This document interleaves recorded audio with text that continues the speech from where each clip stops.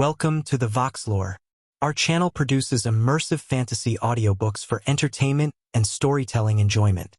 All content, including narration, sound design, and storytelling elements, is created with passion for fantasy fans.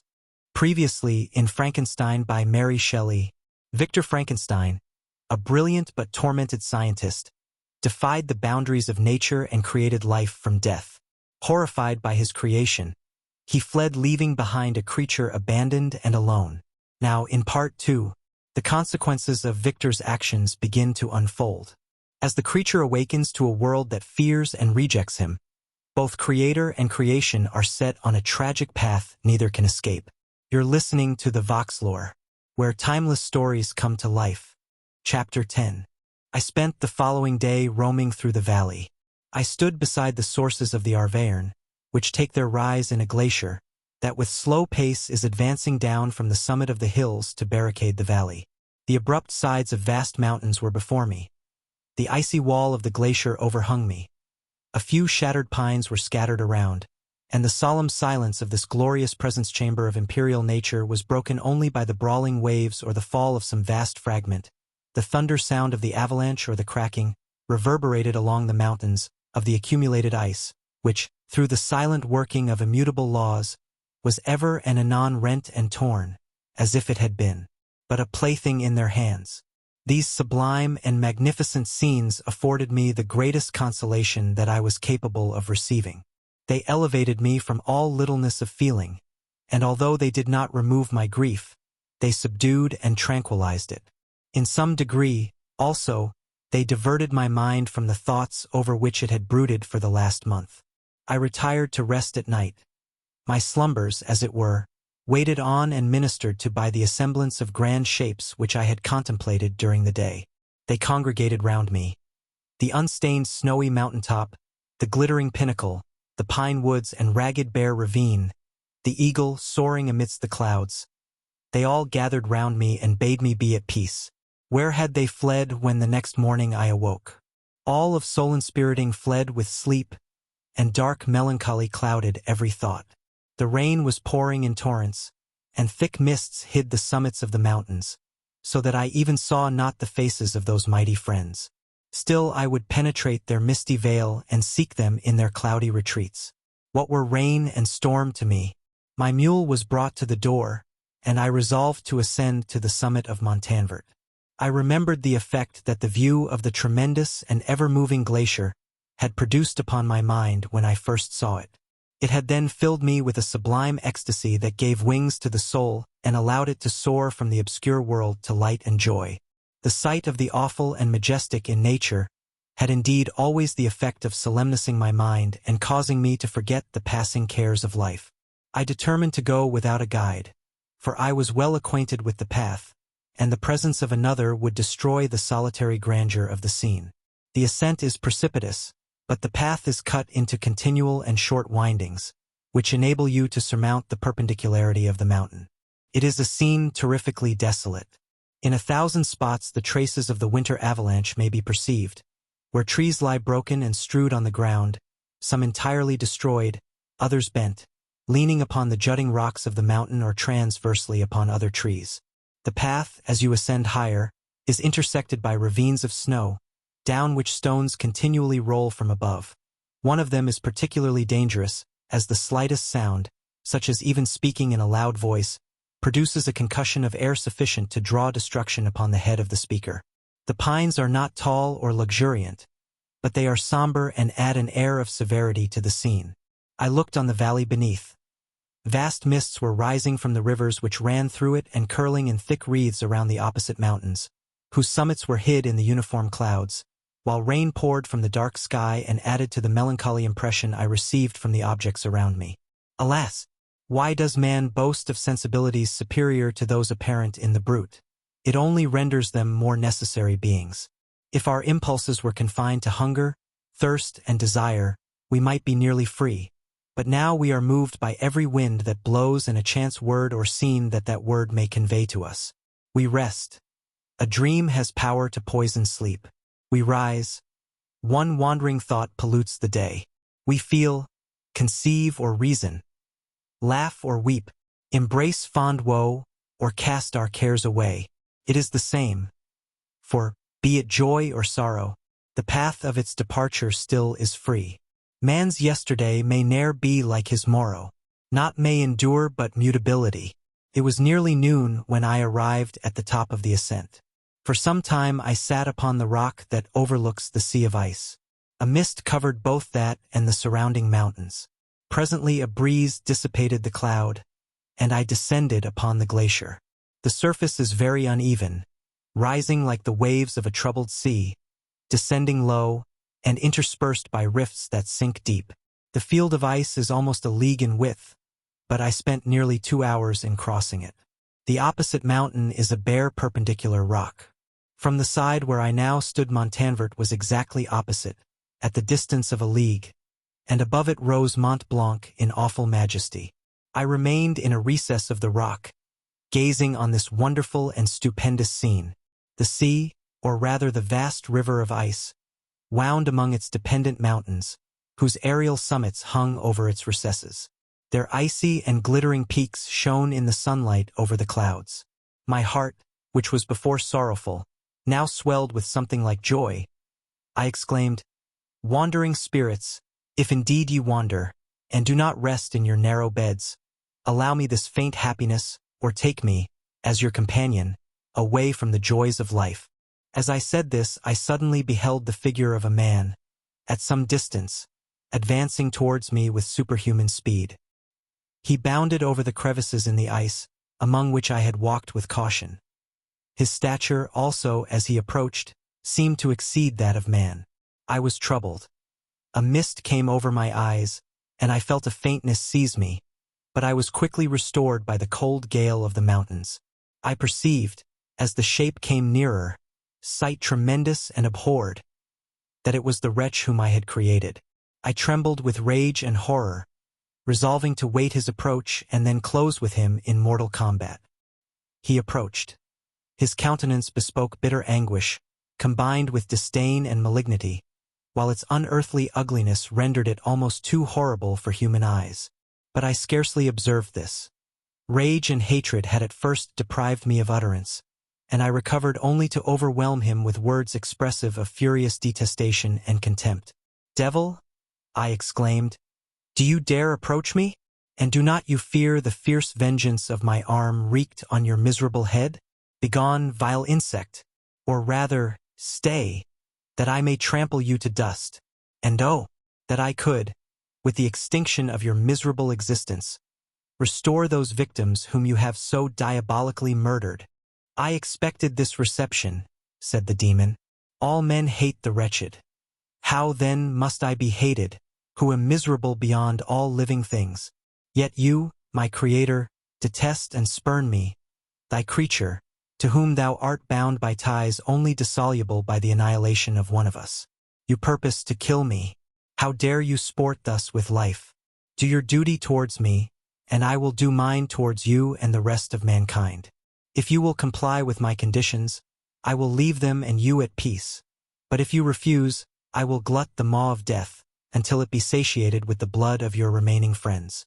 Abhorred monster, fiend that thou art, the tortures of hell are too mild a vengeance for thy crimes. Wretched devil, you reproach me with your creation. Come on, then, that I may extinguish the spark which I so negligently bestowed." My rage was without bounds.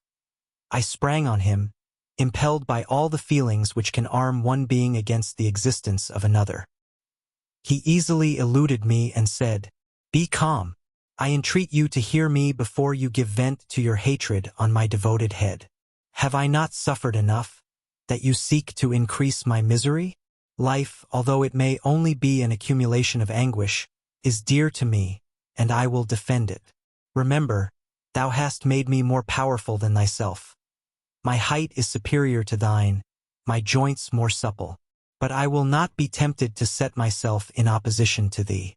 I am thy creature, and I will be even mild and docile to my natural lord and king if thou wilt also perform thy part, the which thou owest me. O Frankenstein, be not equitable to every other and trample upon me alone, to whom thy justice, and even thy clemency and affection, is most due." Remember that I am thy creature. I ought to be thy Adam, but I am rather the fallen angel, whom thou drivest from joy for no misdeed. Everywhere I see bliss, from which I alone am irrevocably excluded. I was benevolent and good. Misery made me a fiend. Make me happy, and I shall again be virtuous. Begone! I will not hear you. There can be no community between you and me.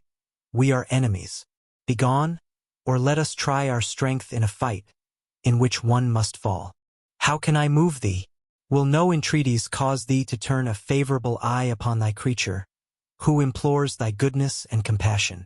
Believe me, Frankenstein, I was benevolent. My soul glowed with love and humanity. But am I not alone, miserably alone? You, my creator, abhor me. What hope can I gather from your fellow creatures, who owe me nothing? They spurn and hate me. The desert mountains and dreary glaciers are my refuge. I have wandered here many days. The caves of ice, which I only do not fear, are a dwelling to me, and the only one which man does not grudge. These bleak skies I hail, for they are kinder to me than your fellow beings. If the multitude of mankind knew of my existence, they would do as you do, and arm themselves for my destruction. Shall I not then hate them who abhor me? I will keep no terms with my enemies. I am miserable, and they shall share my wretchedness. Yet it is in your power to recompense me, and deliver them from an evil which it only remains for you to make so great, that not only you and your family, but thousands of others, shall be swallowed up in the whirlwinds of its rage. Let your compassion be moved, and do not disdain me. Listen to my tale. When you have heard that, abandon or commiserate me, as you shall judge that I deserve. But hear me. The guilty are allowed, by human laws, bloody as they are, to speak in their own defense before they are condemned. Listen to me, Frankenstein. You accuse me of murder, and yet you would, with a satisfied conscience, destroy your own creature. Oh, praise the eternal justice of man. Yet I ask you not to spare me. Listen to me, and then, if you can, and if you will, destroy the work of your hands. Why do you call to my remembrance? I rejoined. Circumstances of which I shudder to reflect, that I have been the miserable origin and author. Cursed be the day, abhorred devil, in which you first saw light. Cursed, although I curse myself, be the hands that formed you. You have made me wretched beyond expression. You have left me no power to consider whether I am just to you or not. Begone. Relieve me from the sight of your detested form. Thus I relieve thee, my creator, he said, and placed his hated hands before my eyes, which I flung from me with violence. Thus I take from thee a sight which you abhor. Still thou canst listen to me and grant me thy compassion. By the virtues that I once possessed, I demand this from you. Hear my tale. It is long and strange, and the temperature of this place is not fitting to your fine sensations. Come to the hut upon the mountain. The sun is yet high in the heavens. Before it descends to hide itself behind your snowy precipices and illuminate another world, you will have heard my story and can decide. On you it rests, whether I quit forever the neighborhood of man and lead a harmless life, or become the scourge of your fellow creatures and the author of your own speedy ruin. As he said this, he led the way across the ice. I followed. My heart was full, and I did not answer him, but as I proceeded, I weighed the various arguments that he had used and determined at least to listen to his tale.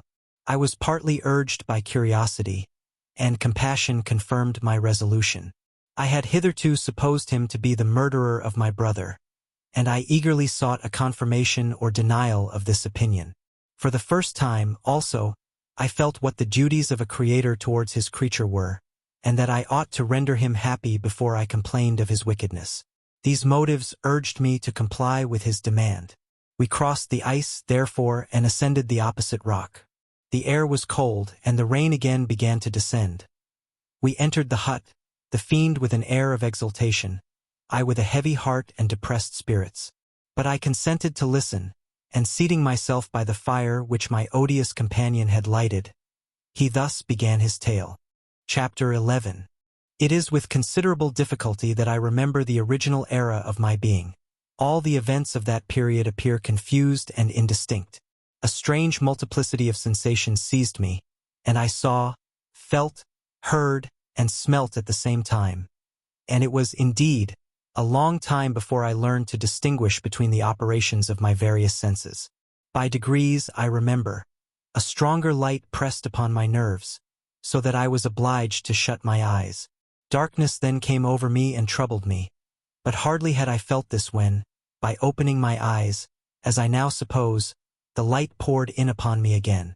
I walked and, I believe, descended, but I presently found a great alteration in my sensations. Before, dark and opaque bodies had surrounded me, impervious to my touch or sight, but I now found that I could wander on at liberty, with no obstacles which I could not either surmount or avoid. The light became more and more oppressive to me, and the heat wearying me as I walked, I sought a place where I could receive shade. This was the forest near Ingolstadt, and here I lay by the side of a brook resting from my fatigue, until I felt tormented by hunger and thirst. This roused me from my nearly dormant state, and I ate some berries which I found hanging on the trees or lying on the ground. I slaked my thirst at the brook, and then lying down was overcome by sleep. It was dark when I awoke. I felt cold also, and half frightened, as it were, instinctively, finding myself so desolate. Before I had quitted your apartment on a sensation of cold, I had covered myself with some clothes, but these were insufficient to secure me from the dews of night. I was a poor, helpless, miserable wretch. I knew and could distinguish nothing, but feeling pain invade me on all sides, I sat down and wept. Soon a gentle light stole over the heavens and gave me a sensation of pleasure. I started up and beheld a radiant form rise from among the trees. The moon, I gazed with a kind of wonder. It moved slowly, but it enlightened my path, and I again went out in search of berries. I was still cold when under one of the trees I found a huge cloak, with which I covered myself and sat down upon the ground. No distinct ideas occupied my mind. All was confused. I felt light and hunger and thirst and darkness. Innumerable sounds rang in my ears, and on all sides various scents saluted me. The only object that I could distinguish was the bright moon, and I fixed my eyes on that with pleasure. Several changes of day and night passed, and the orb of night had greatly lessened, when I began to distinguish my sensations from each other. I gradually saw plainly the clear stream that supplied me with drink and the trees that shaded me with their foliage. I was delighted when I first discovered that a pleasant sound, which often saluted my ears, proceeded from the throats of the little winged animals who had often intercepted the light from my eyes. I began also to observe, with greater accuracy, the forms that surrounded me and to perceive the boundaries of the radiant roof of light which canopied me. Sometimes I tried to imitate the pleasant songs of the birds but was unable. Sometimes I wished to express my sensations in my own mode, but the uncouth and inarticulate sounds which broke from me frightened me into silence again. The moon had disappeared from the night, and again, with a lessened form, showed itself, while I still remained in the forest. My sensations had by this time become distinct, and my mind received every day additional ideas. My eyes became accustomed to the light and to perceive objects in their right forms. I distinguished the insect from the herb, and by degrees, one herb from another. I found that the sparrow uttered none but harsh notes, whilst those of the blackbird and thrush were sweet and enticing. One day, when I was oppressed by cold, I found a fire which had been left by some wandering beggars, and was overcome with delight at the warmth I experienced from it. In my joy I thrust my hand into the live embers, but quickly drew it out again with a cry of pain. How strange, I thought, that the same cause should produce such opposite effects. I examined the materials of the fire, and to my joy found it to be composed of wood. I quickly collected some branches, but they were wet and would not burn. I was pained at this and sat still watching the operation of the fire. The wet wood which I had placed near the heat dried and itself became inflamed. I reflected on this, and by touching the various branches, I discovered the cause and busied myself in collecting a great quantity of wood, that I might dry it and have a plentiful supply of fire. When night came on and brought sleep with it, I was in the greatest fear lest my fire should be extinguished.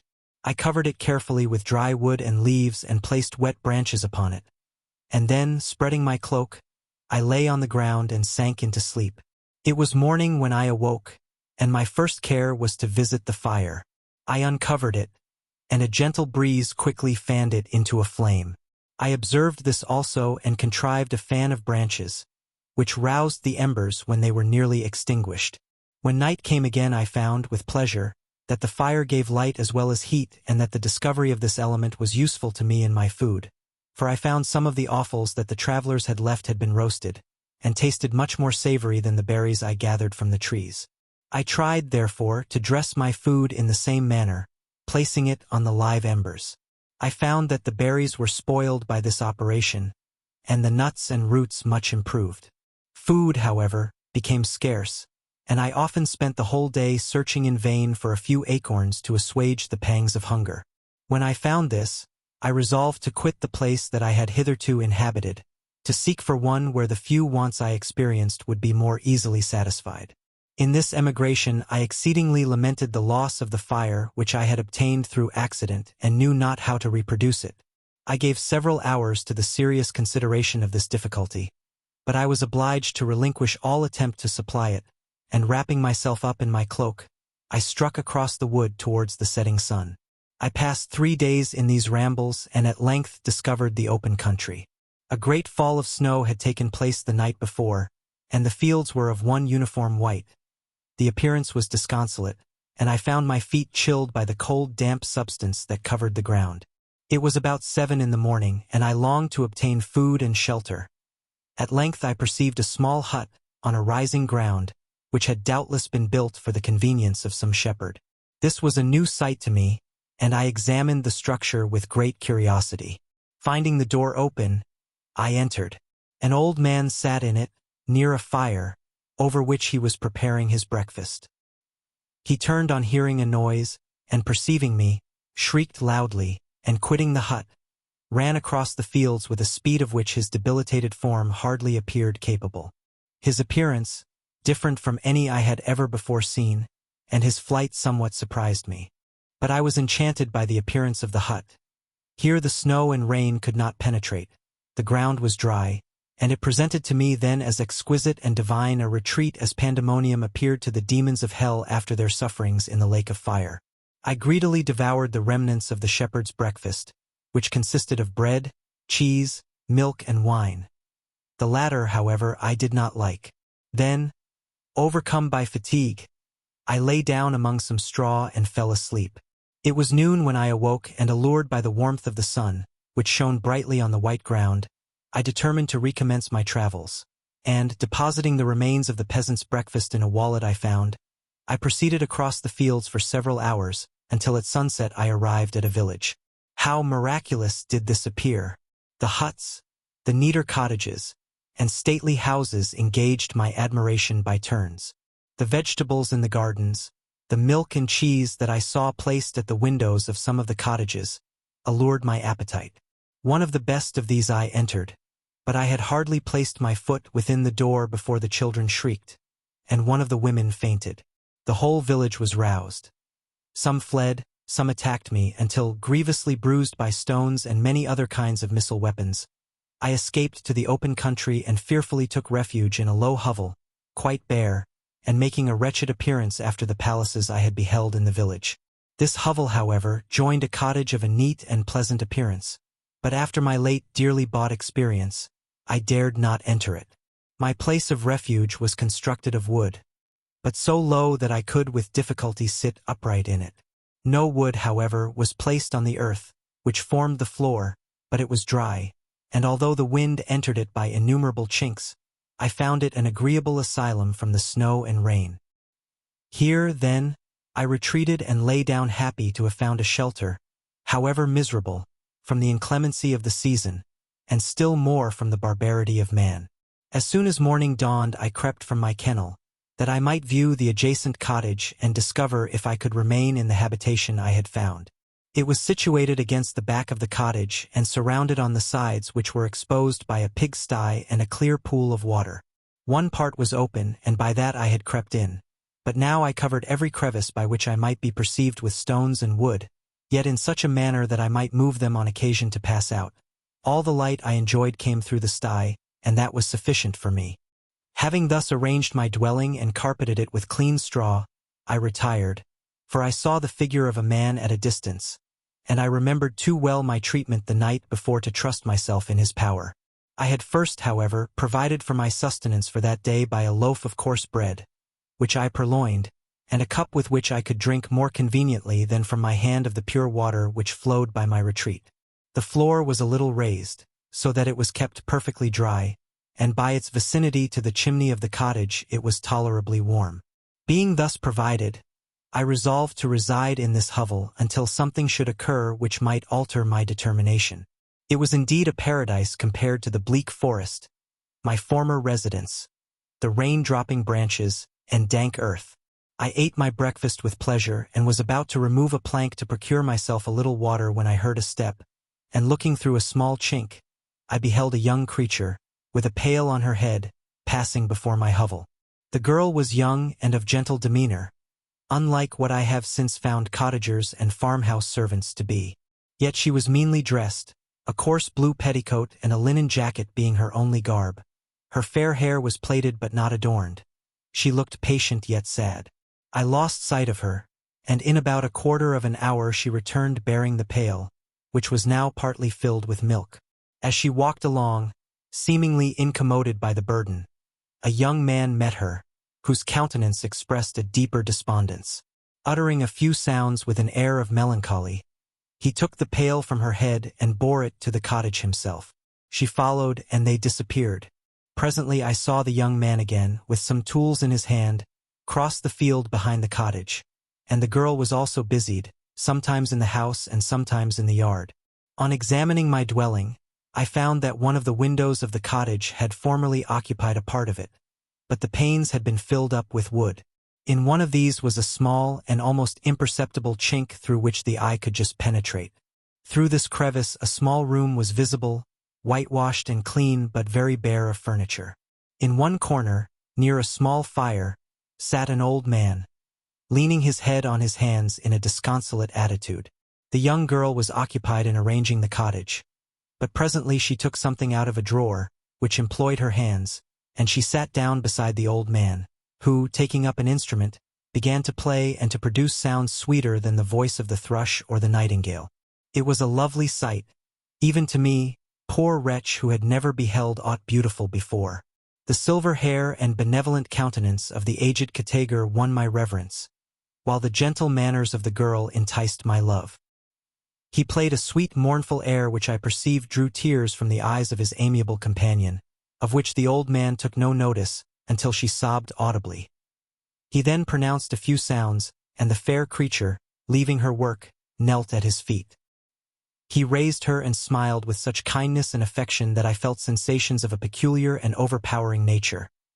They were a mixture of pain and pleasure, such as I had never before experienced, either from hunger or cold, warmth or food, and I withdrew from the window, unable to bear these emotions. Soon after this the young man returned, bearing on his shoulders a load of wood. The girl met him at the door, helped to relieve him of his burden, and taking some of the fuel into the cottage, placed it on the fire. Then she and the youth went apart into a nook of the cottage, and he showed her a large loaf and a piece of cheese. She seemed pleased and went into the garden for some roots and plants, which she placed in water, and then upon the fire.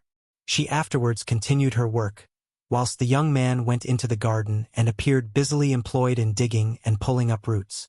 After he had been employed thus about an hour, the young woman joined him and they entered the cottage together. The old man had, in the meantime, been pensive, but on the appearance of his companions he assumed a more cheerful air, and they sat down to eat. The meal was quickly dispatched. The young woman was again occupied in arranging the cottage. The old man walked before the cottage in the sun for a few minutes, leaning on the arm of the youth. Nothing could exceed in beauty the contrast between these two excellent creatures. One was old, with silver hairs and a countenance beaming with benevolence and love. The younger was slight and graceful in his figure, and his features were molded with the finest symmetry, yet his eyes and attitude expressed the utmost sadness and despondency. The old man returned to the cottage, and the youth, with tools different from those he had used in the morning, directed his steps across the fields. Night quickly shut in, but to my extreme wonder, I found that the cottagers had a means of prolonging light by the use of tapers, and was delighted to find that the setting of the sun did not put an end to the pleasure I experienced in watching my human neighbors. In the evening, the young girl and her companion were employed in various occupations which I did not understand, and the old man again took up the instrument which produced the divine sounds that had enchanted me in the morning. So soon as he had finished, the youth began, not to play, but to utter sounds that were monotonous, and neither resembling the harmony of the old man's instrument nor the songs of the birds. I since found that he read aloud, but at that time I knew nothing of the science of words or letters. The family, after having been thus occupied for a short time, extinguished their lights and retired, as I conjectured, to rest. Chapter 12. I lay on my straw, but I could not sleep. I thought of the occurrences of the day. What chiefly struck me was the gentle manners of these people, and I longed to join them, but dared not. I remembered too well the treatment I had suffered the night before from the barbarous villagers, and resolved, whatever course of conduct I might hereafter think it right to pursue, that for the present I would remain quietly in my hovel, watching and endeavoring to discover the motives which influenced their actions. The cottagers arose the next morning before the sun. The young woman arranged the cottage and prepared the food, and the youth departed after the first meal. This day was passed in the same routine as that which preceded it. The young man was constantly employed out of doors, and the girl in various laborious occupations within. The old man, whom I soon perceived to be blind, employed his leisure hours on his instrument or in contemplation.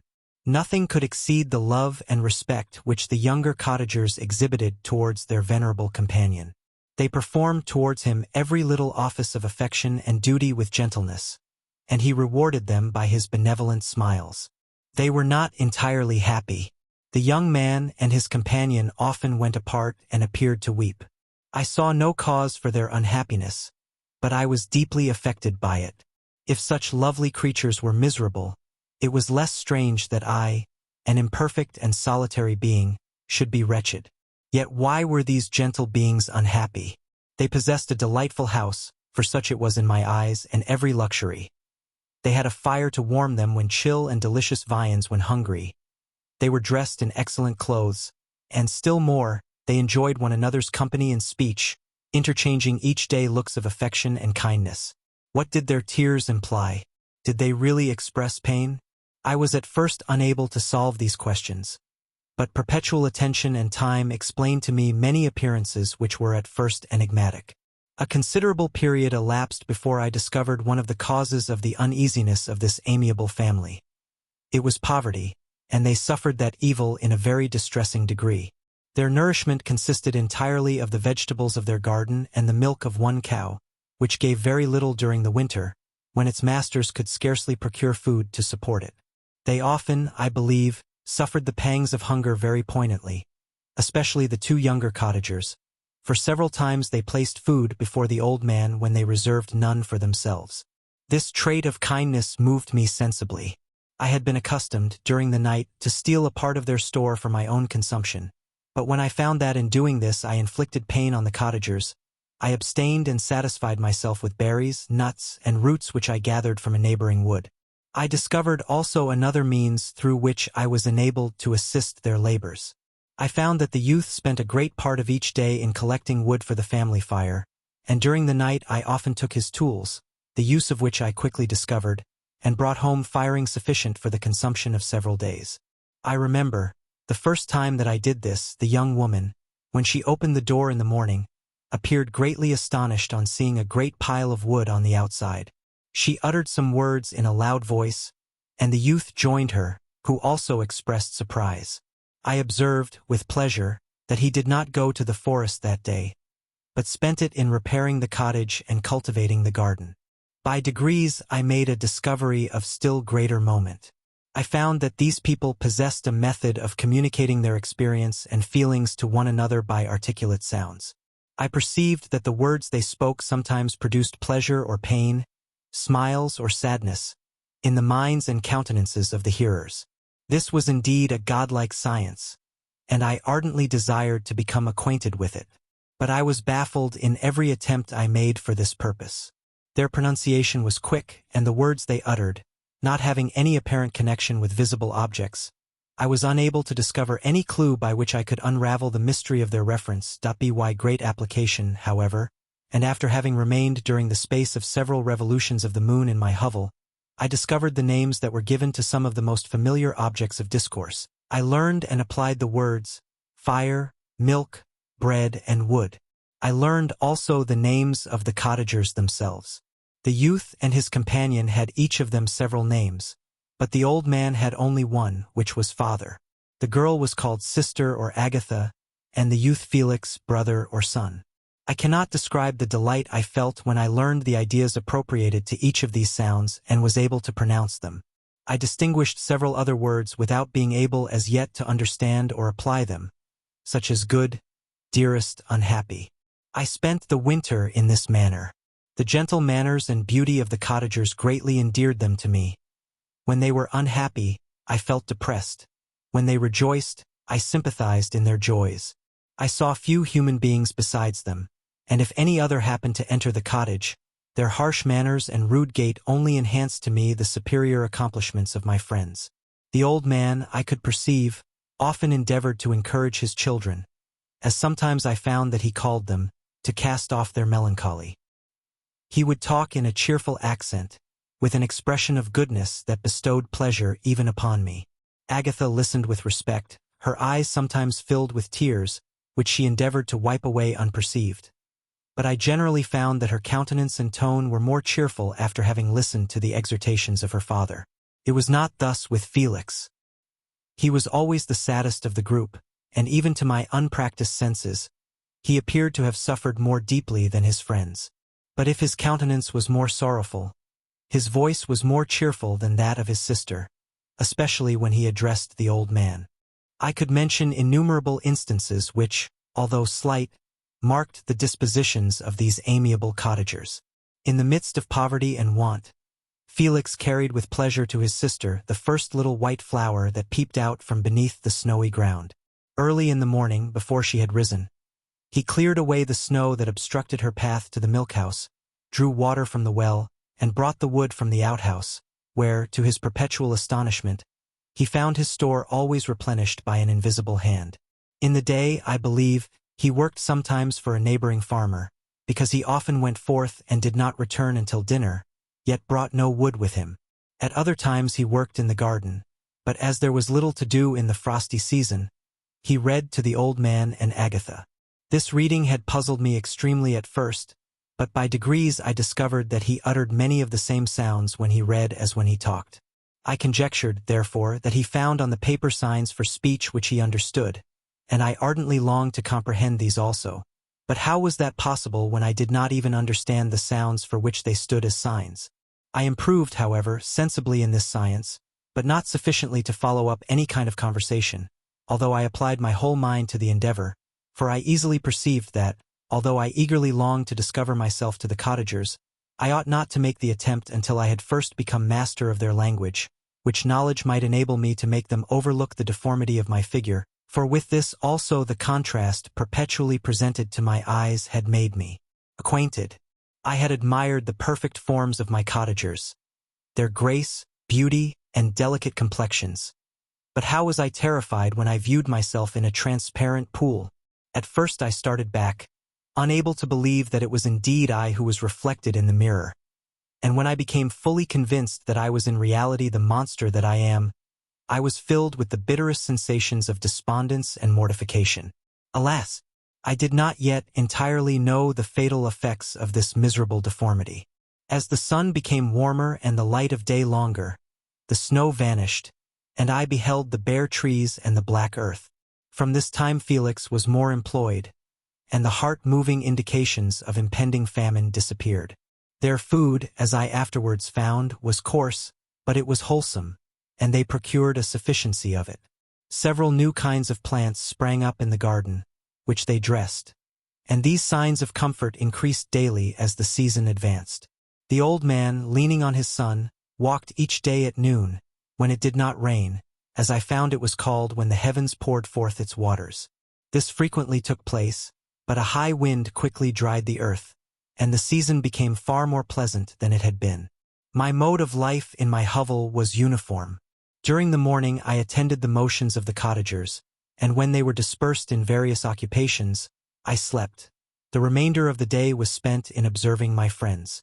When they had retired to rest, if there was any moon or the night was starlight, I went into the woods and collected my own food and fuel for the cottage. When I returned, as often as it was necessary, I cleared their path from the snow and performed those offices that I had seen done by Felix. I afterwards found that these labors, performed by an invisible hand, greatly astonished them, and once or twice I heard them, on these occasions, utter the words "good spirit," "wonderful," but I did not then understand the signification of these terms. My thoughts now became more active, and I longed to discover the motives and feelings of these lovely creatures. I was inquisitive to know why Felix appeared so miserable and Agatha so sad. I thought, foolish wretch, that it might be in my power to restore happiness to these deserving people. When I slept or was absent, the forms of the venerable blind father, the gentle Agatha, and the excellent Felix flitted before me. I looked upon them as superior beings who would be the arbiters of my future destiny. I formed in my imagination 1,000 pictures of presenting myself to them, and their reception of me. I imagined that they would be disgusted, until, by my gentle demeanor and conciliating words, I should first win their favor and afterwards their love. These thoughts exhilarated me and led me to apply with fresh ardor to the acquiring the art of language. My organs were indeed harsh but supple, and although my voice was very unlike the soft music of their tones, yet I pronounced such words as I understood with tolerable ease. It was as the ass and the lapdog, yet surely the gentle ass whose intentions were affectionate, although his manners were rude, deserved better treatment than blows and execration. The pleasant showers and genial warmth of spring greatly altered the aspect of the earth. Men who before this change seemed to have been hid in caves dispersed themselves and were employed in various arts of cultivation. The birds sang in more cheerful notes, and the leaves began to bud forth on the trees. Happy, happy earth, fit habitation for gods, which, so short a time before, was bleak, damp, and unwholesome. My spirits were elevated by the enchanting appearance of nature. The past was blotted from my memory, the present was tranquil, and the future gilded by bright rays of hope and anticipations of joy. Chapter 13. I now hasten to the more moving part of my story. I shall relate events that impressed me with feelings which, from what I had been, have made me what I am. Spring advanced rapidly. The weather became fine and the skies cloudless. It surprised me that what before was desert and gloomy should now bloom with the most beautiful flowers and verdure. My senses were gratified and refreshed by 1,000 scents of delight and 1,000 sights of beauty. It was on one of these days, when my cottagers periodically rested from labor, the old man played on his guitar and the children listened to him, that I observed the countenance of Felix was melancholy beyond expression. He sighed frequently, and once his father paused in his music, and I conjectured by his manner that he inquired the cause of his son's sorrow. Felix replied in a cheerful accent, and the old man was recommencing his music when someone tapped at the door. It was a lady on horseback, accompanied by a countryman as a guide. The lady was dressed in a dark suit and covered with a thick black veil. Agatha asked a question, to which the stranger only replied by pronouncing, in a sweet accent, the name of Felix. Her voice was musical but unlike that of either of my friends. On hearing this word, Felix came up hastily to the lady, who, when she saw him, threw up her veil, and I beheld a countenance of angelic beauty and expression. Her hair of a shining raven black and curiously braided. Her eyes were dark but gentle although animated. Her features of a regular proportion, and her complexion wondrously fair, each cheek tinged with a lovely pink. Felix seemed ravished with delight when he saw her. Every trait of sorrow vanished from his face, and it instantly expressed a degree of ecstatic joy, of which I could hardly have believed it capable. His eyes sparkled, as his cheek flushed with pleasure, and at that moment I thought him as beautiful as the stranger. She appeared affected by different feelings. Wiping a few tears from her lovely eyes, she held out her hand to Felix, who kissed it rapturously and called her, as well as I could distinguish, his sweet Arabian. She did not appear to understand him, but smiled. He assisted her to dismount, and dismissing her guide, conducted her into the cottage. Some conversation took place between him and his father, and the young stranger knelt at the old man's feet and would have kissed his hand, but he raised her and embraced her affectionately. I soon perceived that although the stranger uttered articulate sounds and appeared to have a language of her own, she was neither understood by nor herself understood the cottagers. They made many signs which I did not comprehend, but I saw that her presence diffused gladness through the cottage, dispelling their sorrow as the sun dissipates the morning mists. Felix seemed peculiarly happy and with smiles of delight welcomed his Arabian. Agatha, the ever-gentle Agatha, kissed the hands of the lovely stranger, and pointing to her brother, made signs which appeared to me to mean that he had been sorrowful until she came. Some hours passed thus, while they, by their countenances, expressed joy, the cause of which I did not comprehend. Presently I found, by the frequent recurrence of some sound which the stranger repeated after them, that she was endeavoring to learn their language, and the idea instantly occurred to me that I should make use of the same instructions to the same end. The stranger learned about 20 words at the first lesson. Most of them, indeed, were those which I had before understood, but I profited by the others. As night came on, Agatha and the Arabian retired early. When they separated, Felix kissed the hand of the stranger and said, "Good night, sweet Safie." He sat up much longer, conversing with his father, and by the frequent repetition of her name I conjectured that their lovely guest was the subject of their conversation. I ardently desired to understand them, and bent every faculty towards that purpose, but found it utterly impossible. The next morning Felix went out to his work, and after the usual occupations of Agatha were finished, the Arabian sat at the feet of the old man, and taking his guitar, played some airs so entrancingly beautiful that they at once drew tears of sorrow and delight from my eyes. She sang, and her voice flowed in a rich cadence, swelling or dying away like a nightingale of the woods. When she had finished, she gave the guitar to Agatha, who at first declined it. She played a simple air, and her voice accompanied it in sweet accents, but unlike the wondrous strain of the stranger. The old man appeared enraptured and said some words which Agatha endeavored to explain to Safie, and by which he appeared to wish to express that she bestowed on him the greatest delight by her music.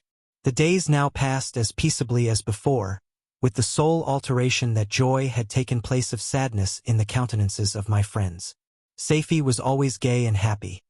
She and I improved rapidly in the knowledge of language, so that in 2 months I began to comprehend most of the words uttered by my protectors. In the meanwhile also the black ground was covered with herbage, and the green banks interspersed with innumerable flowers, sweet to the scent and the eyes, stars of pale radiance among the moonlight woods.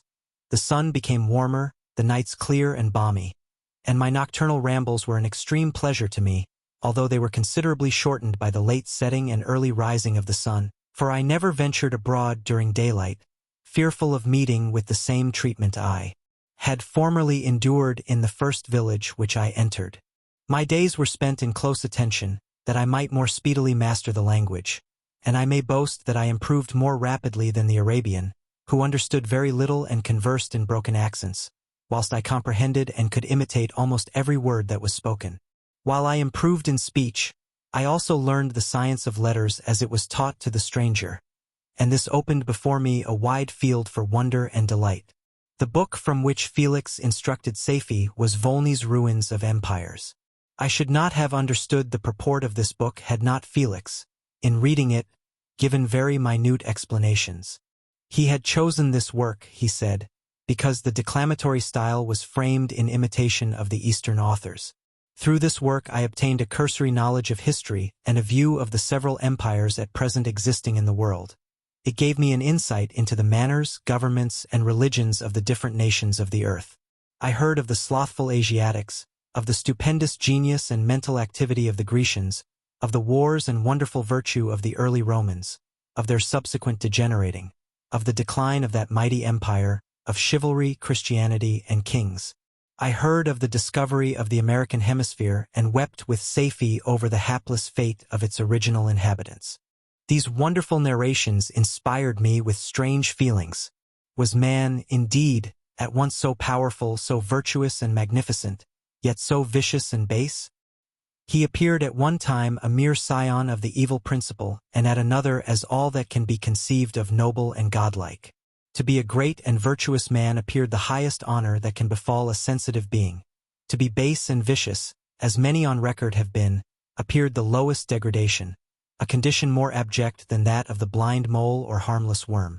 For a long time I could not conceive how one man could go forth to murder his fellow, or even why there were laws and governments. But when I heard details of vice and bloodshed, my wonder ceased and I turned away with disgust and loathing. Every conversation of the cottagers now opened new wonders to me. While I listened to the instructions which Felix bestowed upon the Arabian, the strange system of human society was explained to me. I heard of the division of property, of immense wealth and squalid poverty, of rank, descent, and noble blood. The words induced me to turn towards myself. I learned that the possessions most esteemed by your fellow creatures were high and unsullied descent united with riches.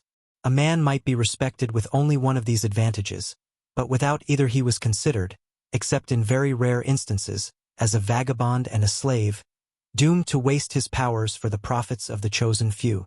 And what was I? Of my creation and creator I was absolutely ignorant, but I knew that I possessed no money, no friends, no kind of property. I was, besides, endued with a figure hideously deformed and loathsome. I was not even of the same nature as man. I was more agile than they and could subsist upon coarser diet. I bore the extremes of heat and cold with less injury to my frame. My stature far exceeded theirs. When I looked around I saw and heard of none like me. Was I, then, a monster, a blot upon the earth, from which all men fled and whom all men disowned? I cannot describe to you the agony that these reflections inflicted upon me. I tried to dispel them, but sorrow only increased with knowledge. Oh, that I had forever remained in my native wood, nor known nor felt beyond the sensations of hunger, thirst, and heat. Of what a strange nature is knowledge! It clings to the mind when it has once seized on it like a lichen on the rock. I wished sometimes to shake off all thought and feeling, but I learned that there was but one means to overcome the sensation of pain, and that was death, a state which I feared yet did not understand. I admired virtue and good feelings and loved the gentle manners and amiable qualities of my cottagers, but I was shut out from intercourse with them, except through means which I obtained by stealth, when I was unseen and unknown, and which rather increased than satisfied the desire I had of becoming one among my fellows. The gentle words of Agatha and the animated smiles of the charming Arabian were not for me. The mild exhortations of the old man and the lively conversation of the loved Felix were not for me.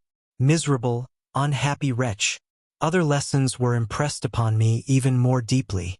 I heard of the difference of sexes, and the birth and growth of children, how the father doted on the smiles of the infant, and the lively sallies of the older child, how all the life and cares of the mother were wrapped up in the precious charge, how the mind of youth expanded and gained knowledge of brother, sister, and all the various relationships which bind one human being to another in mutual bonds.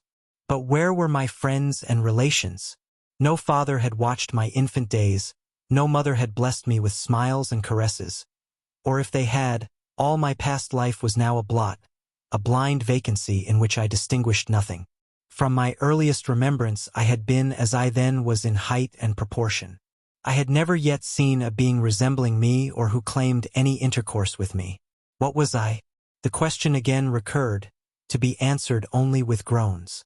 I will soon explain to what these feelings tended, but allow me now to return to the cottagers, whose story excited in me such various feelings of indignation, delight, and wonder, but which all terminated in additional love and reverence for my protectors, for so I loved, in an innocent, half-painful self-deceit, to call them. Chapter 14. Some time elapsed before I learned the history of my friends. It was one which could not fail to impress itself deeply on my mind, unfolding as it did a number of circumstances, each interesting and wonderful to one so utterly inexperienced as I was. The name of the old man was de Lacy. He was descended from a good family in France, where he had lived for many years in affluence, respected by his superiors and beloved by his equals. His son was bred in the service of his country, and Agatha had ranked with ladies of the highest distinction. A few months before my arrival they had lived in a large and luxurious city called Paris, surrounded by friends and possessed of every enjoyment which virtue, refinement of intellect or taste, accompanied by a moderate fortune, could afford. The father of Seyfi had been the cause of their ruin. He was a Turkish merchant and had inhabited Paris for many years, when, for some reason which I could not learn, he became obnoxious to the government.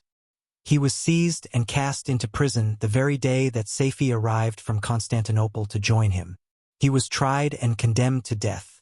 The injustice of his sentence was very flagrant. All Paris was indignant, and it was judged that his religion and wealth rather than the crime alleged against him had been the cause of his condemnation. Felix had accidentally been present at the trial. His horror and indignation were uncontrollable when he heard the decision of the court. He made, at that moment, a solemn vow to deliver him and then looked around for the means.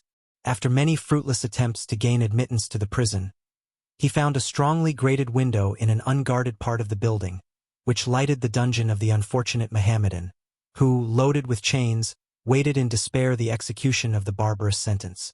Felix visited the grate at night and made known to the prisoner his intentions in his favor. The Turk, amazed and delighted, endeavored to kindle the zeal of his deliverer by promises of reward and wealth. Felix rejected his offers with contempt, yet when he saw the lovely Seyfi, who was allowed to visit her father and who by her gestures expressed her lively gratitude, the youth could not help owning to his own mind that the captive possessed a treasure which would fully reward his toil and hazard. The Turk quickly perceived the impression that his daughter had made on the heart of Felix, and endeavored to secure him more entirely in his interests by the promise of her hand in marriage, so soon as he should be conveyed to a place of safety. Felix was too delicate to accept this offer, yet he looked forward to the probability of the event as to the consummation of his happiness. During the ensuing days, while the preparations were going forward for the escape of the merchant, the zeal of Felix was warmed by several letters that he received from this lovely girl, who found means to express her thoughts in the language of her lover by the aid of an old man, a servant of her father who understood French. She thanked him in the most ardent terms for his intended services towards her parent, and at the same time she gently deplored her own fate.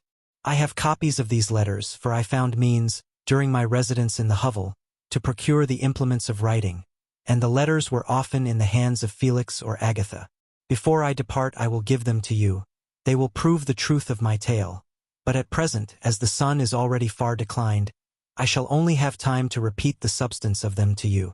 Seyfi related that her mother was a Christian Arab, seized and made a slave by the Turks. Recommended by her beauty, she had won the heart of the father of Seyfi, who married her. The young girl spoke in high and enthusiastic terms of her mother, who, born in freedom, spurned the bondage to which she was now reduced. She instructed her daughter in the tenets of her religion and taught her to aspire to higher powers of intellect and an independence of spirit forbidden to the female followers of Muhammad. This lady died, but her lessons were indelibly impressed on the mind of Seyfi, who sickened at the prospect of again returning to Asia and being immured within the walls of a harem, allowed only to occupy herself with infantile amusements, ill-suited to the temper of her soul, now accustomed to grand ideas and a noble emulation for virtue. The prospect of marrying a Christian and remaining in a country where women were allowed to take a rank in society was enchanting to her. The day for the execution of the Turk was fixed, but on the night previous to it, he quitted his prison and before morning was distant many leagues from Paris. Felix had procured passports in the name of his father, sister, and himself. He had previously communicated his plan to the former, who aided the deceit by quitting his house, under the pretense of a journey and concealed himself, with his daughter, in an obscure part of Paris. Felix conducted the fugitives through France to Lyons and across Mont Cenis to Leghorn, where the merchant had decided to wait a favorable opportunity of passing into some part of the Turkish dominions. Seyfi resolved to remain with her father until the moment of his departure, before which time the Turk renewed his promise that she should be united to his deliverer, and Felix remained with them in expectation of that event. And in the meantime he enjoyed the society of the Arabian, who exhibited towards him the simplest and tenderest affection. They conversed with one another through the means of an interpreter, and sometimes with the interpretation of looks, and Seyfi sang to him the divine airs of her native country. The Turk allowed this intimacy to take place and encouraged the hopes of the youthful lovers, while in his heart he had formed far other plans. He loathed the idea that his daughter should be united to a Christian, but he feared the resentment of Felix if he should appear lukewarm, for he knew that he was still in the power of his deliverer if he should choose to betray him to the Italian state which they inhabited. He revolved 1,000 plans by which he should be enabled to prolong the deceit until it might be no longer necessary, and secretly to take his daughter with him when he departed. His plans were facilitated by the news which arrived from Paris. The government of France were greatly enraged at the escape of their victim, and spared no pains to detect and punish his deliverer. The plot of Felix was quickly discovered, and de Lacy and Agatha were thrown into prison. The news reached Felix and roused him from his dream of pleasure. His blind and aged father and his gentle sister lay in a noisome dungeon while he enjoyed the free air and the society of her whom he loved. This idea was torture to him. He quickly arranged with the Turk that if the latter should find a favorable opportunity for escape before Felix could return to Italy, Safie should remain as a boarder at a convent at Leghorn. And then, quitting the lovely Arabian, he hastened to Paris and delivered himself up to the vengeance of the law, hoping to free de Lacy and Agatha by this proceeding. He did not succeed. They remained confined for 5 months before the trial took place, the result of which deprived them of their fortune and condemned them to a perpetual exile from their native country. They found a miserable asylum in the cottage in Germany, where I discovered them. Felix soon learned that the treacherous Turk, for whom he and his family endured such unheard-of oppression, on discovering that his deliverer was thus reduced to poverty and ruin, became a traitor to good feeling and honor and had quitted Italy with his daughter, insultingly sending Felix a pittance of money to aid him, as he said, in some plan of future maintenance. Such were the events that preyed on the heart of Felix and rendered him, when I first saw him, the most miserable of his family. He could have endured poverty, and while this distress had been the meed of his virtue, he gloried in it. But the ingratitude of the Turk and the loss of his beloved Safie were misfortunes more bitter and irreparable. The arrival of the Arabian now infused new life into his soul. When the news reached Leghorn that Felix was deprived of his wealth and rank, the merchant commanded his daughter to think no more of her lover, but to prepare to return to her native country. The generous nature of Safie was outraged by this command. She attempted to expostulate with her father, but he left her angrily, reiterating his tyrannical mandate. A few days after, the Turk entered his daughter's apartment and told her hastily that he had reason to believe that his residence at Leghorn had been divulged, and that he should speedily be delivered up to the French government. He had consequently hired a vessel to convey him to Constantinople, for which city he should sail in a few hours. He intended to leave his daughter under the care of a confidential servant, to follow at her leisure with the greater part of his property, which had not yet arrived at Leghorn. When alone, Safie resolved in her own mind the plan of conduct that it would become her to pursue in this emergency. A residence in Turkey was abhorrent to her. Her religion and her feelings were alike averse to it. By some papers of her father which fell into her hands, she heard of the exile of her lover, and learnt the name of the spot where he then resided. She hesitated some time, but at length she formed her determination. Taking with her some jewels that belonged to her and a sum of money, she quitted Italy with an attendant, a native of Leghorn, but who understood the common language of Turkey, and departed for Germany. She arrived in safety at a town about 20 leagues from the cottage of de Lacy, when her attendant fell dangerously ill. Safie nursed her with the most devoted affection, but the poor girl died, and the Arabian was left alone, unacquainted with the language of the country and utterly ignorant of the customs of the world. She fell, however, into good hands. The Italian had mentioned the name of the spot for which they were bound, and after her death the woman of the house in which they had lived took care that Safie should arrive in safety at the cottage of her lover. Chapter 15. Such was the history of my beloved cottagers. It impressed me deeply. I learned, from the views of social life which it developed, to admire their virtues and to deprecate the vices of mankind. As yet I looked upon crime as a distant evil. Benevolence and generosity were ever present before me, inciting within me a desire to become an actor in the busy scene where so many admirable qualities were called forth and displayed. But in giving an account of the progress of my intellect, I must not omit a circumstance which occurred in the beginning of the month of August of the same year. One night during my accustomed visit to the neighboring wood where I collected my own food and brought home firing for my protectors, I found on the ground a leathern portmanteau containing several articles of dress and some books. I eagerly seized the prize and returned with it to my hovel. Fortunately, the books were written in the language, the elements of which I had acquired at the cottage. They consisted of Paradise Lost, a volume of Plutarch's Lives, and the Sorrows of Werther. The possession of these treasures gave me extreme delight. I now continually studied and exercised my mind upon these histories, whilst my friends were employed in their ordinary occupations. I can hardly describe to you the effect of these books. They produced in me an infinity of new images and feelings that sometimes raised me to ecstasy, but more frequently sunk me into the lowest dejection. In the Sorrows of Werther, besides the interest of its simple and affecting story, so many opinions are canvassed and so many lights thrown upon what had hitherto been to me obscure subjects that I found in it a never-ending source of speculation and astonishment.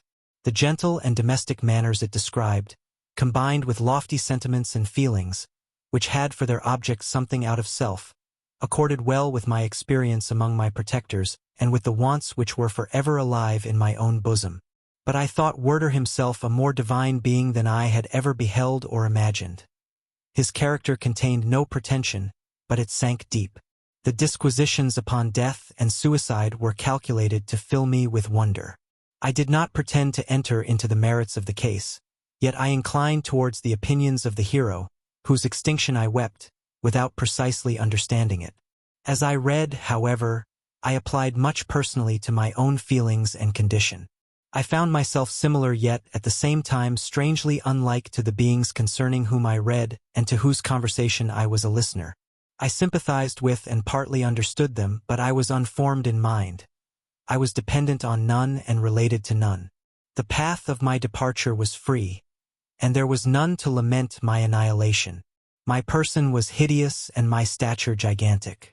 What did this mean? Who was I? What was I? Whence did I come? What was my destination? These questions continually recurred, but I was unable to solve them.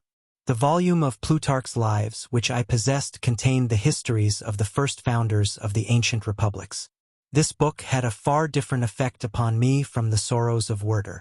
I learned from Werther's imaginations despondency and gloom, but Plutarch taught me high thoughts. He elevated me above the wretched sphere of my own reflections, to admire and love the heroes of past ages. Many things I read surpassed my understanding and experience. I had a very confused knowledge of kingdoms, wide extents of country, mighty rivers and boundless seas. But I was perfectly unacquainted with towns and large assemblages of men. The cottage of my protectors had been the only school in which I had studied human nature, but this book developed new and mightier scenes of action. I read of men concerned in public affairs, governing or massacring their species. I felt the greatest ardor for virtue rise within me, and abhorrence for vice, as far as I understood the signification of those terms, relative as they were, as I applied them to pleasure and pain alone. Induced by these feelings, I was of course led to admire peaceable lawgivers, Numa, Solon, and Lycurgus, in preference to Romulus and Theseus. The patriarchal lives of my protectors caused these impressions to take a firm hold on my mind. Perhaps, if my first introduction to humanity had been made by a young soldier, burning for glory and slaughter, I should have been imbued with different sensations. But Paradise Lost excited different and far deeper emotions. I read it, as I had read the other volumes which had fallen into my hands, as a true history. It moved every feeling of wonder and awe that the picture of an omnipotent God warring with his creatures was capable of exciting. I often referred the several situations, as their similarity struck me, to my own. Like Adam, I was apparently united by no link to any other being in existence. But his state was far different from mine in every other respect. He had come forth from the hands of God a perfect creature, happy and prosperous, guarded by the especial care of his Creator. He was allowed to converse with and acquire knowledge from beings of a superior nature, but I was wretched, helpless, and alone. Many times I considered Satan as the fitter emblem of my condition, for often, like him, when I viewed the bliss of my protectors, the bitter gall of envy rose within me. Another circumstance strengthened and confirmed these feelings. Soon after my arrival in the hovel, I discovered some papers in the pocket of the dress which I had taken from your laboratory. At first I had neglected them, but now that I was able to decipher the characters in which they were written, I began to study them with diligence. It was your journal of the 4 months that preceded my creation. You minutely described in these papers every step you took in the progress of your work. This history was mingled with accounts of domestic occurrences. You doubtless recollect these papers. Here they are. Everything is related in them which bears reference to my accursed origin. The whole detail of that series of disgusting circumstances which produced it is set in view. The minutest description of my odious and loathsome person is given, in language which painted your own horrors and rendered mine indelible. I sickened as I read. Hateful day when I received life! I exclaimed in agony. Accursed Creator! Why did you form a monster so hideous that even you turned from me in disgust? God, in pity, made man beautiful and alluring, after his own image. But my form is a filthy type of yours, more horrid even from the very resemblance. Satan had his companions, fellow devils, to admire and encourage him, but I am solitary and abhorred. These were the reflections of my hours of despondency and solitude, but when I contemplated the virtues of the cottagers, their amiable and benevolent dispositions, I persuaded myself that when they should become acquainted with my admiration of their virtues they would compassionate me and overlook my personal deformity. Could they turn from their door one, however monstrous, who solicited their compassion and friendship? I resolved, at least, not to despair, but in every way to fit myself for an interview with them which would decide my fate. I postponed this attempt for some months longer, for the importance attached to its success inspired me with a dread lest I should fail. Besides, I found that my understanding improved so much with every day's experience that I was unwilling to commence this undertaking until a few more months should have added to my sagacity. Several changes, in the meantime, took place in the cottage. The presence of Safie diffused happiness among its inhabitants, and I also found that a greater degree of plenty reigned there. Felix and Agatha spent more time in amusement and conversation, and were assisted in their labors by servants. They did not appear rich, but they were contented and happy. Their feelings were serene and peaceful, while mine became every day more tumultuous. Increase of knowledge only discovered to me more clearly what a wretched outcast I was. I cherished hope, it is true, but it vanished when I beheld my person reflected in water or my shadow in the moonshine, even as that frail image and that inconstant shade.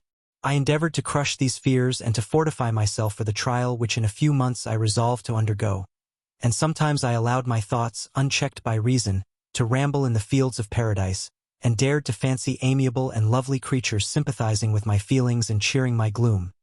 Their angelic countenances breathed smiles of consolation. But it was all a dream. No Eve soothed my sorrows nor shared my thoughts. I was alone. I remembered Adam's supplication to his Creator. But where was mine? He had abandoned me, and in the bitterness of my heart I cursed him. Autumn passed thus. I saw, with surprise and grief, the leaves decay and fall, and nature again assumed the barren and bleak appearance it had worn when I first beheld the woods and the lovely moon. Yet I did not heed the bleakness of the weather. I was better fitted by my conformation for the endurance of cold than heat. But my chief delights were the sight of the flowers, the birds, and all the gay apparel of summer. When those deserted me, I turned with more attention towards the cottagers. Their happiness was not decreased by the absence of summer. They loved and sympathized with one another, and their joys, depending on each other, were not interrupted by the casualties that took place around them. The more I saw of them, the greater became my desire to claim their protection and kindness. My heart yearned to be known and loved by these amiable creatures. To see their sweet looks directed towards me with affection was the utmost limit of my ambition. I dared not think that they would turn them from me with disdain and horror. The poor that stopped at their door were never driven away. I asked, it is true, for greater treasures than a little food or rest. I required kindness and sympathy, but I did not believe myself utterly unworthy of it.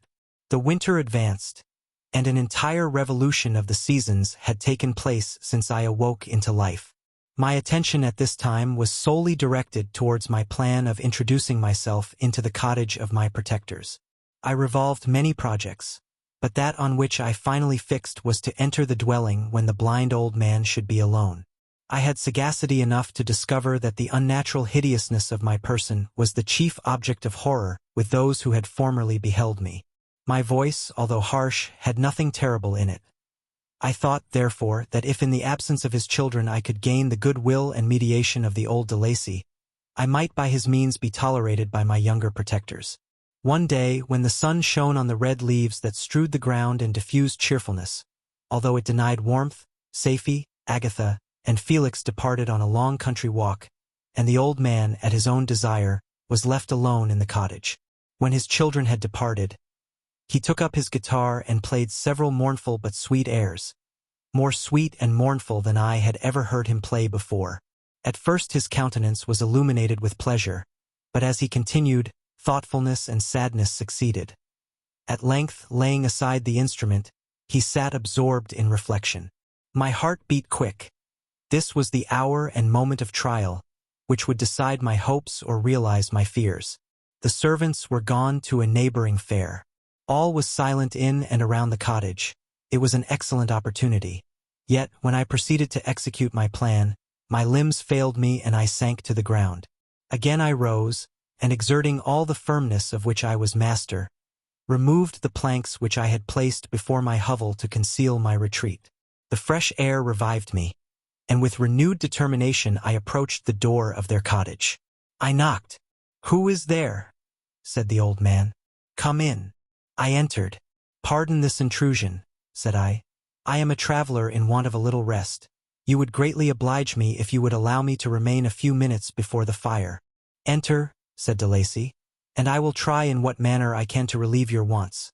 But unfortunately my children are from home, and as I am blind, I am afraid I shall find it difficult to procure food for you. Do not trouble yourself, my kind host. I have food. It is warmth and rest only that I need." I sat down, and a silence ensued. I knew that every minute was precious to me, yet I remained irresolute in what manner to commence the interview, when the old man addressed me. "By your language, stranger, I suppose you are my countrymen? Are you French?" "No, but I was educated by a French family and understand that language only. I am now going to claim the protection of some friends, whom I sincerely love, and of whose favor I have some hopes." "Are they Germans?" "No, they are French. But let us change the subject. I am an unfortunate and deserted creature. I look around and I have no relation or friend upon earth. These amiable people to whom I go have never seen me and know little of me. I am full of fears, for if I fail there, I am an outcast in the world forever. Do not despair. To be friendless is indeed to be unfortunate, but the hearts of men, when unprejudiced by any obvious self-interest, are full of brotherly love and charity. Rely, therefore, on your hopes, and if these friends are good and amiable, do not despair.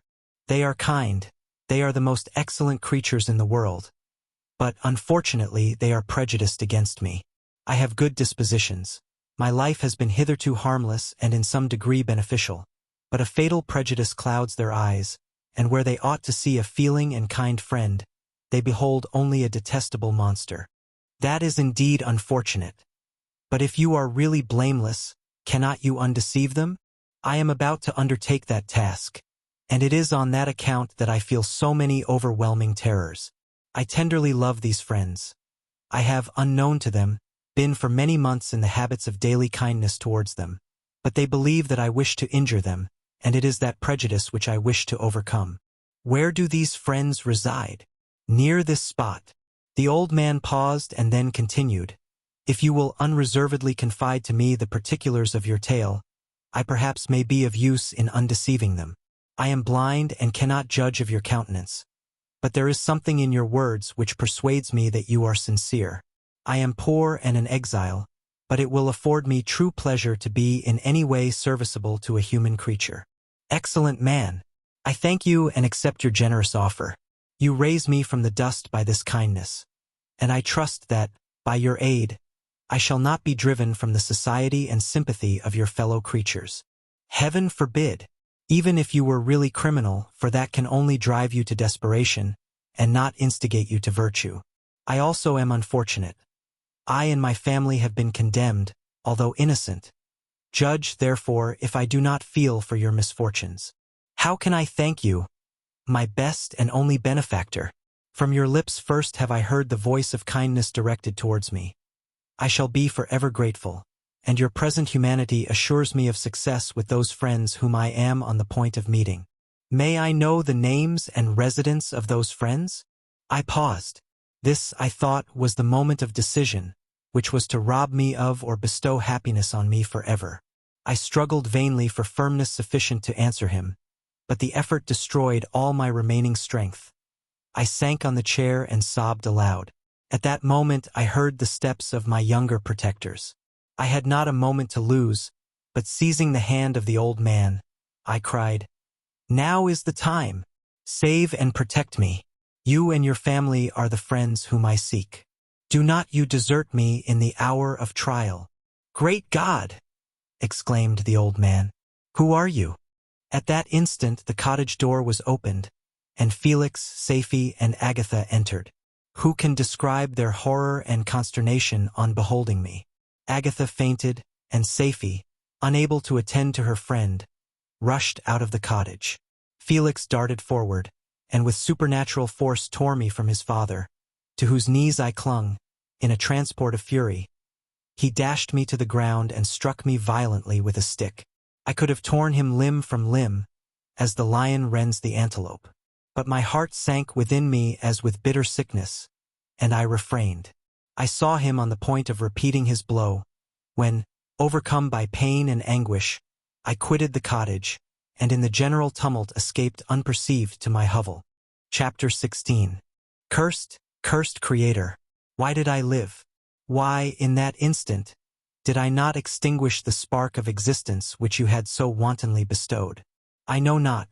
Despair had not yet taken possession of me. My feelings were those of rage and revenge. I could with pleasure have destroyed the cottage and its inhabitants and have glutted myself with their shrieks and misery.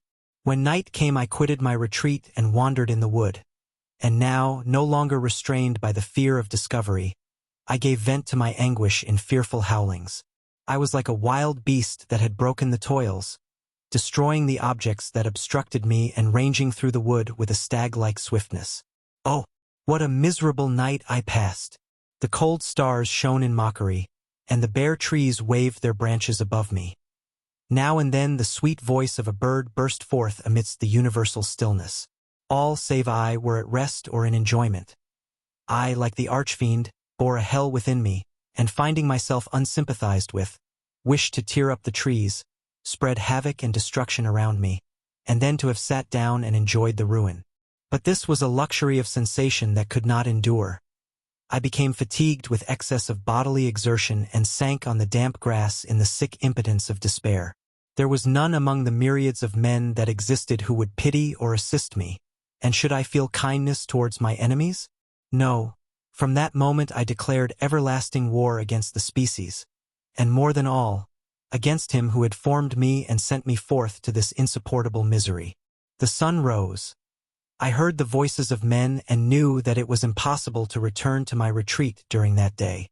Accordingly I hid myself in some thick underwood, determining to devote the ensuing hours to reflection on my situation.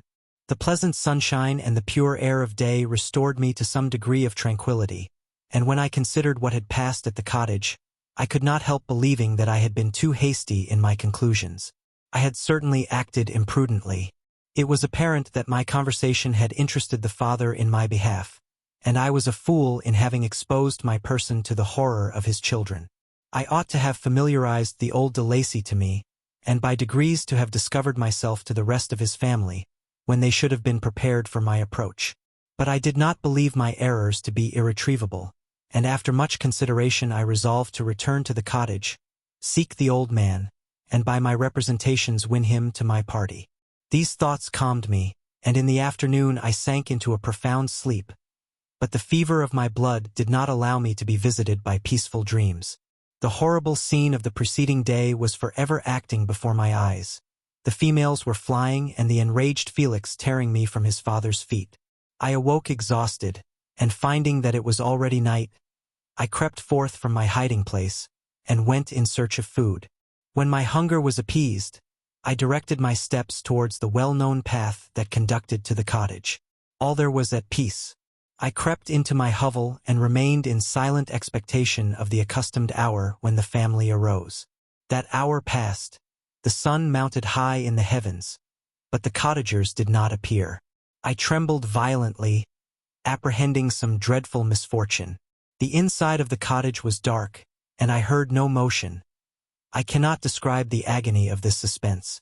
Presently 2 countrymen passed by, but pausing near the cottage, they entered into conversation, using violent gesticulations. But I did not understand what they said, as they spoke the language of the country, which differed from that of my protectors. Soon after, however, Felix approached with another man. I was surprised, as I knew that he had not quitted the cottage that morning, and waited anxiously to discover from his discourse the meaning of these unusual appearances. "Do you consider," said his companion to him, "that you will be obliged to pay 3 months' rent and to lose the produce of your garden? I do not wish to take any unfair advantage, and I beg therefore that you will take some days to consider of your determination." "It is utterly useless," replied Felix. "We can never again inhabit your cottage. The life of my father is in the greatest danger, owing to the dreadful circumstance that I have related. My wife and my sister will never recover from their horror. I entreat you not to reason with me any more. Take possession of your tenement and let me fly from this place." Felix trembled violently as he said this. He and his companion entered the cottage, in which they remained for a few minutes, and then departed. I never saw any of the family of de Lacy more. I continued for the remainder of the day in my hovel in a state of utter and stupid despair. My protectors had departed and had broken the only link that held me to the world.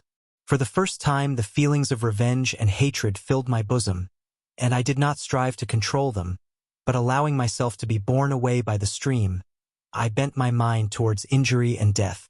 When I thought of my friends, of the mild voice of de Lacy, the gentle eyes of Agatha, and the exquisite beauty of the Arabian, these thoughts vanished and a gush of tears somewhat soothed me.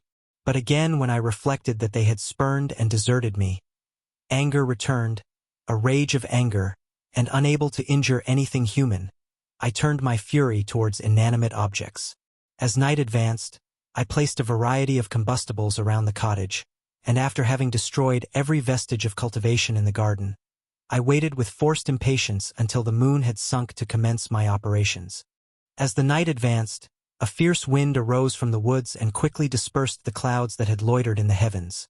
The blast tore along like a mighty avalanche and produced a kind of insanity in my spirits that burst all bounds of reason and reflection.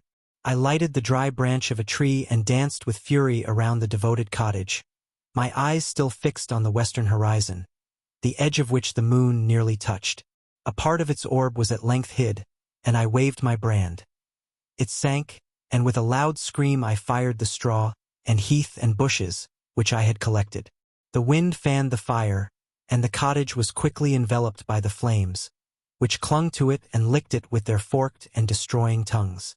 As soon as I was convinced that no assistance could save any part of the habitation, I quitted the scene and sought for refuge in the woods. And now, with the world before me, whither should I bend my steps? I resolved to fly far from the scene of my misfortunes. But to me, hated and despised, every country must be equally horrible. At length the thought of you crossed my mind. I learned from your papers that you were my father, my creator. And to whom could I apply with more fitness than to him who had given me life? Among the lessons that Felix had bestowed upon Safie, geography had not been omitted. I had learned from these the relative situations of the different countries of the earth. You had mentioned Geneva as the name of your native town, and towards this place I resolved to proceed. But how was I to direct myself? I knew that I must travel in a southwesterly direction to reach my destination, but the sun was my only guide. I did not know the names of the towns that I was to pass through, nor could I ask information from a single human being. But I did not despair. From you only could I hope for succor, although towards you I felt no sentiment but that of hatred. Unfeeling, heartless creator, you had endowed me with perceptions and passions, and then cast me abroad an object for the scorn and horror of mankind. But on you only had I any claim for pity and redress, and from you I determined to seek that justice which I vainly attempted to gain from any other being that wore the human form. My travels were long and the sufferings I endured intense. It was late in autumn when I quitted the district where I had so long resided. I traveled only at night, fearful of encountering the visage of a human being. Nature decayed around me, and the sun became heatless. Rain and snow poured around me. Mighty rivers were frozen. The surface of the earth was hard and chill, and bare, and I found no shelter. O earth! How often did I imprecate curses on the cause of my being? The mildness of my nature had fled, and all within me was turned to gall and bitterness. The nearer I approached to your habitation, the more deeply did I feel the spirit of revenge enkindled in my heart. Snow fell, and the waters were hardened, but I rested not. A few incidents now and then directed me, and I possessed a map of the country, but I often wandered wide from my path. The agony of my feelings allowed me no respite. No incident occurred from which my rage and misery could not extract its food. But a circumstance that happened when I arrived on the confines of Switzerland, when the sun had recovered its warmth and the earth again began to look green, confirmed in an especial manner the bitterness and horror of my feelings. I generally rested during the day and traveled only when I was secured by night from the view of man.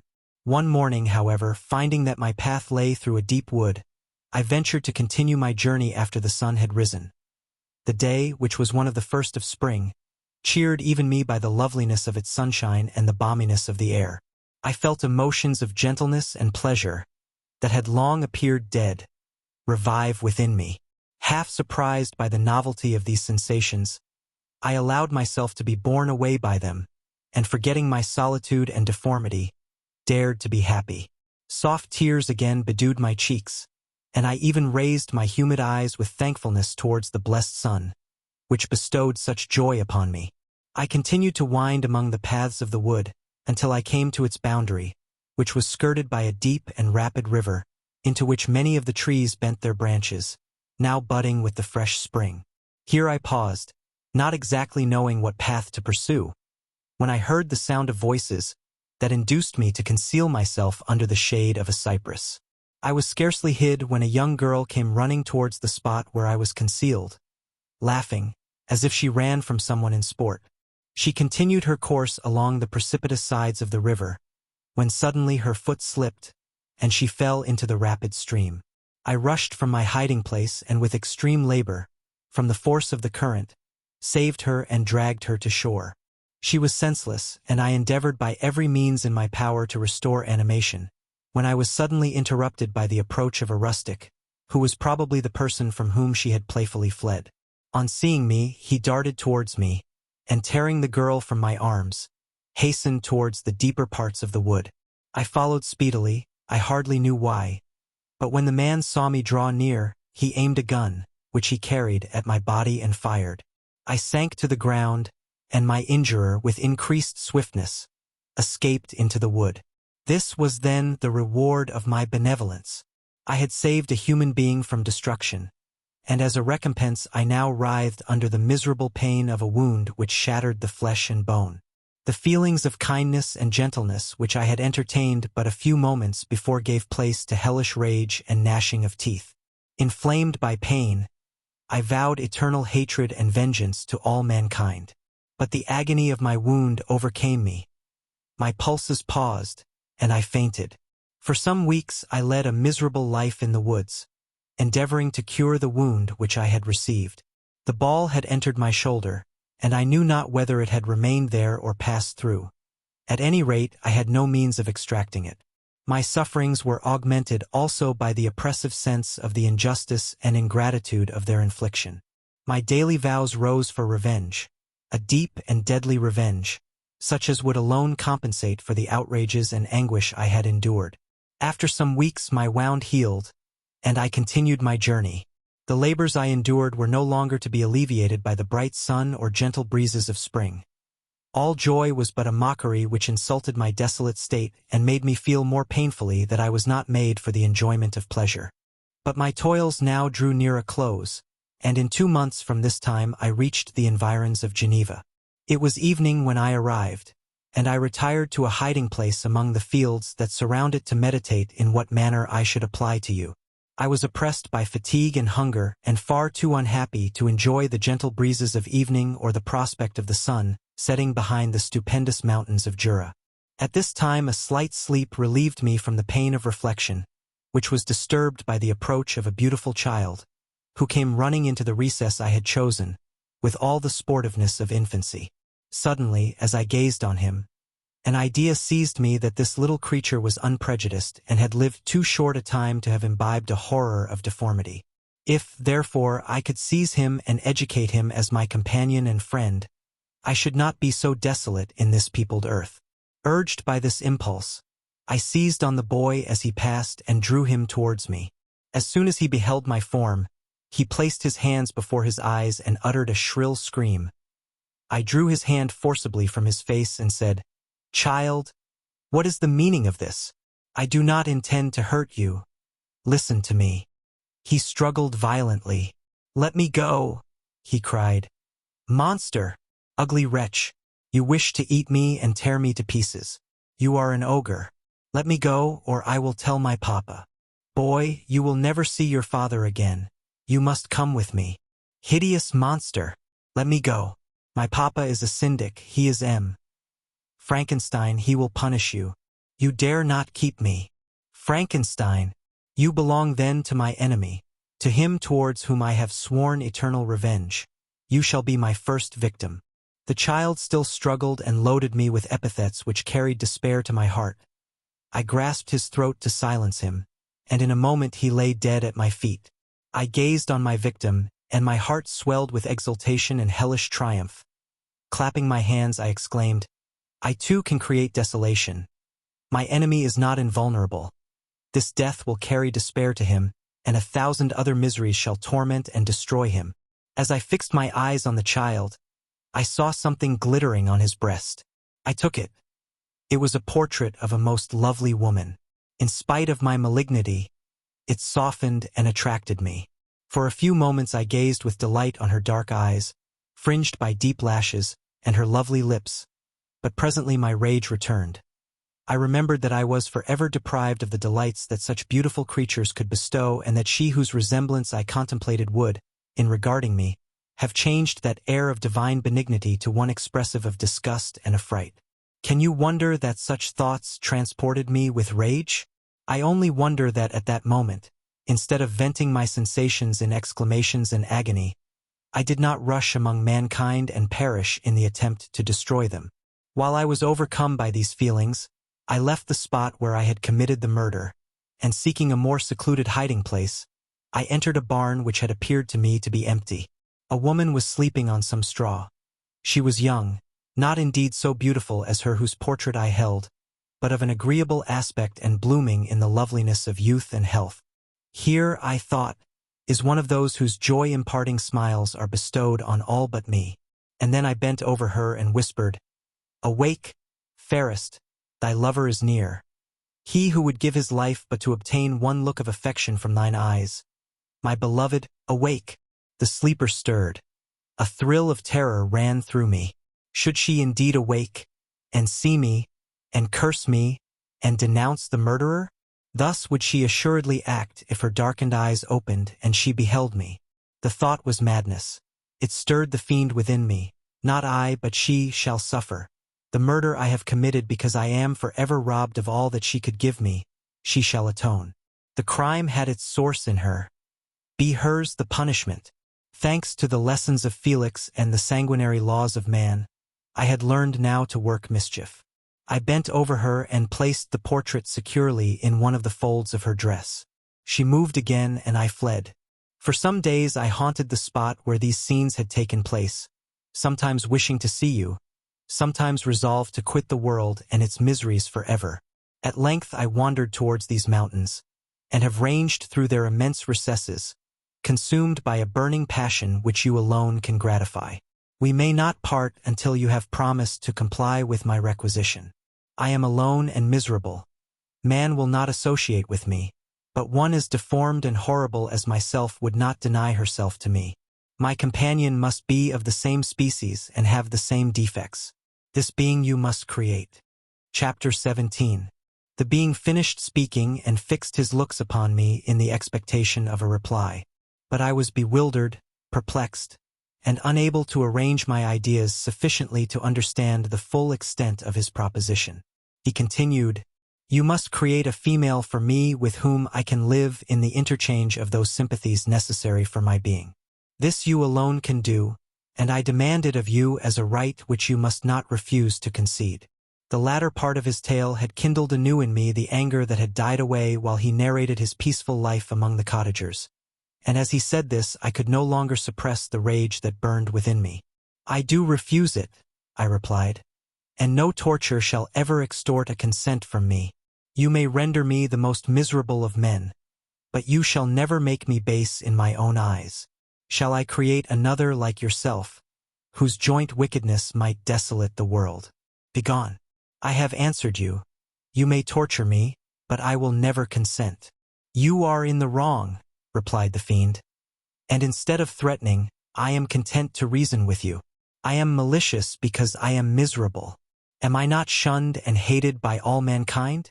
You, my creator, would tear me to pieces and triumph. Remember that, and tell me why I should pity man more than he pities me? You would not call it murder if you could precipitate me into one of those ice rifts and destroy my frame, the work of your own hands. Shall I respect man when he condemns me? Let him live with me in the interchange of kindness, and instead of injury I would bestow every benefit upon him with tears of gratitude at his acceptance. But that cannot be. The human senses are insurmountable barriers to our union. Yet mine shall not be the submission of abject slavery. I will revenge my injuries. If I cannot inspire love, I will cause fear, and chiefly towards you my archenemy, because my Creator, do I swear inextinguishable hatred. Have a care. I will work at your destruction, nor finish until I desolate your heart, so that you shall curse the hour of your birth." A fiendish rage animated him as he said this. His face was wrinkled into contortions too horrible for human eyes to behold. But presently he calmed himself and proceeded. "I intended to reason. This passion is detrimental to me, for you do not reflect that you are the cause of its excess. If any being felt emotions of benevolence towards me, I should return them 100 and 100-fold. For that one creature's sake I would make peace with the whole kind. But I now indulge in dreams of bliss that cannot be realized. What I ask of you is reasonable and moderate. I demand a creature of another sex, but as hideous as myself. The gratification is small, but it is all that I can receive, and it shall content me. It is true we shall be monsters, cut off from all the world. But on that account we shall be more attached to one another. Our lives will not be happy, but they will be harmless and free from the misery I now feel. Oh, my Creator, make me happy. Let me feel gratitude towards you for one benefit. Let me see that I excite the sympathy of some existing thing. Do not deny me my request. I was moved. I shuddered when I thought of the possible consequences of my consent, but I felt that there was some justice in his argument. His tale and the feelings he now expressed proved him to be a creature of fine sensations, and did I not as his maker owe him all the portion of happiness that it was in my power to bestow? He saw my change of feeling and continued, "If you consent, neither you nor any other human being shall ever see us again. I will go to the vast wilds of South America. My food is not that of man. I do not destroy the lamb and the kid to glut my appetite. Acorns and berries afford me sufficient nourishment. My companion will be of the same nature as myself and will be content with the same fare. We shall make our bed of dried leaves. The sun will shine on us as on man and will ripen our food. The picture I present to you is peaceful and human, and you must feel that you could deny it only in the wantonness of power and cruelty. Pitiless as you have been towards me, I now see compassion in your eyes. Let me seize the favorable moment and persuade you to promise what I so ardently desire." "You propose," replied I, "to fly from the habitations of man, to dwell in those wilds where the beasts of the field will be your only companions. How can you, who long for the love and sympathy of man, persevere in this exile? You will return and again seek their kindness, and you will meet with their detestation. Your evil passions will be renewed, and you will then have a companion to aid you in the task of destruction. This may not be. Cease to argue the point, for I cannot consent. How inconstant are your feelings? But a moment ago you were moved by my representations, and why do you again harden yourself to my complaints? I swear to you by the earth which I inhabit, and by you that made me, that with the companion you bestow, I will quit the neighborhood of man and dwell, as it may chance, in the most savage of places. My evil passions will have fled, for I shall meet with sympathy. My life will flow quietly away, and in my dying moments I shall not curse my Maker. His words had a strange effect upon me. I compassionated him and sometimes felt a wish to console him, but when I looked upon him, when I saw the filthy mass that moved and talked, my heart sickened and my feelings were altered to those of horror and hatred. I tried to stifle these sensations. I thought that as I could not sympathize with him, I had no right to withhold from him the small portion of happiness which was yet in my power to bestow. You swear, I said, to be harmless. But have you not already shown a degree of malice that should reasonably make me distrust you? May not even this be a feint that will increase your triumph by affording a wider scope for your revenge? How is this? I must not be trifled with, and I demand an answer. If I have no ties and no affections, hatred and vice must be my portion. The love of another will destroy the cause of my crimes, and I shall become a thing of whose existence everyone will be ignorant. My vices are the children of a forced solitude that I abhor, and my virtues will necessarily arise when I live in communion with an equal. I shall feel the affections of a sensitive being, and become linked to the chain of existence and events from which I am now excluded. I paused some time to reflect on all he had related and the various arguments which he had employed. I thought of the promise of virtues which he had displayed on the opening of his existence, and the subsequent blight of all kindly feeling by the loathing and scorn which his protectors had manifested towards him. His power and threats were not omitted in my calculations. A creature who could exist in the ice caves of the glaciers and hide himself from pursuit among the ridges of inaccessible precipices was a being possessing faculties it would be vain to cope with. After a long pause of reflection, I concluded that the justice due both to him and my fellow creatures demanded of me that I should comply with his request. Turning to him, therefore, I said, I consent to your demand on your solemn oath to quit Europe forever, and every other place in the neighborhood of man, as soon as I shall deliver into your hands a female who will accompany you in your exile. I swear, he cried, by the sun, and by the blue sky of heaven, and by the fire of love that burns my heart, that if you grant my prayer, while they exist you shall never behold me again. Depart to your home and commence your labors.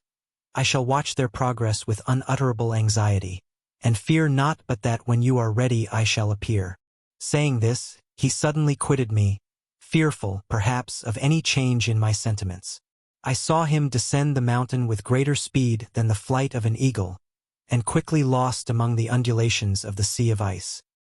His tale had occupied the whole day, and the sun was upon the verge of the horizon when he departed. I knew that I ought to hasten my descent towards the valley, as I should soon be encompassed in darkness. But my heart was heavy, and my steps slow.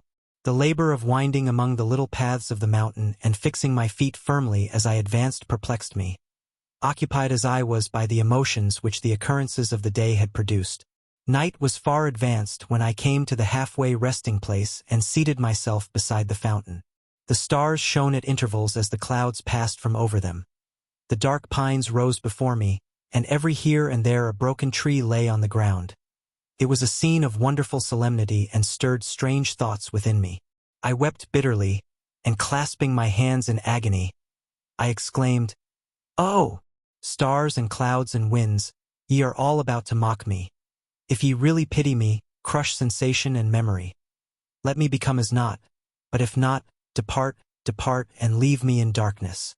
These were wild and miserable thoughts, but I cannot describe to you how the eternal twinkling of the stars weighed upon me, and how I listened to every blast of wind as if it were a dull, ugly siroc on its way to consume me. Morning dawned before I arrived at the village of Chamonix. I took no rest, but returned immediately to Geneva. Even in my own heart I could give no expression to my sensations. They weighed on me with a mountain's weight, and their excess destroyed my agony beneath them. Thus I returned home, and entering the house, presented myself to the family. My haggard and wild appearance awoke intense alarm, but I answered no question. Scarcely did I speak. I felt as if I were placed under a ban, as if I had no right to claim their sympathies, as if never more might I enjoy companionship with them. Yet even thus I loved them to adoration, and to save them, I resolved to dedicate myself to my most abhorred task. The prospect of such an occupation made every other circumstance of existence pass before me like a dream, and that thought only had to me the reality of life. Chapter 18. Day after day, week after week, passed away on my return to Geneva, and I could not collect the courage to recommence my work. I feared the vengeance of the disappointed fiend, yet I was unable to overcome my repugnance to the task which was enjoined me. I found that I could not compose a female without again devoting several months to profound study and laborious disquisition.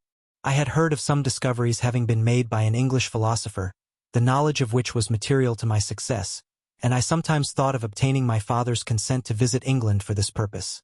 But I clung to every pretense of delay and shrank from taking the first step in an undertaking whose immediate necessity began to appear less absolute to me. A change indeed had taken place in me.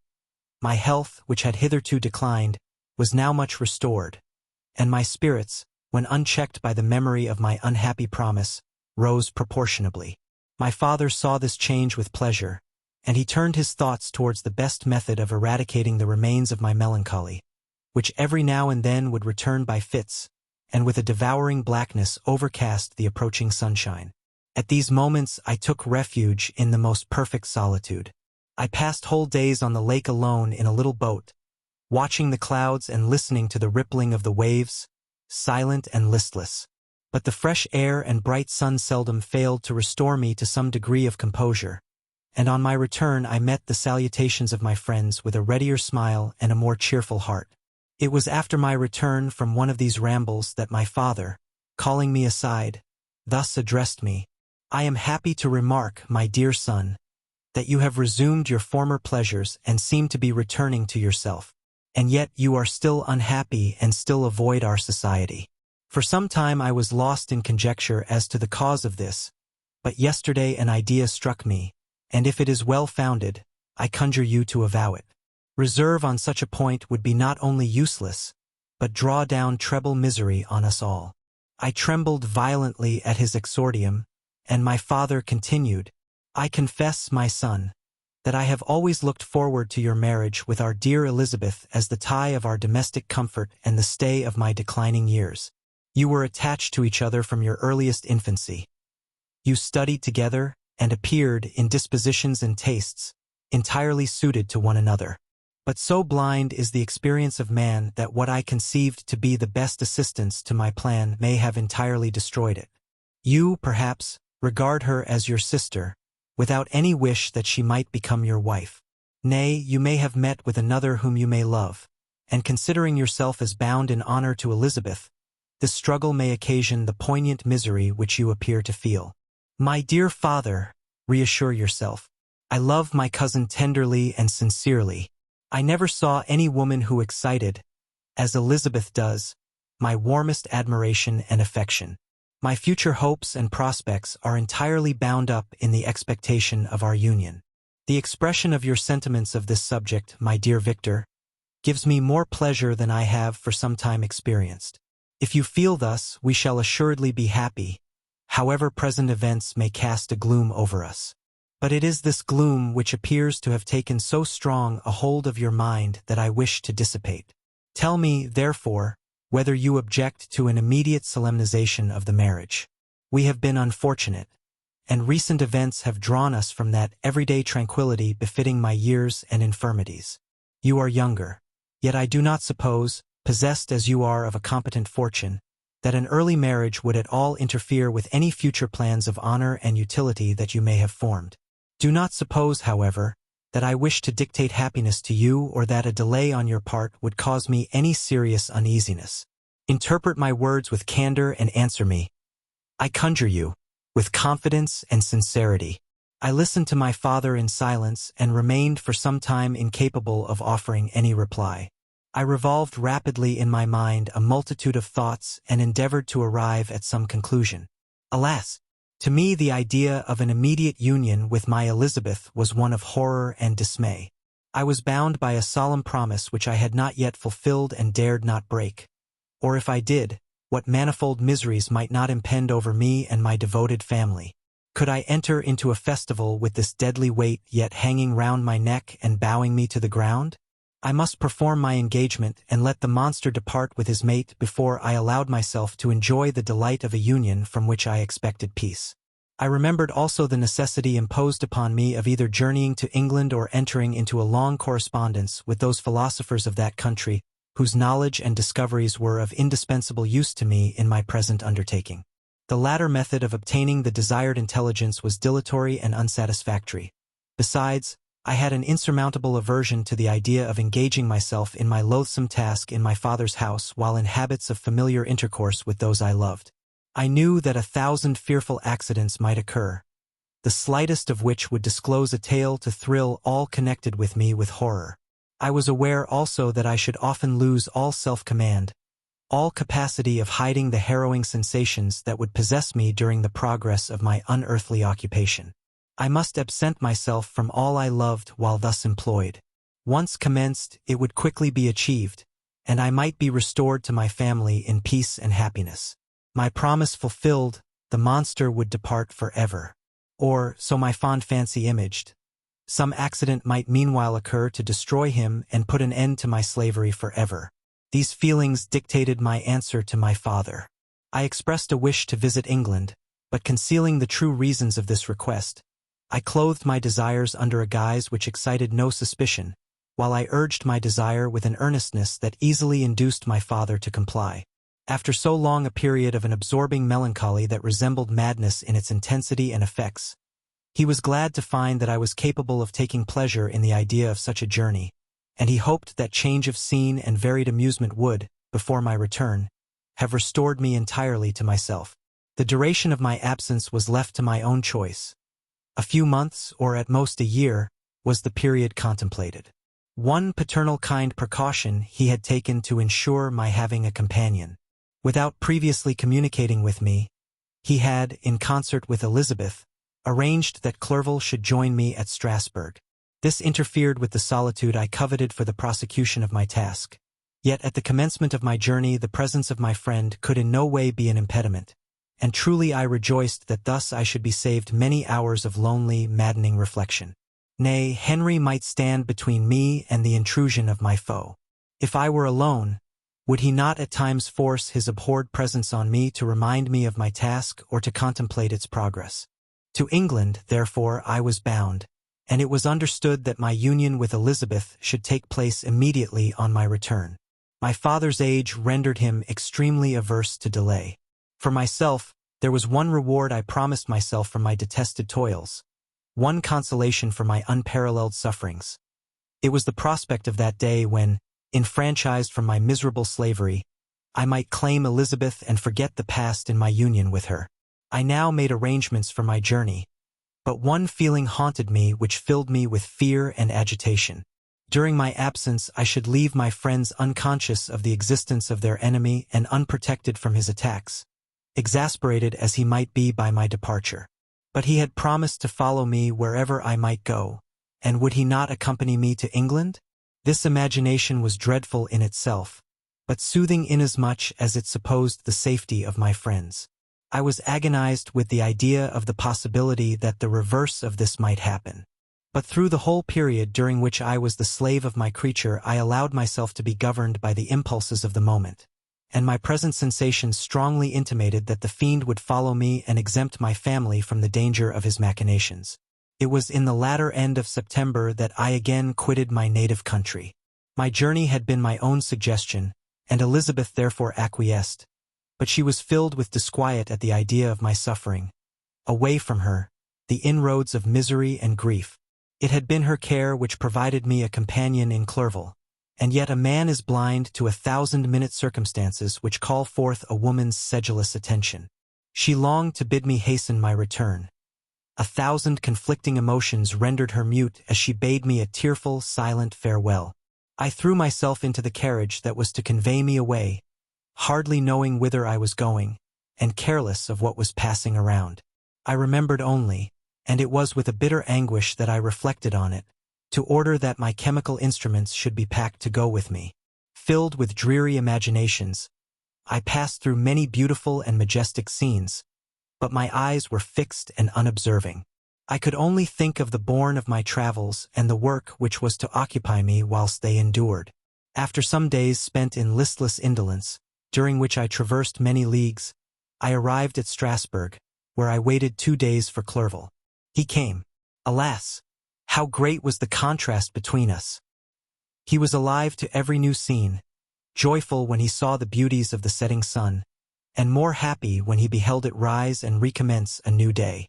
He pointed out to me the shifting colors of the landscape and the appearances of the sky.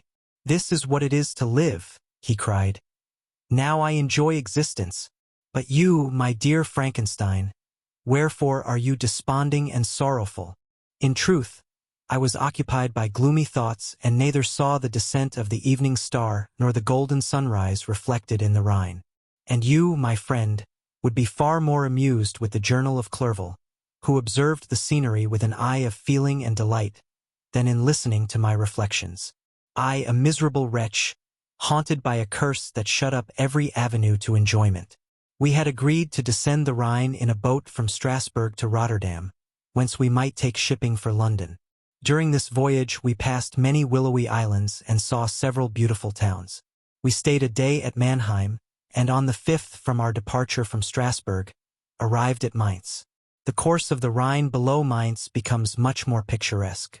The river descends rapidly and winds between hills, not high, but steep, and of beautiful forms. We saw many ruined castles standing on the edges of precipices, surrounded by black woods, high and inaccessible. This part of the Rhine, indeed, presents a singularly variegated landscape. In one spot you view rugged hills, ruined castles overlooking tremendous precipices, with the dark Rhine rushing beneath, and on the sudden turn of a promontory, flourishing vineyards with green sloping banks and a meandering river and populous towns occupy the scene. We traveled at the time of the vintage and heard the song of the laborers as we glided down the stream. Even I, depressed in mind, and my spirits continually agitated by gloomy feelings, even I was pleased. I lay at the bottom of the boat, and as I gazed on the cloudless blue sky, I seemed to drink in a tranquility to which I had long been a stranger. And if these were my sensations, who can describe those of Henry? He felt as if he had been transported to fairyland and enjoyed a happiness seldom tasted by man. "I have seen," he said, "the most beautiful scenes of my own country. I have visited the lakes of Lucerne and Uri, where the snowy mountains descend almost perpendicularly to the water, casting black and impenetrable shades, which would cause a gloomy and mournful appearance were it not for the most verdant islands that relieve the eye by their gay appearance. I have seen this lake agitated by a tempest, when the wind tore up whirlwinds of water and gave you an idea of what the waterspout must be on the great ocean, and the waves dash with fury the base of the mountain, where the priest and his mistress were overwhelmed by an avalanche and where their dying voices are still said to be heard amid the pauses of the nightly wind. I have seen the mountains of La Vallée and the Pays de Vaud, but this country, Victor, pleases me more than all those wonders. The mountains of Switzerland are more majestic and strange, but there is a charm in the banks of this divine river that I never before saw equaled. Look at that castle which overhangs yon precipice, and that also on the island, almost concealed amongst the foliage of those lovely trees, and now that group of laborers coming from among their vines, and that village half hid in the recess of the mountain. Oh, surely the spirit that inhabits and guards this place has a soul more in harmony with man than those who pile the glacier or retire to the inaccessible peaks of the mountains of our own country. Clerval, beloved friend, even now it delights me to record your words and to dwell on the praise of which you are so eminently deserving. He was a being formed in the very poetry of nature.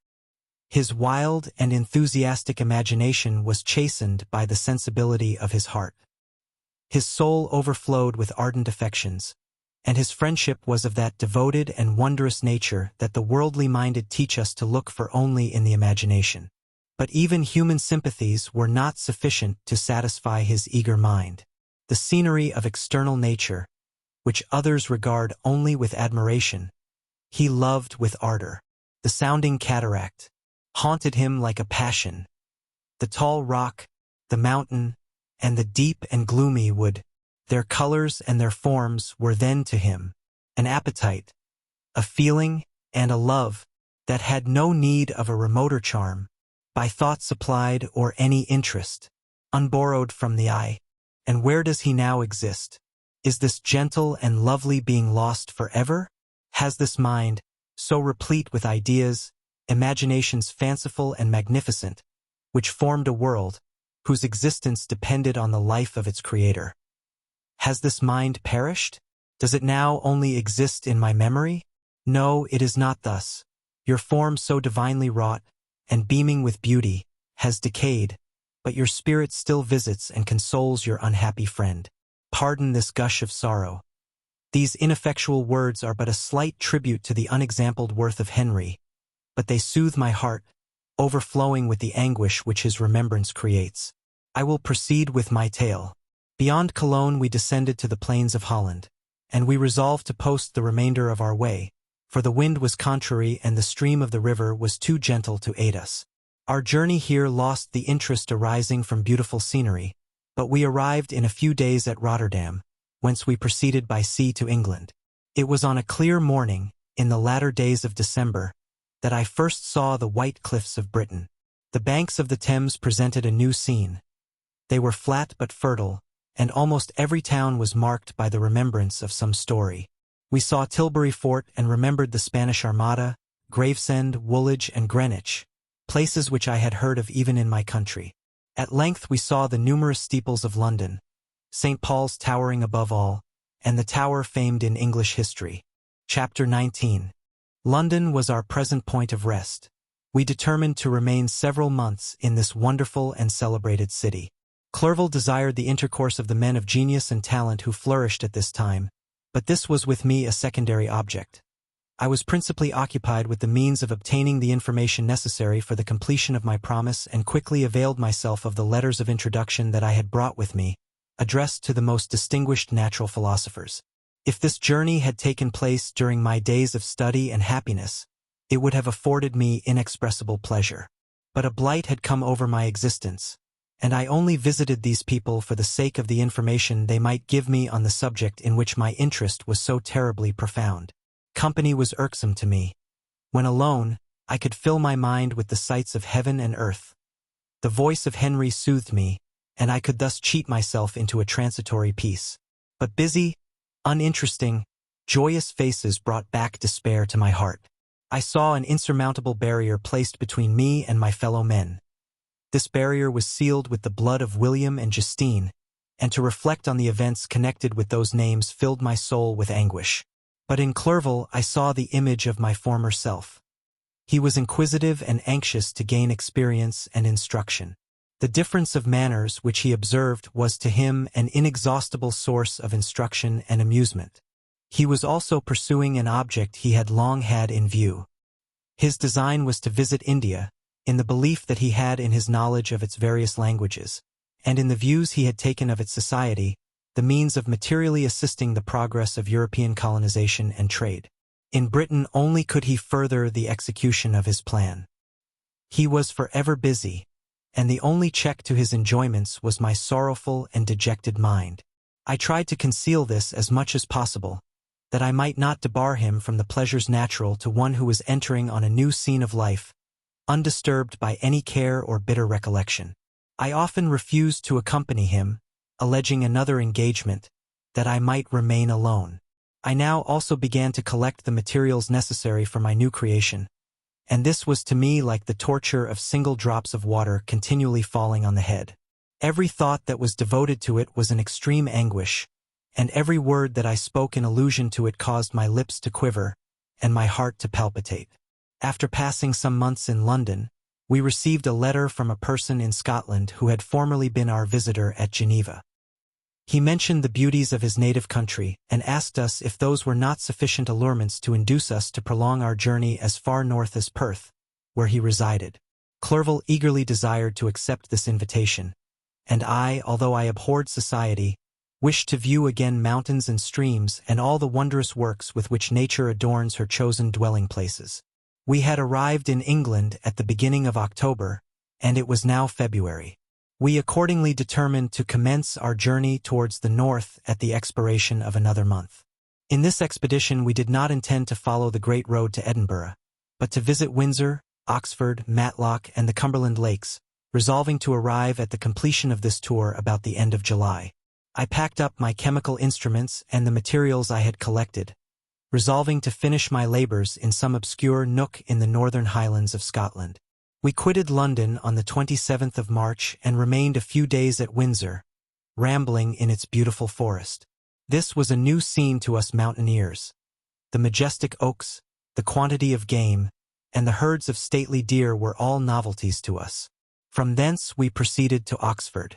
As we entered the city, our minds were filled with the remembrance of the events that had been transacted there more than a century and a half before. It was here that Charles I had collected his forces. This city had remained faithful to him, after the whole nation had forsaken his cause to join the standard of Parliament and liberty. The memory of that unfortunate king and his companions, the amiable Falkland, the insolent Goring, his queen and son, gave a peculiar interest to every part of the city which they might be supposed to have inhabited. The spirit of elder days found a dwelling here, and we delighted to trace its footsteps. If these feelings had not found an imaginary gratification, the appearance of the city had yet in itself sufficient beauty to obtain our admiration. The colleges are ancient and picturesque, the streets are almost magnificent, and the lovely Isis, which flows beside it through meadows of exquisite verdure, is spread forth into a placid expanse of waters, which reflects its majestic assemblage of towers and spires and domes, embosomed among aged trees. I enjoyed this scene, and yet my enjoyment was embittered both by the memory of the past and the anticipation of the future. I was formed for peaceful happiness. During my youthful days discontent never visited my mind, and if I was ever overcome by ennui, the sight of what is beautiful in nature or the study of what is excellent and sublime in the productions of man could always interest my heart and communicate elasticity to my spirits. But I am a blasted tree.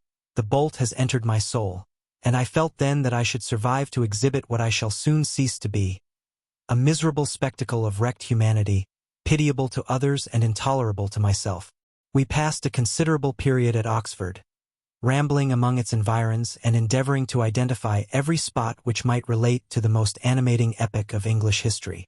Our little voyages of discovery were often prolonged by the successive objects that presented themselves. We visited the tomb of the illustrious Hampden and the field on which that patriot fell. For a moment my soul was elevated from its debasing and miserable fears to contemplate the divine ideas of liberty and self-sacrifice of which these sites were the monuments and the remembrancers.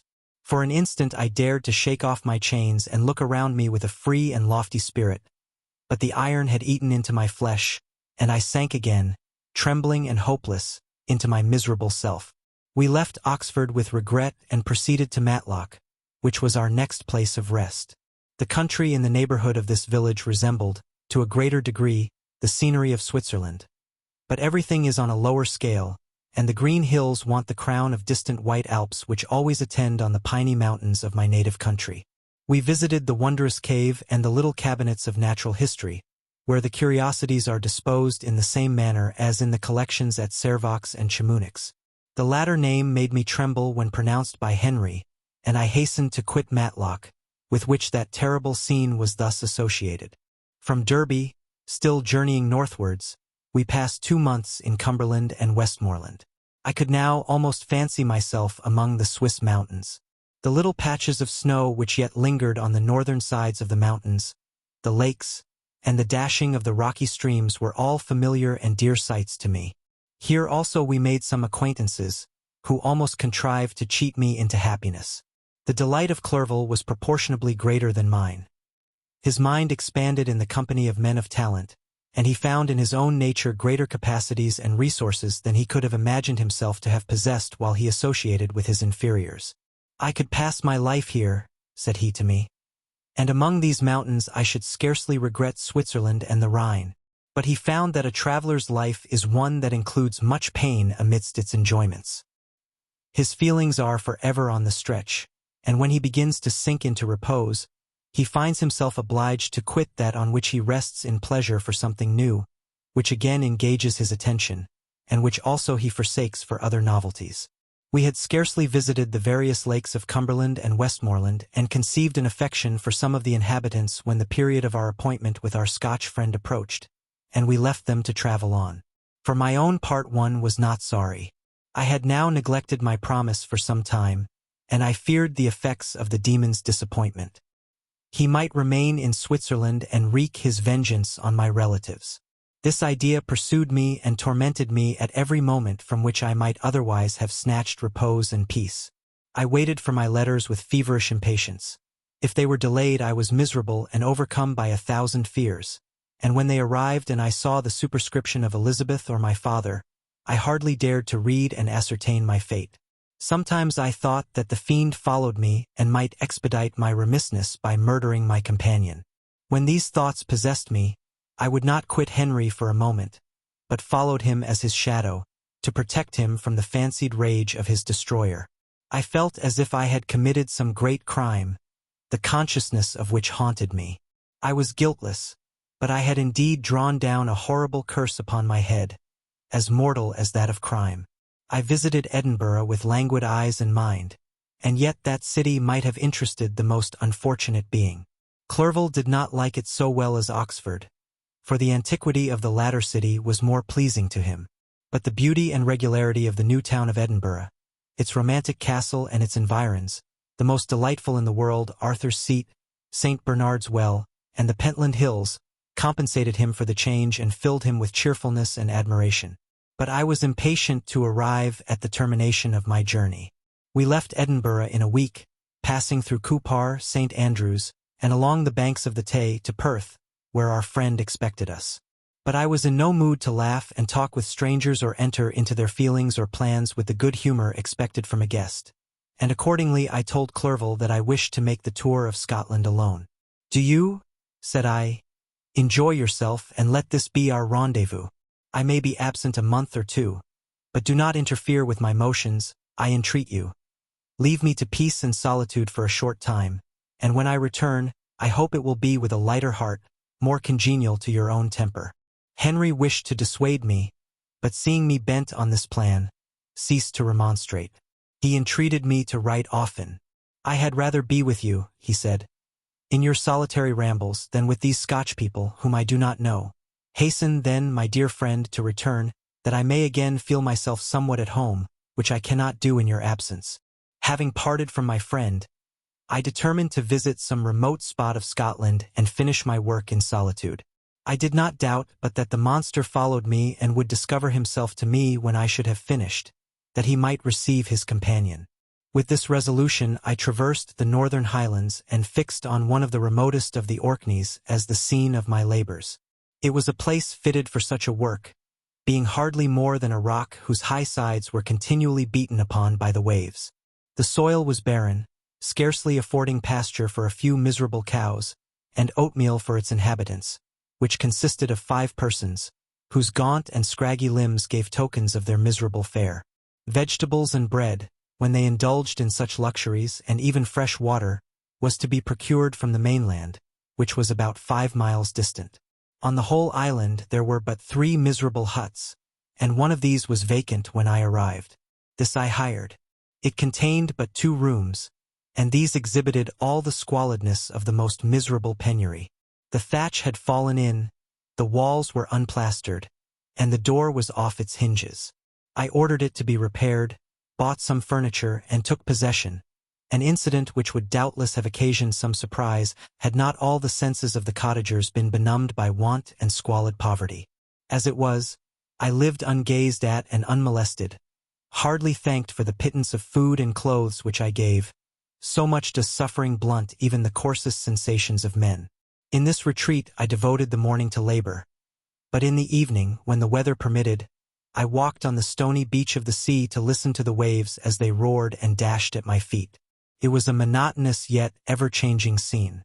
I thought of Switzerland, It was far different from this desolate and appalling landscape. Its hills are covered with vines, and its cottages are scattered thickly in the plains. Its fair lakes reflect a blue and gentle sky, and when troubled by the winds, their tumult is but as the play of a lively infant when compared to the roarings of the giant ocean. In this manner I distributed my occupations when I first arrived, but as I proceeded in my labor, it became every day more horrible and irksome to me. Sometimes I could not prevail on myself to enter my laboratory for several days, and at other times I toiled day and night in order to complete my work. It was, indeed, a filthy process in which I was engaged. During my first experiment, a kind of enthusiastic frenzy had blinded me to the horror of my employment. My mind was intently fixed on the consummation of my labor, and my eyes were shut to the horror of my proceedings. But now I went to it in cold blood, and my heart often sickened at the work of my hands. Thus situated, employed in the most detestable occupation, immersed in a solitude where nothing could for an instant call my attention from the actual scene in which I was engaged, my spirits became unequal. I grew restless and nervous.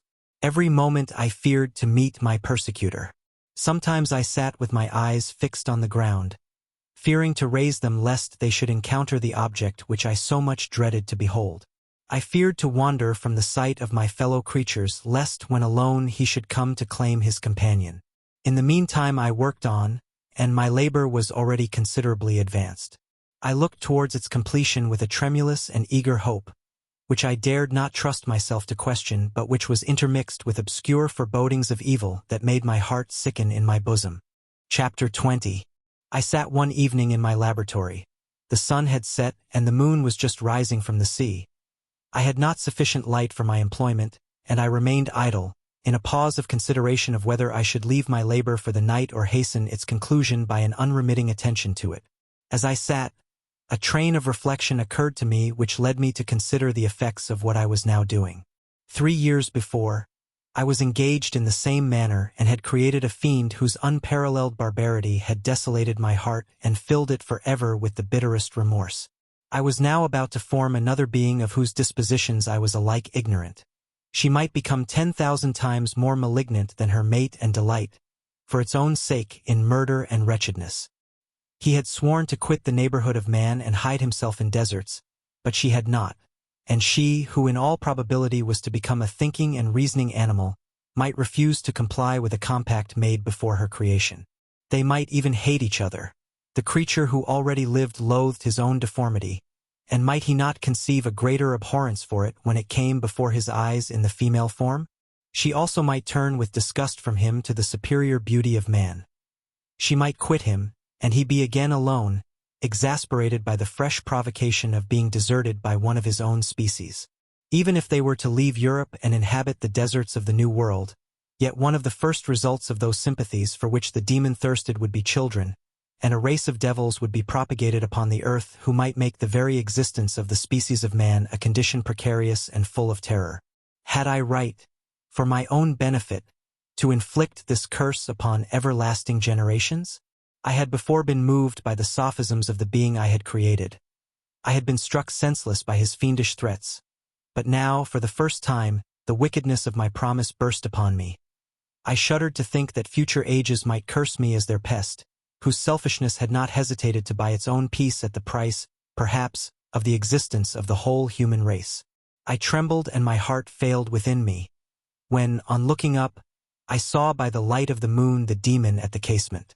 A ghastly grin wrinkled his lips as he gazed on me, where I sat fulfilling the task which he had allotted to me. Yes, he had followed me in my travels. He had loitered in forests, hid himself in caves, or taken refuge in wide and desert heaths, and he now came to mark my progress and claim the fulfillment of my promise. As I looked on him, his countenance expressed the utmost extent of malice and treachery. I thought with a sensation of madness on my promise of creating another like to him, and trembling with passion, tore to pieces the thing on which I was engaged. The wretch saw me destroy the creature on whose future existence he depended for happiness, and with a howl of devilish despair and revenge, withdrew. I left the room and, locking the door, made a solemn vow in my own heart never to resume my labors. And then, with trembling steps, I sought my own apartment. I was alone. None were near me to dissipate the gloom and relieve me from the sickening oppression of the most terrible reveries. Several hours passed, and I remained near my window gazing on the sea. It was almost motionless, for the winds were hushed, and all nature reposed under the eye of the quiet moon. A few fishing vessels alone specked the water, and now and then the gentle breeze wafted the sound of voices as the fishermen called to one another. I felt the silence, although I was hardly conscious of its extreme profundity, until my ear was suddenly arrested by the paddling of oars near the shore, and a person landed close to my house. In a few minutes after, I heard the creaking of my door, as if someone endeavored to open it softly. I trembled from head to foot. I felt a presentiment of who it was and wished to rouse one of the peasants who dwelt in a cottage not far from mine. But I was overcome by the sensation of helplessness, so often felt in frightful dreams, when you in vain endeavor to fly from an impending danger, and was rooted to the spot. Presently I heard the sound of footsteps along the passage. The door opened, and the wretch whom I dreaded appeared. Shutting the door, he approached me and said in a smothered voice, "You have destroyed the work which you began. What is it that you intend? Do you dare to break your promise? I have endured toil and misery. I left Switzerland with you. I crept along the shores of the Rhine, among its willow islands and over the summits of its hills. I have dwelt many months in the heaths of England and among the deserts of Scotland. I have endured incalculable fatigue, and cold, and hunger. Do you dare destroy my hopes? Begone! I do break my promise. Never will I create another like yourself, equal in deformity and wickedness. Slave, I before reasoned with you, but you have proved yourself unworthy of my condescension. Remember that I have power. You believe yourself miserable, but I can make you so wretched that the light of day will be hateful to you. You are my creator, but I am your master. Obey. The hour of my irresolution is past, and the period of your power is arrived. Your threats cannot move me to do an act of wickedness, but they confirm me in a determination of not creating you a companion in vice. Shall I, in cool blood, set loose upon the earth a demon whose delight is in death and wretchedness? Begone. I am firm, and your words will only exasperate my rage. The monster saw my determination in my face and gnashed his teeth in the impotence of anger.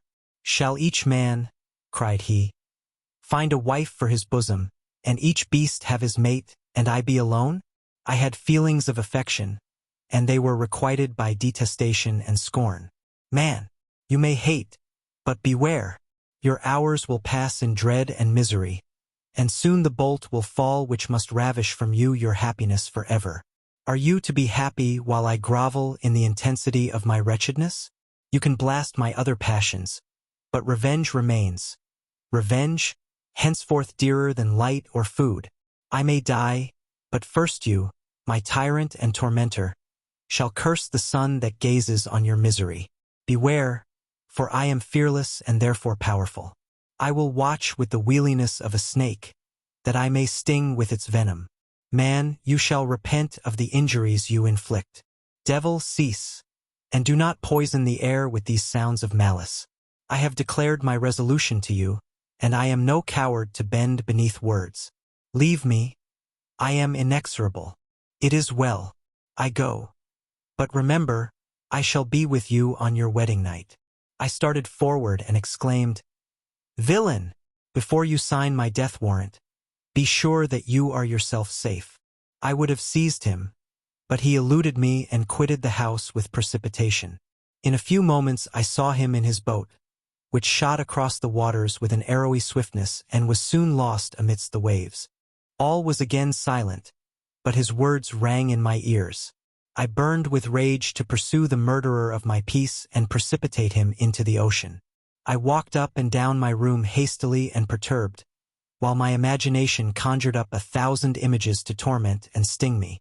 Why had I not followed him and closed with him in mortal strife? But I had suffered him to depart, and he had directed his course towards the mainland. I shuddered to think who might be the next victim sacrificed to his insatiate revenge. And then I thought again of his words, I will be with you on your wedding night. That then was the period fixed for the fulfillment of my destiny. In that hour I should die and at once satisfy and extinguish his malice. The prospect did not move me to fear.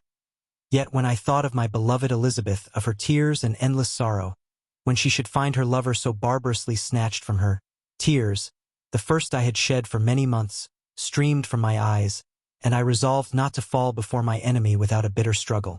The night passed away, and the sun rose from the ocean. My feelings became calmer, if it may be called calmness when the violence of rage sinks into the depths of despair. I left the house, the horrid scene of the last night's contention, and walked on the beach of the sea, which I almost regarded as an insuperable barrier between me and my fellow creatures.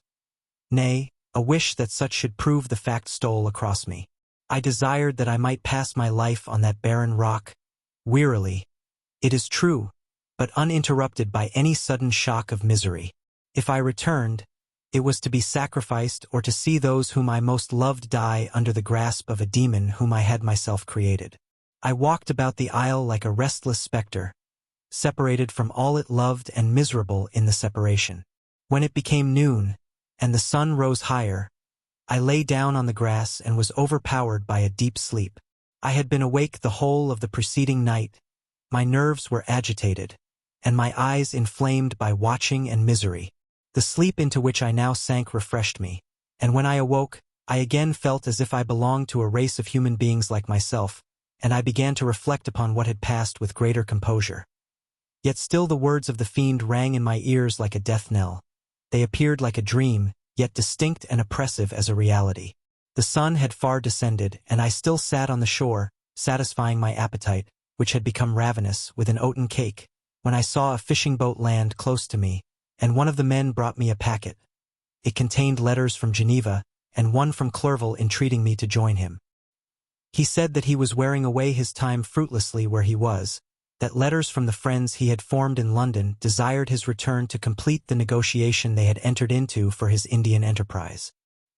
He could not any longer delay his departure, but as his journey to London might be followed, even sooner than he now conjectured, by his longer voyage, he entreated me to bestow as much of my society on him as I could spare. He besought me, therefore, to leave my solitary isle and to meet him at Perth, that we might proceed southwards together. This letter in a degree recalled me to life, and I determined to quit my island at the expiration of 2 days. Yet, before I departed, there was a task to perform on which I shuddered to reflect. I must pack up my chemical instruments, and for that purpose I must enter the room which had been the scene of my odious work, and I must handle those utensils the sight of which was sickening to me. The next morning, at daybreak, I summoned sufficient courage and unlocked the door of my laboratory. The remains of the half-finished creature, whom I had destroyed, lay scattered on the floor, and I almost felt as if I had mangled the living flesh of a human being. I paused to collect myself and then entered the chamber. With trembling hand I conveyed the instruments out of the room, but I reflected that I ought not to leave the relics of my work to excite the horror and suspicion of the peasants, and I accordingly put them into a basket with a great quantity of stones, and laying them up, determined to throw them into the sea that very night. And in the meantime I sat upon the beach, employed in cleaning and arranging my chemical apparatus. Nothing could be more complete than the alteration that had taken place in my feelings since the night of the appearance of the demon. I had before regarded my promise with a gloomy despair as a thing that, with whatever consequences, must be fulfilled. But I now felt as if a film had been taken from before my eyes and that I for the first time saw clearly. The idea of renewing my labors did not for one instant occur to me. The threat I had heard weighed on my thoughts, but I did not reflect that a voluntary act of mine could avert it. I had resolved in my own mind that to create another like the fiend I had first made would be an act of the basest and most atrocious selfishness, and I banished from my mind every thought that could lead to a different conclusion. Between 2 and 3 in the morning the moon rose, and I then, putting my basket aboard a little skiff, sailed out about 4 miles from the shore. The scene was perfectly solitary. A few boats were returning towards land, but I sailed away from them. I felt as if I was about the commission of a dreadful crime and avoided with shuddering anxiety any encounter with my fellow creatures.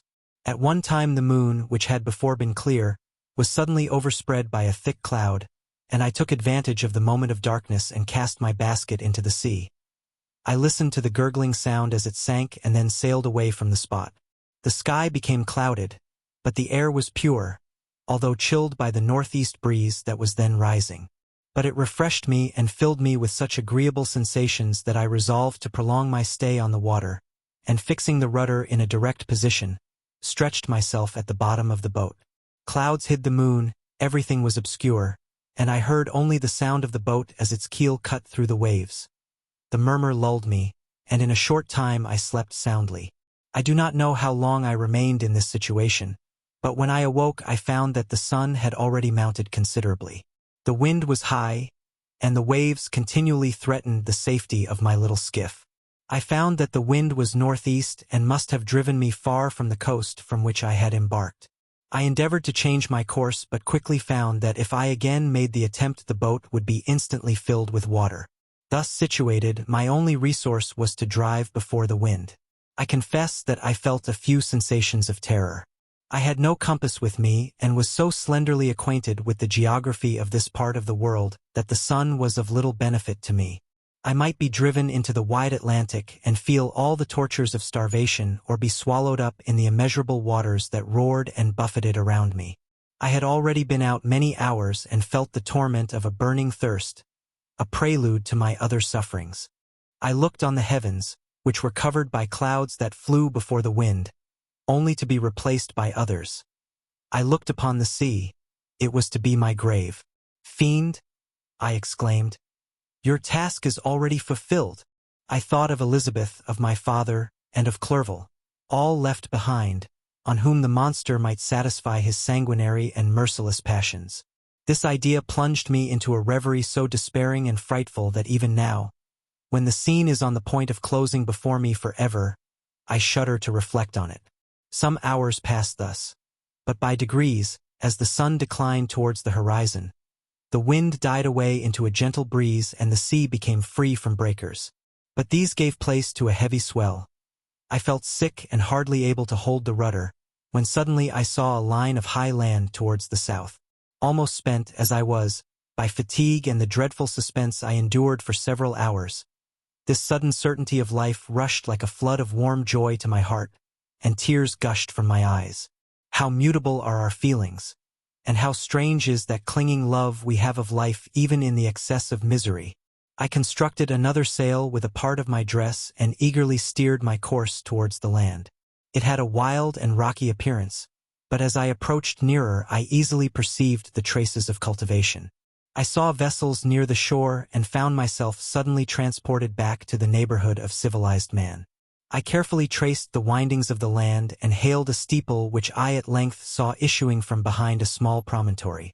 As I was in a state of extreme debility, I resolved to sail directly towards the town, as a place where I could most easily procure nourishment. Fortunately, I had money with me. As I turned the promontory, I perceived a small neat town and a good harbor, which I entered, my heart bounding with joy at my unexpected escape. As I was occupied in fixing the boat and arranging the sails, several people crowded towards the spot.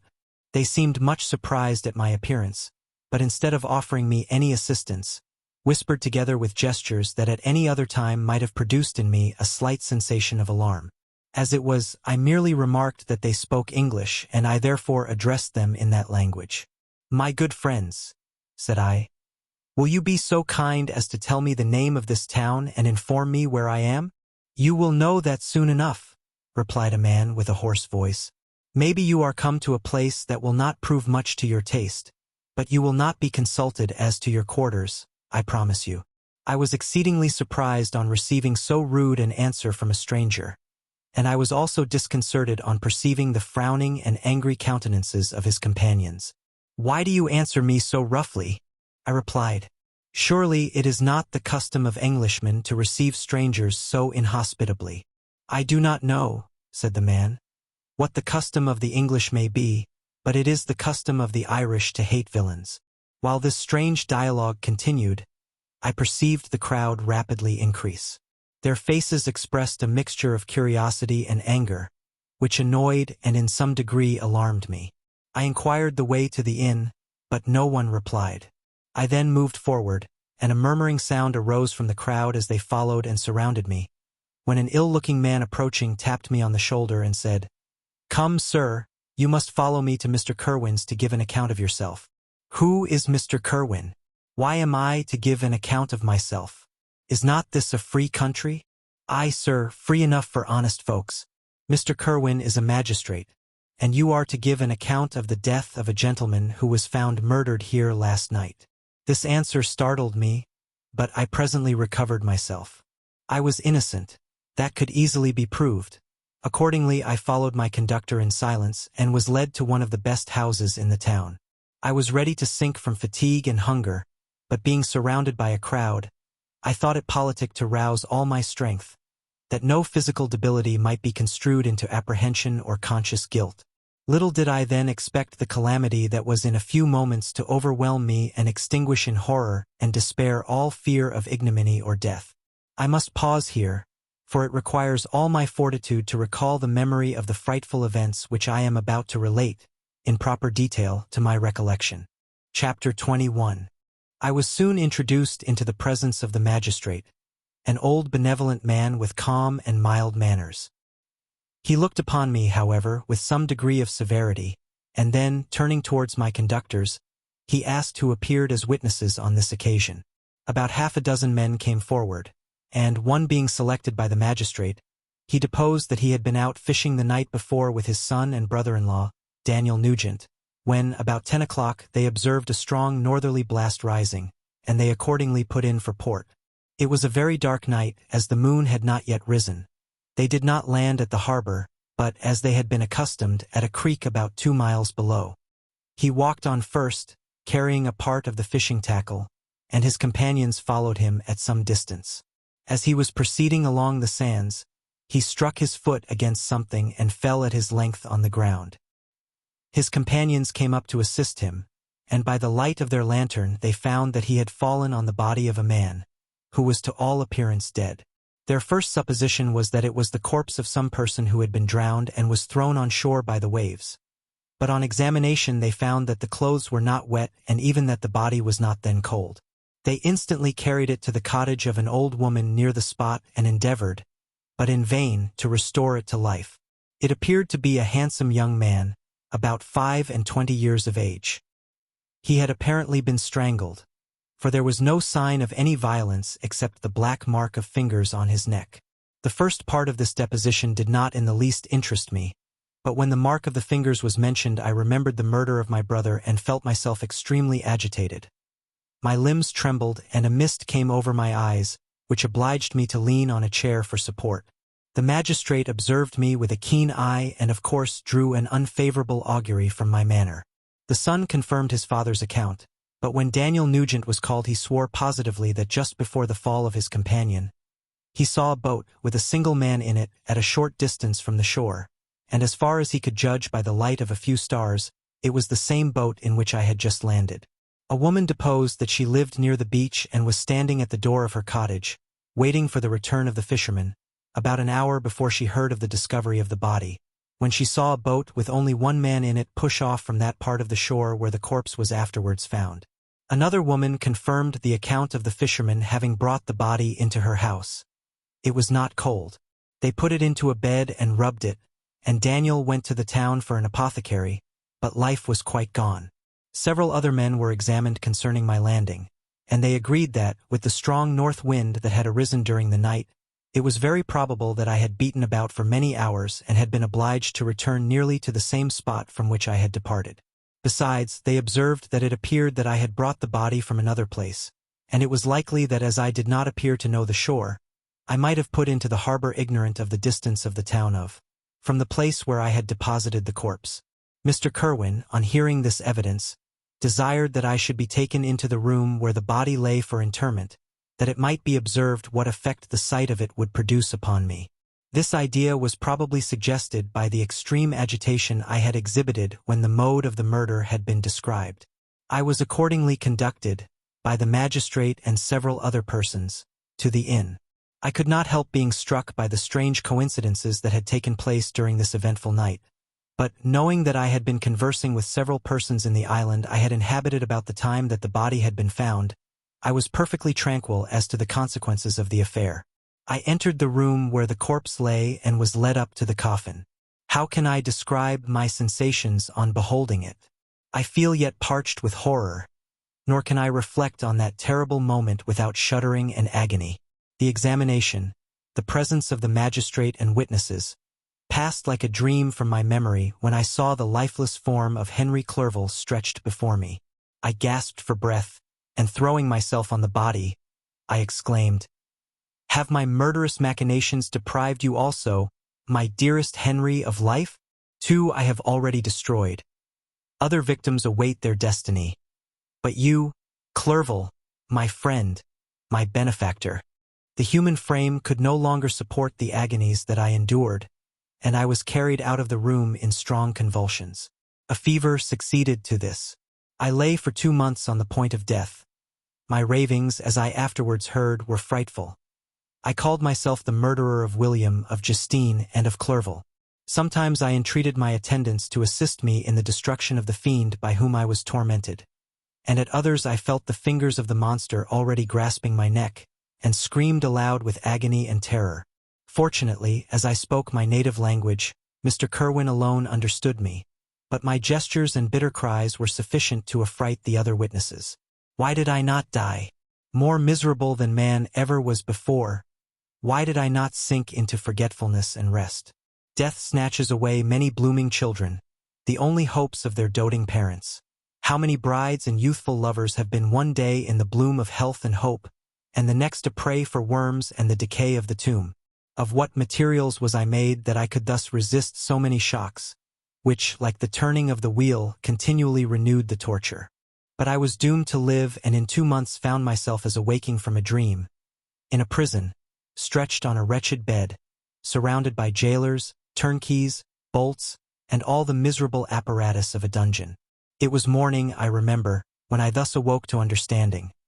I had forgotten the particulars of what had happened and only felt as if some great misfortune had suddenly overwhelmed me. But when I looked around and saw the barred windows and the squalidness of the room in which I was, all flashed across my memory and I groaned bitterly. This sound disturbed an old woman who was sleeping in a chair beside me. She was a hired nurse, the wife of one of the turnkeys, and her countenance expressed all those bad qualities which often characterize that class.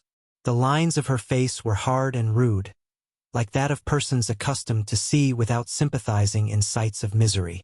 Her tone expressed her entire indifference.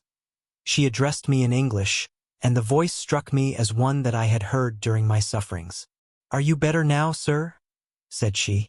I replied in the same language with a feeble voice, "I believe I am, but if it be all true, if indeed I did not dream, I am sorry that I am still alive to feel this misery and horror."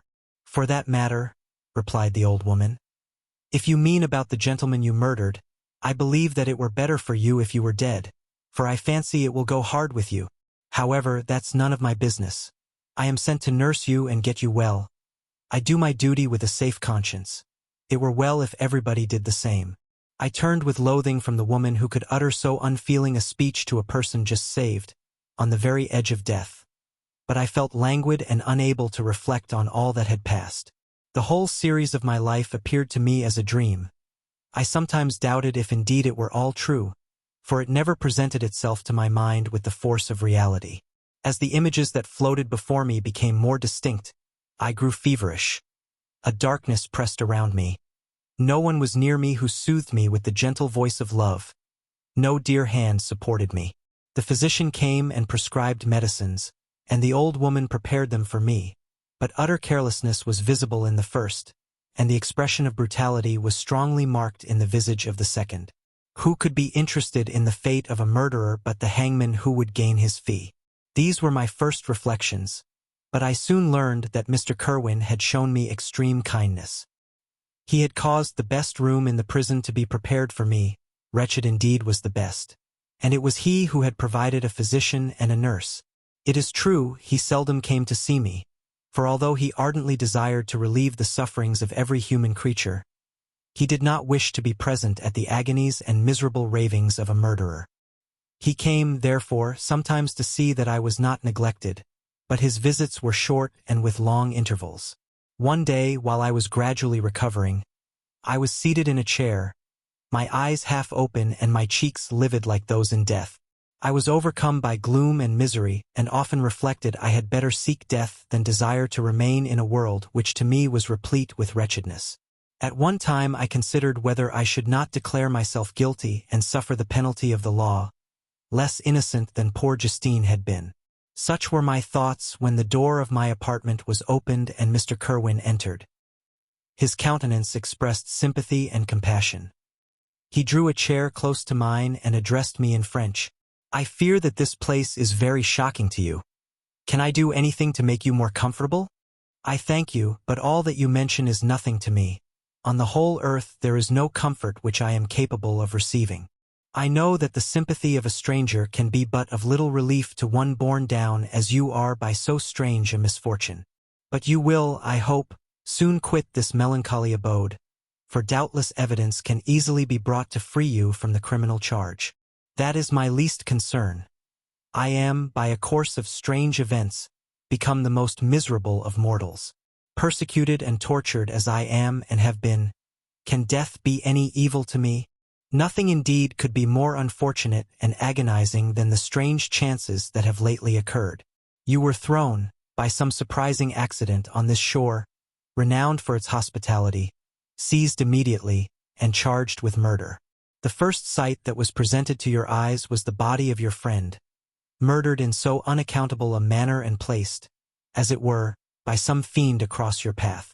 As Mr. Kerwin said this, notwithstanding the agitation I endured on this retrospect of my sufferings, I also felt considerable surprise at the knowledge he seemed to possess concerning me.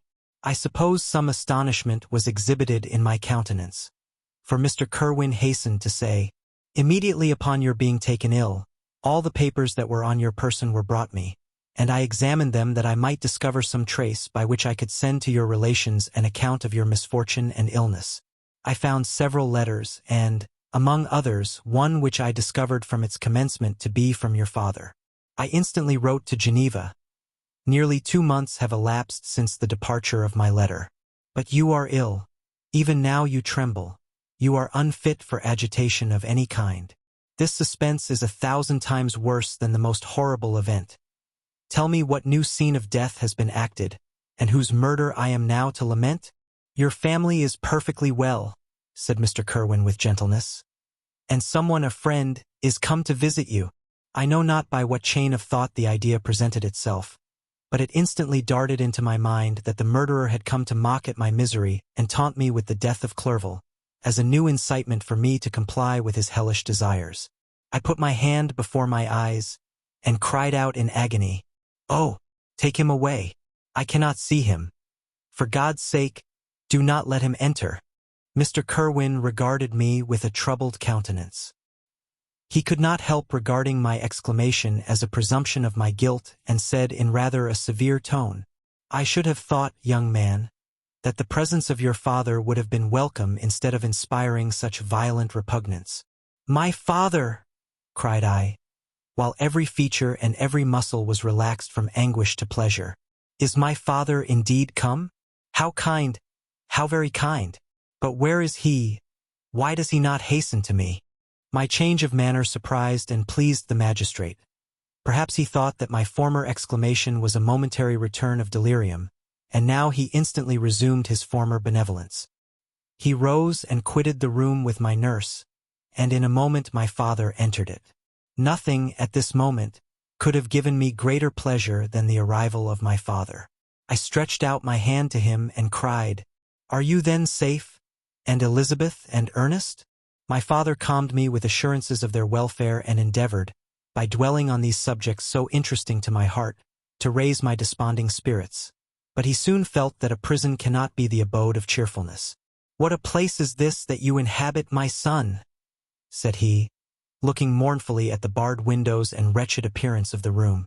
"You traveled to seek happiness, but a fatality seems to pursue you. And poor Clerval." The name of my unfortunate and murdered friend was an agitation too great to be endured in my weak state. I shed tears. "Alas! Yes, my father," replied I. "Some destiny of the most horrible kind hangs over me, and I must live to fulfill it, or surely I should have died on the coffin of Henry." We were not allowed to converse for any length of time, for the precarious state of my health rendered every precaution necessary that could ensure tranquility. Mr. Kerwin came in and insisted that my strength should not be exhausted by too much exertion. But the appearance of my father was to me like that of my good angel, and I gradually recovered my health.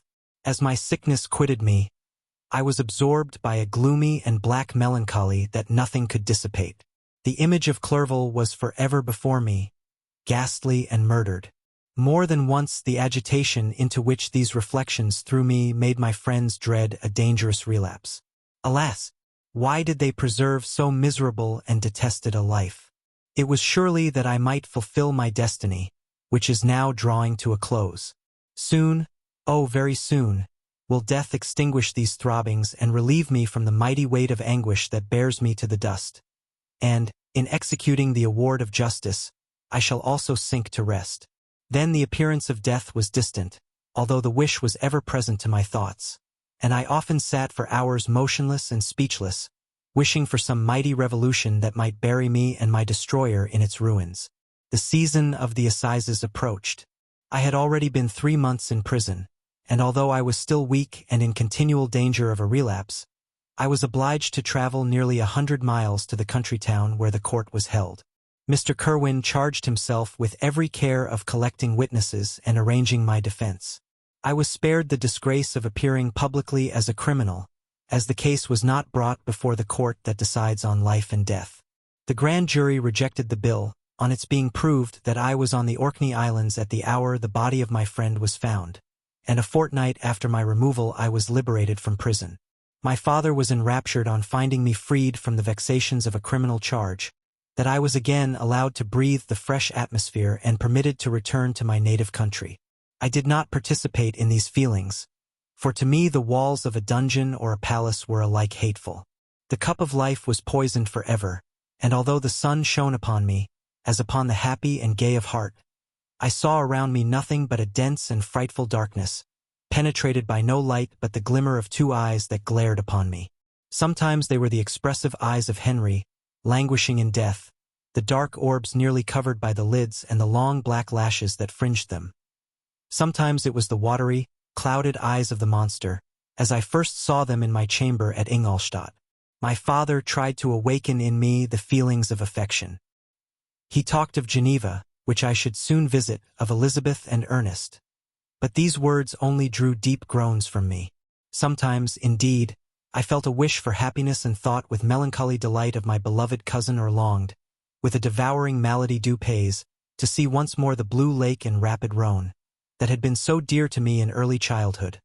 But my general state of feeling was a torpor in which a prison was as welcome a residence as the divinest scene in nature, and these fits were seldom interrupted but by paroxysms of anguish and despair.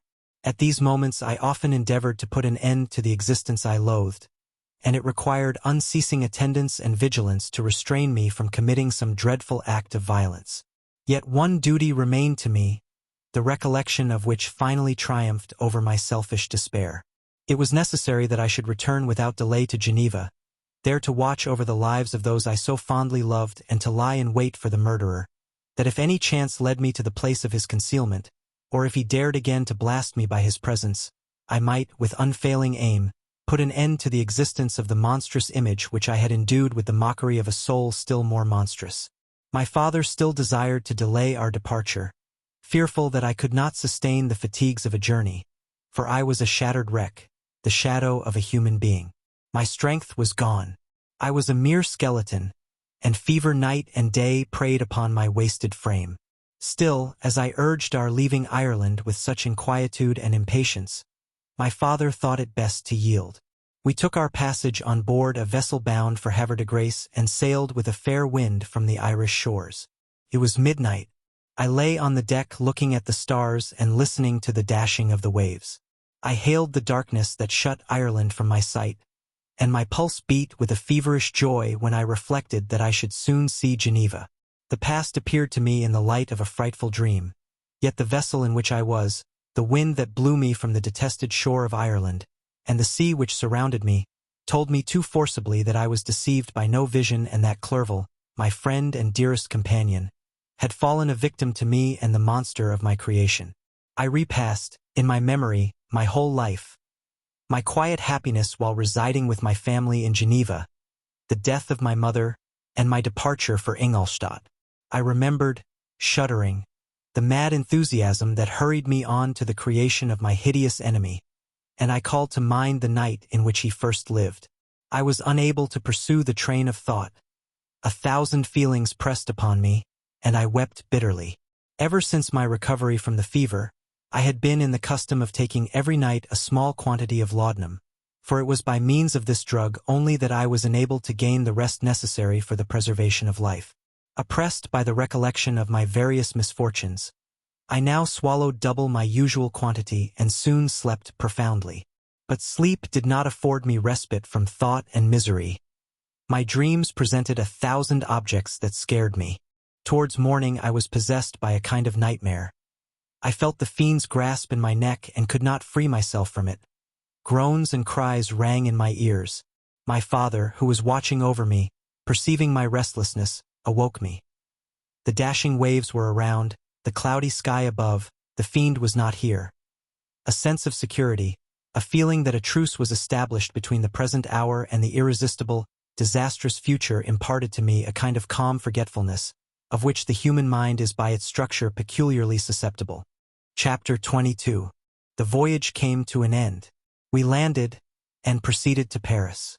I soon found that I had overtaxed my strength and that I must repose before I could continue my journey. My father's care and attentions were indefatigable, but he did not know the origin of my sufferings and sought erroneous methods to remedy the incurable ill. He wished me to seek amusement in society. I abhorred the face of man. Oh, not abhorred. They were my brethren, my fellow beings, and I felt attracted even to the most repulsive among them, as to creatures of an angelic nature and celestial mechanism. But I felt that I had no right to share their intercourse. I had unchained an enemy among them whose joy it was to shed their blood and to revel in their groans. How they would, each and all, abhor me and hunt me from the world, did they know my unhallowed acts and the crimes which had their source in me. My father yielded at length to my desire to avoid society and strove by various arguments to banish my despair. Sometimes he thought that I felt deeply the degradation of being obliged to answer a charge of murder, and he endeavored to prove to me the futility of pride. "Alas, my father," said I, "how little do you know me. Human beings, their feelings and passions, would indeed be degraded if such a wretch as I felt pride. Justine, poor unhappy Justine, was as innocent as I, and she suffered the same charge. She died for it, and I am the cause of this. I murdered her. William, Justine, and Henry, they all died by my hands." My father had often, during my imprisonment, heard me make the same assertion. When I thus accused myself, he sometimes seemed to desire an explanation, and at others he appeared to consider it as the offspring of delirium, and that, during my illness, some idea of this kind had presented itself to my imagination, the remembrance of which I preserved in my convalescence. I avoided explanation and maintained a continual silence concerning the wretch I had created. I had a persuasion that I should be supposed mad, and this in itself would forever have chained my tongue. But, besides, I could not bring myself to disclose a secret which would fill my hearer with consternation and make fear and unnatural horror the inmates of his breast. I checked, therefore, my impatient thirst for sympathy, and was silent when I would have given the world to have confided the fatal secret. Yet, still, words like those I have recorded would burst uncontrollably from me. I could offer no explanation of them, but their truth in part relieved the burden of my mysterious woe. Upon this occasion my father said, with an expression of unbounded wonder, "My dearest Victor, what infatuation is this? My dear son, I entreat you never to make such an assertion again." "I am not mad," I cried energetically. "The sun and the heavens, who have viewed my operations, can bear witness of my truth. I am the assassin of those most innocent victims. They died by my machinations. 1,000 times would I have shed my own blood, drop by drop, to have saved their lives. But I could not, my father, indeed I could not sacrifice the whole human race." The conclusion of this speech convinced my father that my ideas were deranged, and he instantly changed the subject of our conversation and endeavored to alter the course of my thoughts. He wished as much as possible to obliterate the memory of the scenes that had taken place in Ireland and never alluded to them or suffered me to speak of my misfortunes. As time passed away, I became more calm.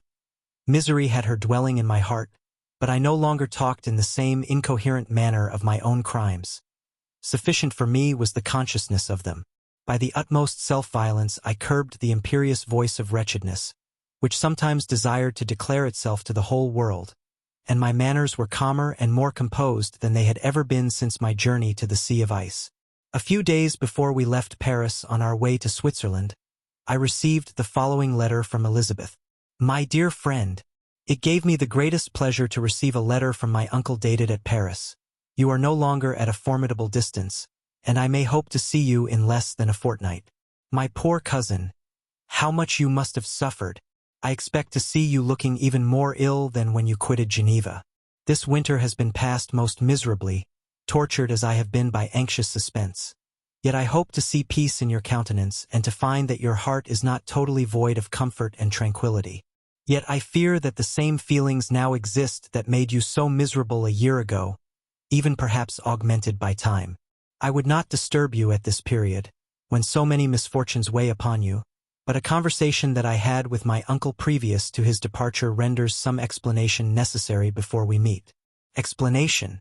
You may possibly say, what can Elizabeth have to explain? If you really say this, my questions are answered and all my doubts satisfied. But you are distant from me, and it is possible that you may dread and yet be pleased with this explanation. And in a probability of this being the case, I dare not any longer postpone writing what, during your absence, I have often wished to express to you but have never had the courage to begin. You well know, Victor, that our union had been the favorite plan of your parents ever since our infancy. We were told this when young, and taught to look forward to it as an event that would certainly take place. We were affectionate playfellows during childhood, and, I believe, dear and valued friends to one another as we grew older. But as brother and sister often entertain a lively affection towards each other without desiring a more intimate union, may not such also be our case? Tell me, dearest Victor, answer me, I conjure you by our mutual happiness, with simple truth. Do you not love another? You have traveled, you have spent several years of your life at Ingolstadt, and I confess to you, my friend, that when I saw you last autumn so unhappy, flying to solitude from the society of every creature, I could not help supposing that you might regret our connection and believe yourself bound in honor to fulfill the wishes of your parents, although they opposed themselves to your inclinations. But this is false reasoning. I confess to you, my friend, that I love you and that in my airy dreams of futurity, you have been my constant friend and companion. But it is your happiness I desire as well as my own when I declare to you that our marriage would render me eternally miserable unless it were the dictate of your own free choice. Even now I weep to think that, borne down as you are by the cruelest misfortunes, you may stifle, by the word honor, all hope of that love and happiness which would alone restore you to yourself. I, who have so disinterested an affection for you, may increase your miseries tenfold by being an obstacle to your wishes. Ah, Victor, be assured that your cousin and playmate has too sincere a love for you not to be made miserable by this supposition. Be happy, my friend. And if you obey me in this one request, remain satisfied that nothing on earth will have the power to interrupt my tranquility. Do not let this letter disturb you. Do not answer tomorrow or the next day, or even until you come, if it will give you pain. My uncle will send me news of your health, and if I see but one smile on your lips when we meet, occasioned by this or any other exertion of mine, I shall need no other happiness.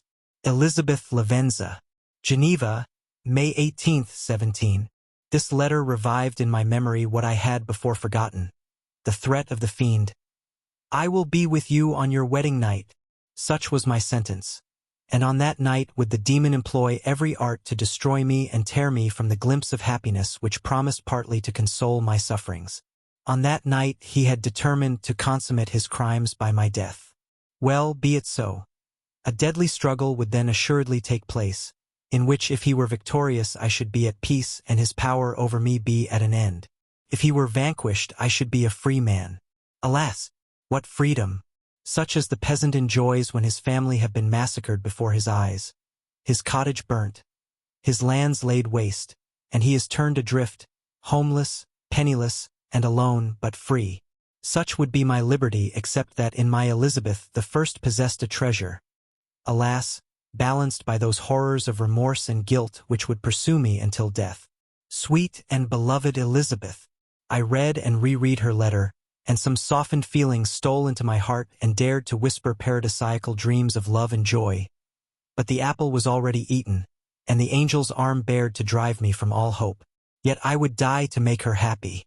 If the monster executed his threat, death was inevitable. Yet, again, I considered whether my marriage would hasten my fate.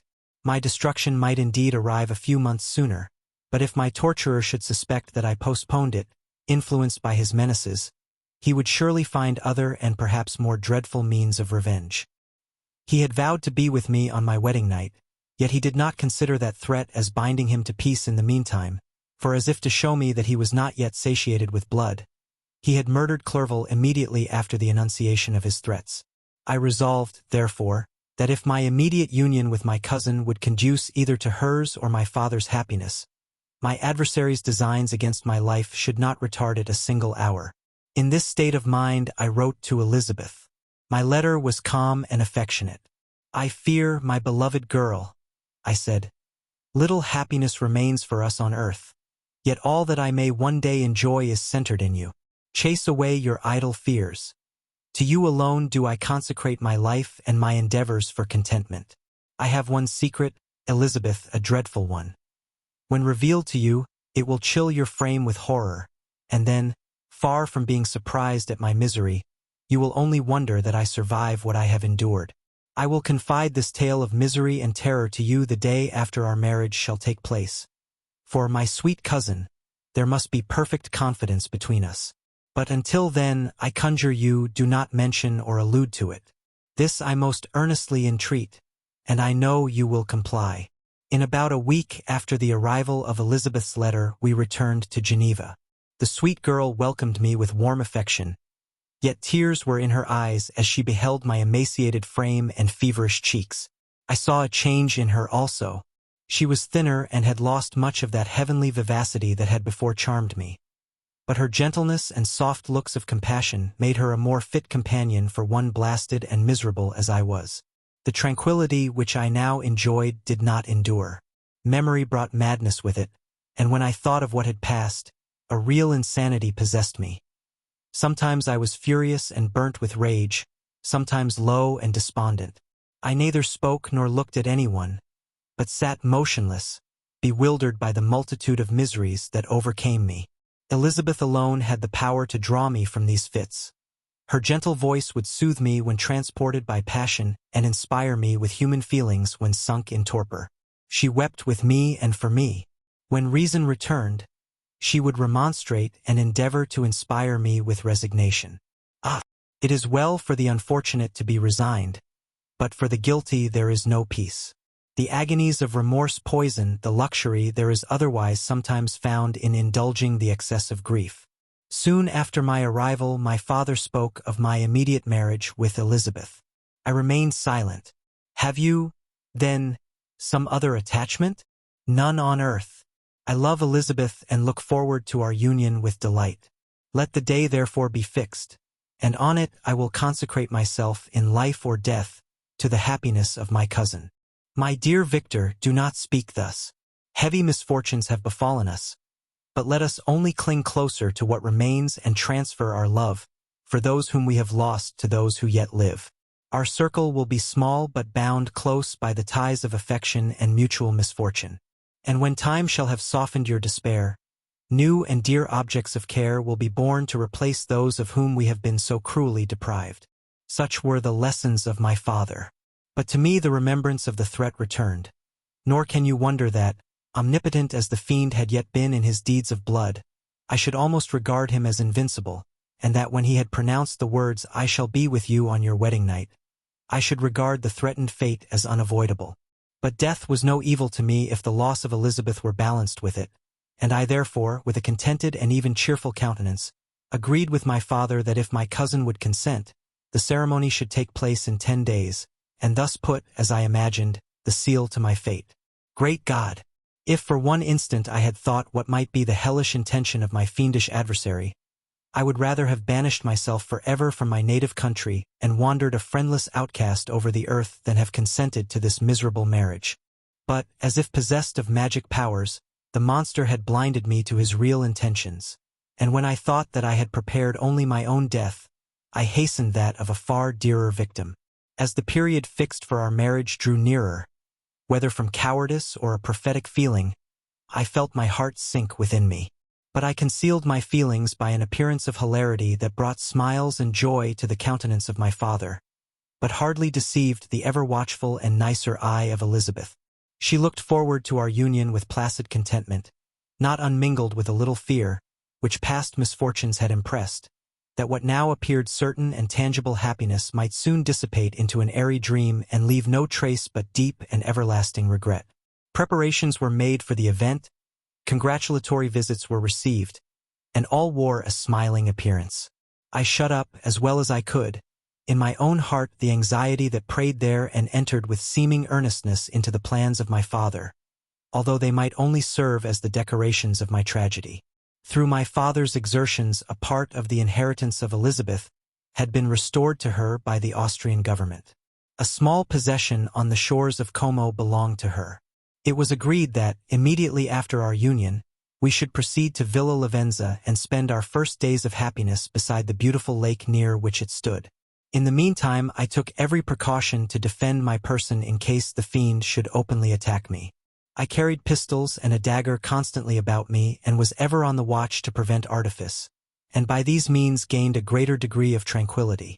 Indeed, as the period approached, the threat appeared more as a delusion, not to be regarded as worthy to disturb my peace, while the happiness I hoped for in my marriage wore a greater appearance of certainty as the day fixed for its solemnization drew nearer, and I heard it continually spoken of as an occurrence which no accident could possibly prevent. Elizabeth seemed happy. My tranquil demeanor contributed greatly to calm her mind. But on the day that was to fulfill my wishes and my destiny, she was melancholy, and a presentiment of evil pervaded her. And perhaps also she thought of the dreadful secret which I had promised to reveal to her on the following day. My father was in the meantime overjoyed, and, in the bustle of preparation, only recognized in the melancholy of his niece the diffidence of a bride. After the ceremony was performed, a large party assembled at my father's, but it was agreed that Elizabeth and I should commence our journey by water, sleeping that night at Evian and continuing our voyage on the following day. The day was fair, the wind favorable. All smiled on our nuptial embarkation. Those were the last moments of my life during which I enjoyed the feeling of happiness. We passed rapidly along. The sun was hot, but we were sheltered from its rays by a kind of canopy while we enjoyed the beauty of the scene, sometimes on one side of the lake, where we saw Mont Saleve, the pleasant banks of Montélimar, and at a distance, surmounting all, the beautiful Mont Blanc, and the assemblage of snowy mountains that in vain endeavor to emulate her. Sometimes coasting the opposite banks, we saw the mighty Jura opposing its dark side to the ambition that would quit its native country, and an almost insurmountable barrier to the invader who should wish to enslave it. I took the hand of Elizabeth. "You are sorrowful, my love. Ah! If you knew what I have suffered and what I may yet endure, you would endeavor to let me taste the quiet and freedom from despair that this one day at least permits me to enjoy." "Be happy, my dear Victor," replied Elizabeth. "There is, I hope, nothing to distress you, and be assured that if a lively joy is not painted in my face, my heart is contented. Something whispers to me not to depend too much on the prospect that is opened before us, but I will not listen to such a sinister voice. Observe how fast we move along and how the clouds, which sometimes obscure and sometimes rise above the dome of Mont Blanc, render this scene of beauty still more interesting. Look also at the innumerable fish that are swimming in the clear waters, where we can distinguish every pebble that lies at the bottom. What a divine day! How happy and serene all nature appears!" Thus Elizabeth endeavored to divert her thoughts and mine from all reflection upon melancholy subjects. But her temper was fluctuating. Joy for a few instants shone in her eyes, but it continually gave place to distraction and reverie. The sun sank lower in the heavens. We passed the river Drance and observed its path through the chasms of the higher and the glens of the lower hills. The Alps here come closer to the lake, and we approached the amphitheater of mountains which forms its eastern boundary. The spire of Evian shone under the woods that surrounded it and the range of mountain above mountain by which it was overhung. The wind, which had hitherto carried us along with amazing rapidity, sank at sunset to a light breeze. The soft air just ruffled the water and caused a pleasant motion among the trees as we approached the shore, from which it wafted the most delightful scent of flowers and hay. The sun sank beneath the horizon as we landed, and as I touched the shore I felt those cares and fears revive which soon were to clasp me and cling to me forever. Chapter 23. It was 8 o'clock when we landed. We walked for a short time on the shore, enjoying the transitory light, and then retired to the inn and contemplated the lovely scene of waters, woods and mountains, obscured in darkness, yet still displaying their black outlines. The wind, which had fallen in the south, now rose with great violence in the west. The moon had reached her summit in the heavens and was beginning to descend. The clouds swept across it swifter than the flight of the vulture and dimmed her rays, while the lake reflected the scene of the busy heavens, rendered still busier by the restless waves that were beginning to rise. Suddenly a heavy storm of rain descended.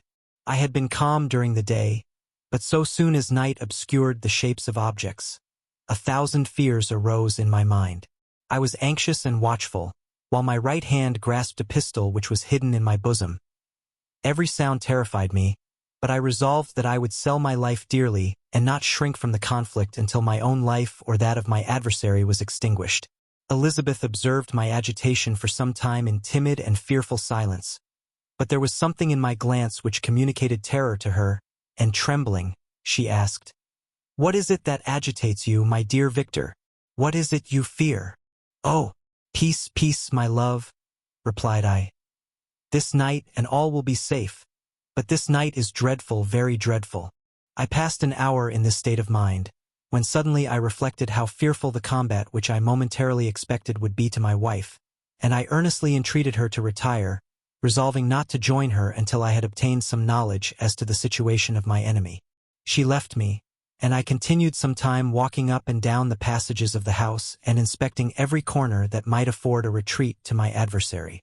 But I discovered no trace of him and was beginning to conjecture that some fortunate chance had intervened to prevent the execution of his menaces when suddenly I heard a shrill and dreadful scream. It came from the room into which Elizabeth had retired. As I heard it, the whole truth rushed into my mind. My arms dropped. The motion of every muscle and fiber was suspended. I could feel the blood trickling in my veins and tingling in the extremities of my limbs. This state lasted but for an instant. The scream was repeated, and I rushed into the room. Great God! Why did I not then expire? Why am I here to relate the destruction of the best hope and the purest creature on earth? She was there, lifeless and inanimate, thrown across the bed, her head hanging down and her pale and distorted features half covered by her hair.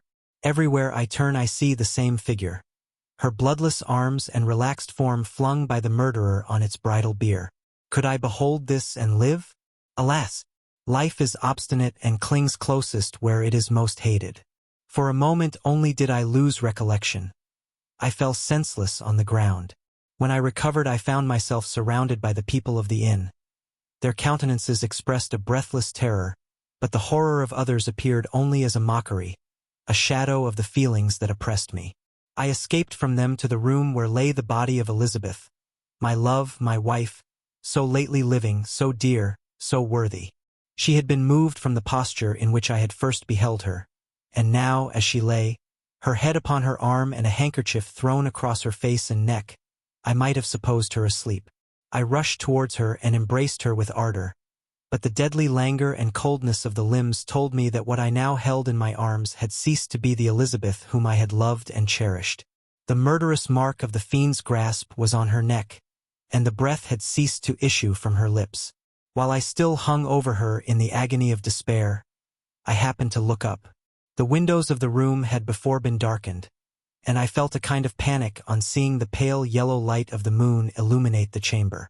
The shutters had been thrown back, and with a sensation of horror not to be described, I saw at the open window a figure the most hideous and abhorred. A grin was on the face of the monster.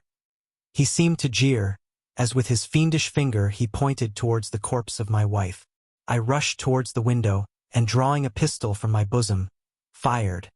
But he eluded me, leaped from his station, and running with the swiftness of lightning, plunged into the lake. The report of the pistol brought a crowd into the room. I pointed to the spot where he had disappeared, and we followed the track with boats. Nets were cast, but in vain. After passing several hours, we returned hopeless, most of my companions believing it to have been a form conjured up by my fancy. After having landed, they proceeded to search the country, parties going in different directions among the woods and vines. I attempted to accompany them and proceeded a short distance from the house, but my head whirled round, my steps were like those of a drunken man. I fell at last in a state of utter exhaustion. A film covered my eyes, and my skin was parched with the heat of fever. In this state I was carried back and placed on a bed, hardly conscious of what had happened. My eyes wandered round the room as if to seek something that I had lost. After an interval I arose, and as if by instinct, crawled into the room where the corpse of my beloved lay. There were women weeping around. I hung over it and joined my sad tears to theirs. All this time no distinct idea presented itself to my mind, but my thoughts rambled to various subjects, reflecting confusedly on my misfortunes and their cause. I was bewildered, in a cloud of wonder and horror. The death of William, the execution of Justine, the murder of Clerval, and lastly of my wife. Even at that moment I knew not that my only remaining friends were safe from the malignity of the fiend. My father even now might be writhing under his grasp, and Ernest might be dead at his feet. This idea made me shudder and recalled me to action. I started up and resolved to return to Geneva with all possible speed. There were no horses to be procured, and I must return by the lake. But the wind was unfavorable, and the rain fell in torrents. However, it was hardly morning, and I might reasonably hope to arrive by night. I hired men to row and took in or myself, for I had always experienced relief from mental torment in bodily exercise. But the overflowing misery I now felt, and the excessive agitation that I endured rendered me incapable of any exertion. I threw down the oar, and leaning my head upon my hands, gave way to every gloomy idea that arose. If I looked up, I saw scenes which were familiar to me in my happier time, and which I had contemplated but the day before in the company of her, who was now but a shadow and a recollection. Tears streamed from my eyes. The rain had ceased for a moment, and I saw the fish play in the waters as they had done a few hours before. They had then been observed by Elizabeth. Nothing is so painful to the human mind as a great and sudden change. The sun might shine or the clouds might lower, but nothing could appear to me as it had done the day before. A fiend had snatched from me every hope of future happiness. No creature had ever been so miserable as I was. So frightful an event is single in the history of man. But why should I dwell upon the incidents that followed this last overwhelming event? Mine has been a tale of horrors. I have reached their acme, and what I must now relate can but be tedious to you. Know that, one by one, my friends were snatched away. I was left desolate. My own strength is exhausted, and I must tell, in a few words, what remains of my hideous narration. I arrived at Geneva. My father and Ernest yet lived, but the former sunk under the tidings that I bore. I see him now, excellent and venerable old man. His eyes wandered in vacancy, for they had lost their charm and their delight. His Elizabeth, his more than daughter, whom he doted on with all that affection which a man feels, who in the decline of life, having few affections, clings more earnestly to those that remain. Cursed be the fiend that brought misery on his gray hairs and doomed him to waste in wretchedness. He could not live under the horrors that were accumulated around him. The springs of existence suddenly gave way. He was unable to rise from his bed, and in a few days he died in my arms. What then became of me? I know not. I lost sensation, and chains and darkness were the only objects that pressed upon me. Sometimes, indeed, I dreamt that I wandered in flowery meadows and pleasant valleys with the friends of my youth, but I awoke and found myself in a dungeon. Melancholy followed, but by degrees I gained a clear conception of my miseries and situation, and was then released from my prison. For they had called me mad, and during many months, as I understood, a solitary cell had been my habitation. Liberty, however, had been a useless gift to me, had I not, as I awakened to reason, at the same time awakened to revenge. As the memory of past misfortunes pressed upon me, I began to reflect on their cause, the monster whom I had created, the miserable demon whom I had sent abroad into the world for my destruction. I was possessed by a maddening rage when I thought of him, and desired and ardently prayed that I might have him within my grasp to wreak a great and signal revenge on his cursed head. Nor did my hate long confine itself to useless wishes. I began to reflect on the best means of securing him, and for this purpose, about a month after my release, I repaired to a criminal judge in the town and told him that I had an accusation to make, that I knew the destroyer of my family, and that I required him to exert his whole authority for the apprehension of the murderer. The magistrate listened to me with attention and kindness. "Be assured, sir," said he, "no pains or exertions on my part shall be spared to discover the villain." "I thank you," replied I. "Listen, therefore, to the deposition that I have to make. It is indeed a tale so strange that I should fear you would not credit it were there not something in truth which, however wonderful, forces conviction. The story is too connected to be mistaken for a dream, and I have no motive for falsehood." My manner as I thus addressed him was impressive but calm. I had formed in my own heart a resolution to pursue my destroyer to death, and this purpose quieted my agony and for an interval reconciled me to life. I now related my history briefly but with firmness and precision, marking the dates with accuracy and never deviating into invective or exclamation. The magistrate appeared at first perfectly incredulous, but as I continued he became more attentive and interested. I saw him sometimes shudder with horror, at others a lively surprise, unmingled with disbelief, was painted on his countenance. When I had concluded my narration, I said, "This is the being whom I accuse and for whose seizure and punishment I call upon you to exert your whole power. It is your duty as a magistrate, and I believe and hope that your feelings as a man will not revolt from the execution of those functions on this occasion."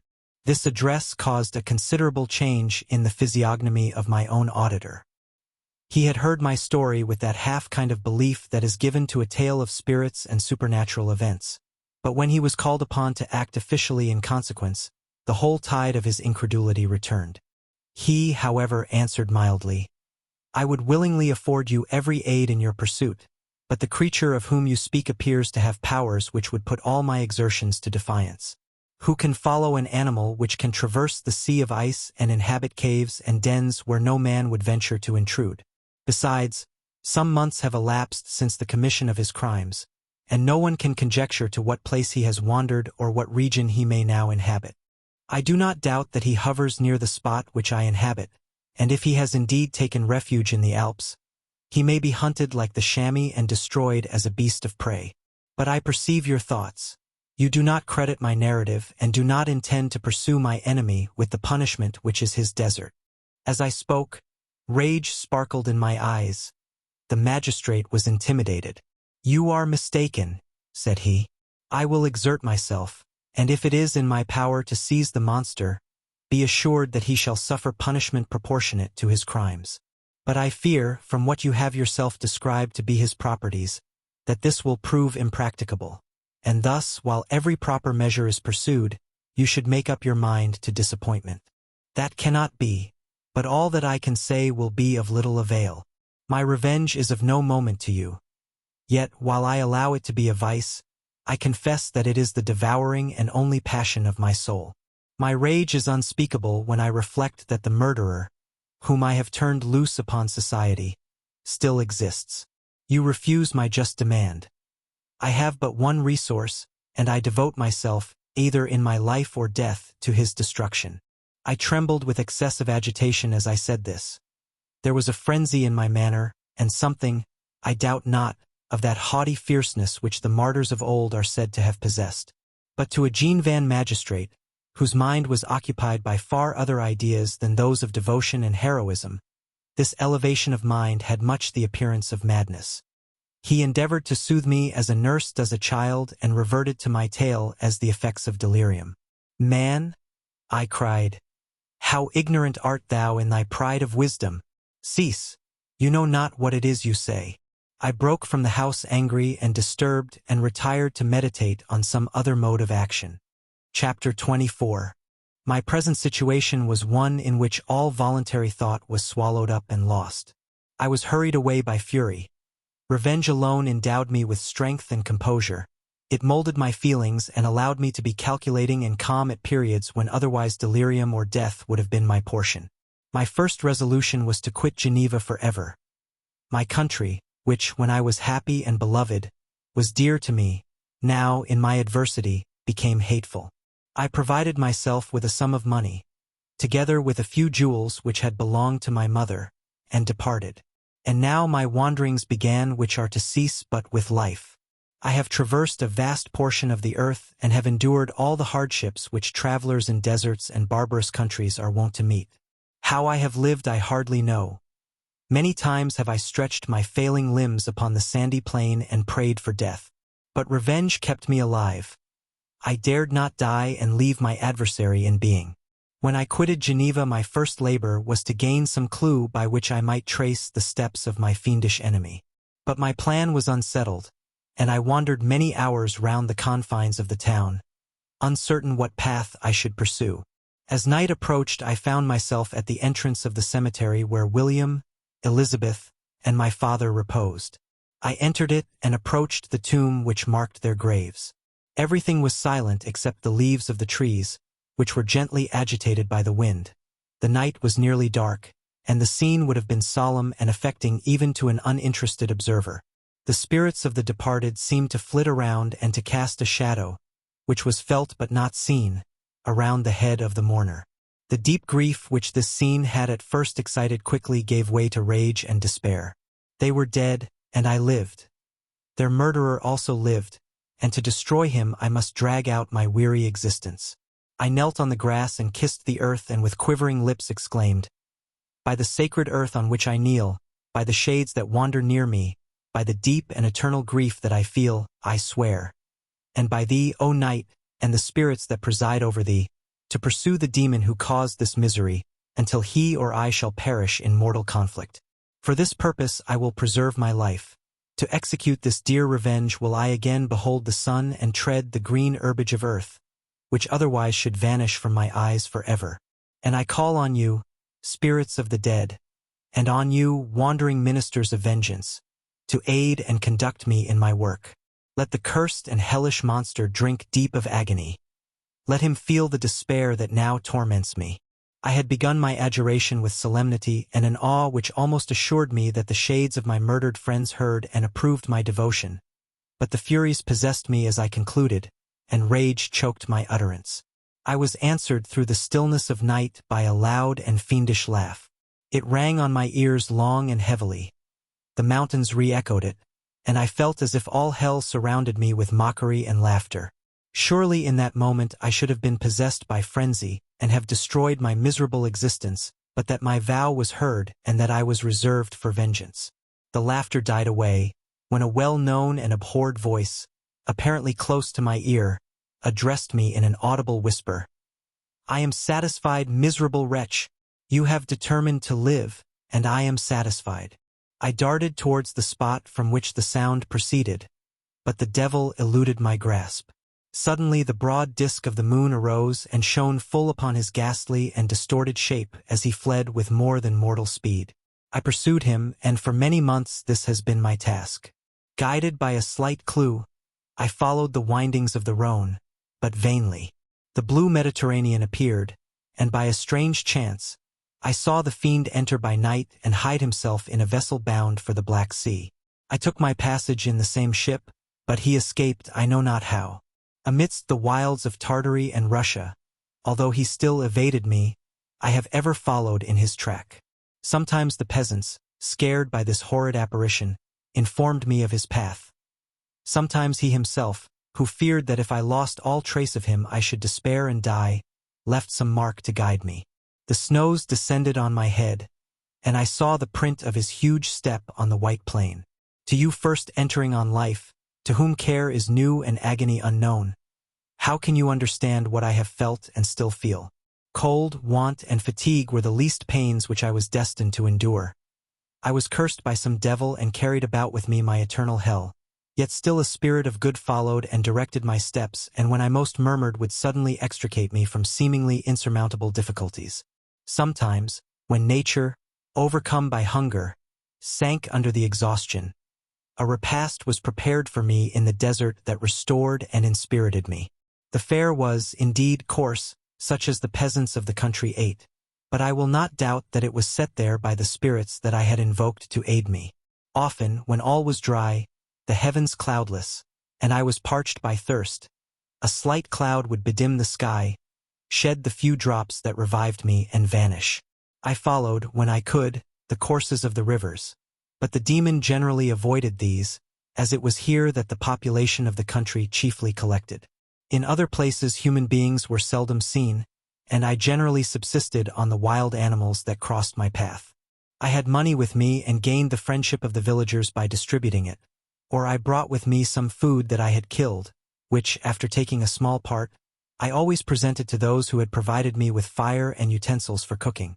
My life, as it passed thus, was indeed hateful to me, and it was during sleep alone that I could taste joy. O blessed sleep! Often, when most miserable, I sank to repose, and my dreams lulled me even to rapture. The spirits that guarded me had provided these moments, or rather hours, of happiness that I might retain strength to fulfill my pilgrimage. Deprived of this respite, I should have sunk under my hardships. During the day I was sustained and inspirited by the hope of night, for in sleep I saw my friends, my wife, and my beloved country. Again I saw the benevolent countenance of my father, heard the silver tones of my Elizabeth's voice, and beheld Clerval enjoying health and youth. Often, when wearied by a toilsome march, I persuaded myself that I was dreaming until night should come, and that I should then enjoy reality in the arms of my dearest friends. What agonizing fondness did I feel for them! How did I cling to their dear forms, as sometimes they haunted even my waking hours, and persuade myself that they still lived. At such moments vengeance, that burned within me, died in my heart, and I pursued my path towards the destruction of the demon more as a task enjoined by heaven, as the mechanical impulse of some power of which I was unconscious, than as the ardent desire of my soul. What his feelings were whom I pursued I cannot know. Sometimes, indeed, he left marks in writing on the barks of the trees or cut in stone that guided me and instigated my fury. My reign is not yet over. These words were legible in one of these inscriptions. You live, and my power is complete. Follow me. I seek the everlasting ices of the north, where you will feel the misery of cold and frost, to which I am impassive. You will find near this place, if you follow not too tardily, a dead hare. Eat and be refreshed. Come on, my enemy. We have yet to wrestle for our lives, but many hard and miserable hours must you endure until that period shall arrive. Scoffing devil, again do I vow vengeance. Again do I devote thee, miserable fiend, to torture and death. Never will I give up my search until he or I perish. And then with what ecstasy shall I join my Elizabeth and my departed friends, who even now prepare for me the reward of my tedious toil and horrible pilgrimage. As I still pursued my journey to the northward, the snows thickened and the cold increased in a degree almost too severe to support. The peasants were shut up in their hovels, and only a few of the most hardy ventured forth to seize the animals whom starvation had forced from their hiding places to seek for prey. The rivers were covered with ice, and no fish could be procured, and thus I was cut off from my chief article of maintenance. The triumph of my enemy increased with the difficulty of my labors. One inscription that he left was in these words: Prepare, your toils only begin. Wrap yourself in furs and provide food, for we shall soon enter upon a journey where your sufferings will satisfy my everlasting hatred. My courage and perseverance were invigorated by these scoffing words. I resolved not to fail in my purpose, and calling on heaven to support me, I continued with unabated fervor to traverse immense deserts, until the ocean appeared at a distance and formed the utmost boundary of the horizon. Oh, how unlike it was to the blue seasons of the south! Covered with ice, it was only to be distinguished from land by its superior wildness and ruggedness. The Greeks wept for joy when they beheld the Mediterranean from the hills of Asia, and hailed with rapture the boundary of their toils. I did not weep, but I knelt down and with a full heart thanked my guiding spirit for conducting me in safety to the place where I hoped, notwithstanding my adversary's jibe, to meet and grapple with him. Some weeks before this period I had procured a sledge and dogs and thus traversed the snows with inconceivable speed. I know not whether the fiend possessed the same advantages, but I found that, as before I had daily lost ground in the pursuit, I now gained on him, so much so that when I first saw the ocean he was but 1 day's journey in advance, and I hoped to intercept him before he should reach the beach. With new courage, therefore, I pressed on, and in 2 days arrived at a wretched hamlet on the seashore. I inquired of the inhabitants concerning the fiend and gained accurate information. A gigantic monster, they said, had arrived the night before, armed with a gun and many pistols, putting to flight the inhabitants of a solitary cottage through fear of his terrific appearance. He had carried off their store of winter food, and placing it in a sledge, to draw which he had seized on a numerous drove of trained dogs, he had harnessed them, and the same night, to the joy of the horror-struck villagers, had pursued his journey across the sea in a direction that led to no land, and they conjectured that he must speedily be destroyed by the breaking of the ice or frozen by the eternal frosts. On hearing this information, I suffered a temporary access of despair. He had escaped me, and I must commence a destructive and almost endless journey across the mountainous ices of the ocean, amidst cold that few of the inhabitants could long endure and which I, the native of a genial and sunny climate, could not hope to survive. Yet at the idea that the fiend should live and be triumphant, my rage and vengeance returned, and like a mighty tide, overwhelmed every other feeling.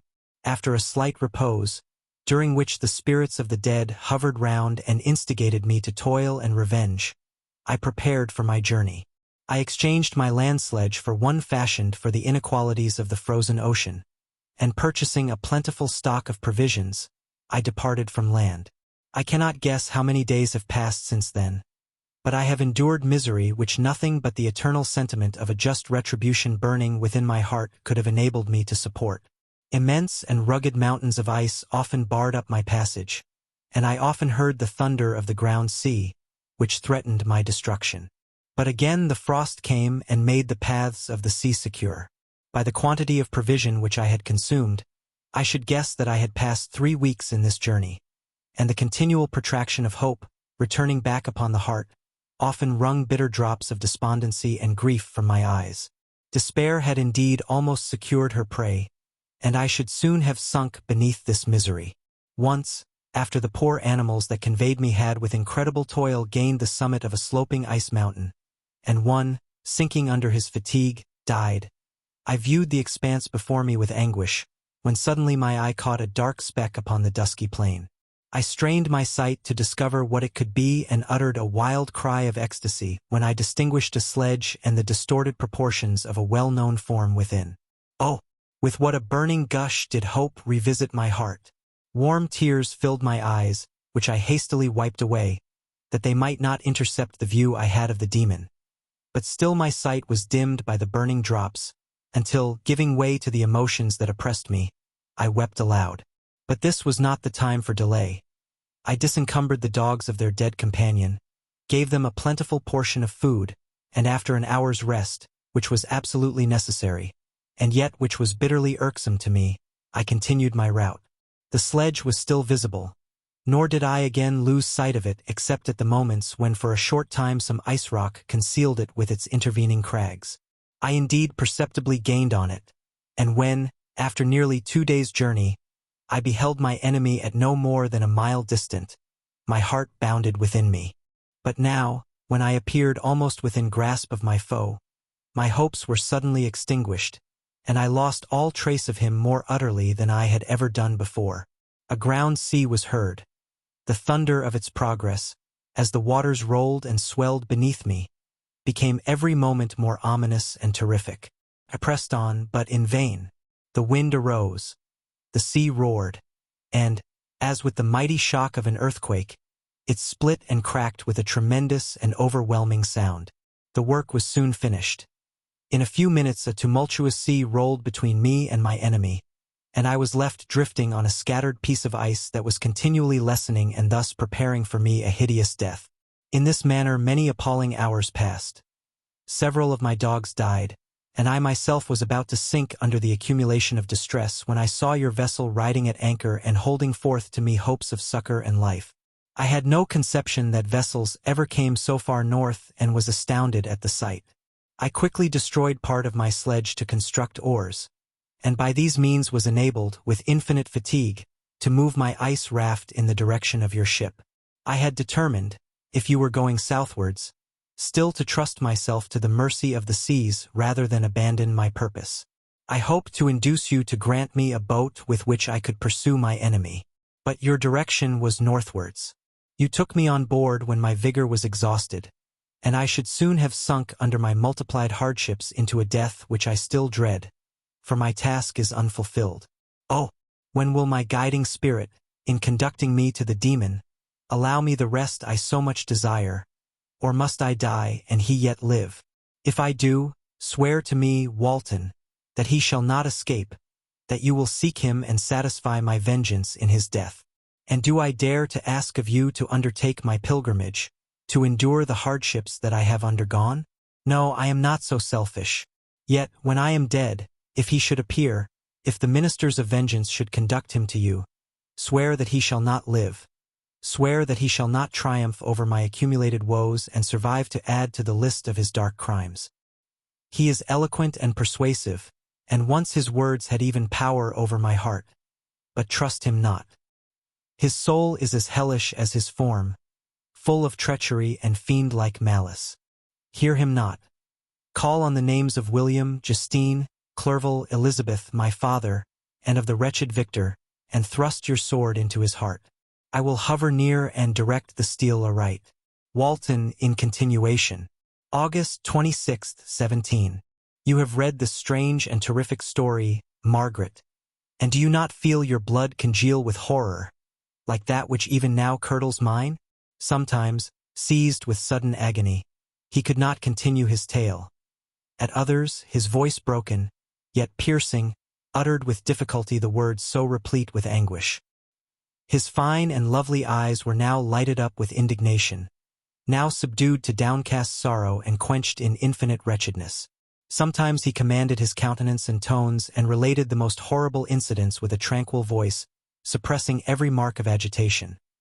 Then, like a volcano bursting forth, his face would suddenly change to an expression of the wildest rage as he shrieked out imprecations on his persecutor.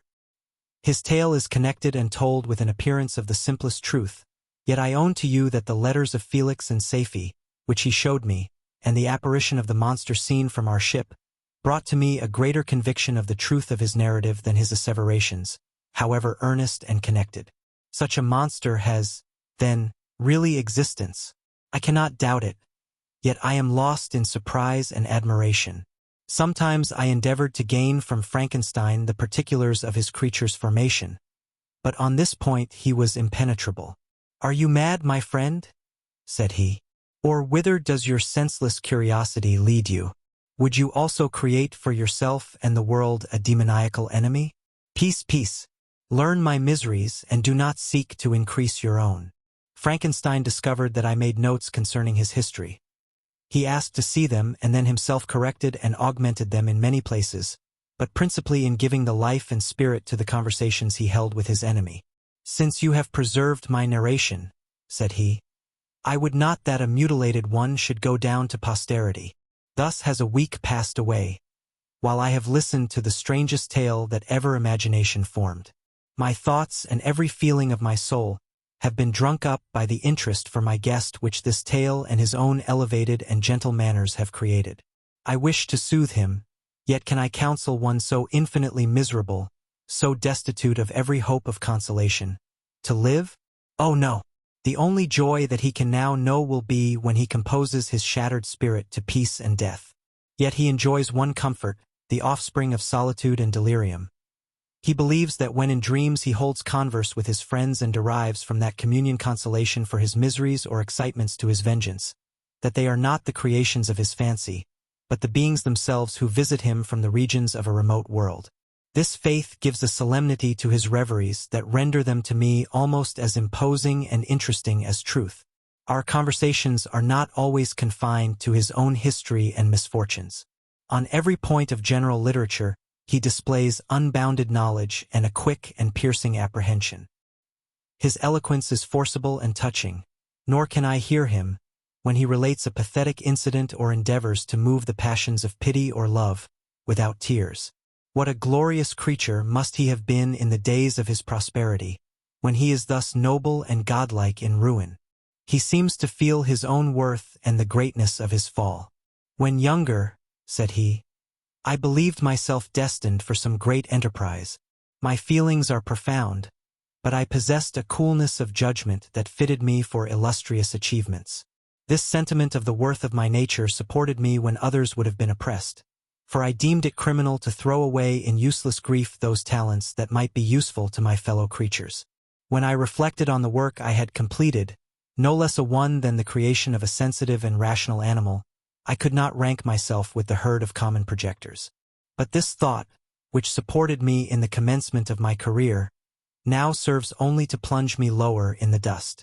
All my speculations and hopes are as nothing, and like the archangel who aspired to omnipotence, I am chained in an eternal hell. My imagination was vivid, yet my powers of analysis and application were intense.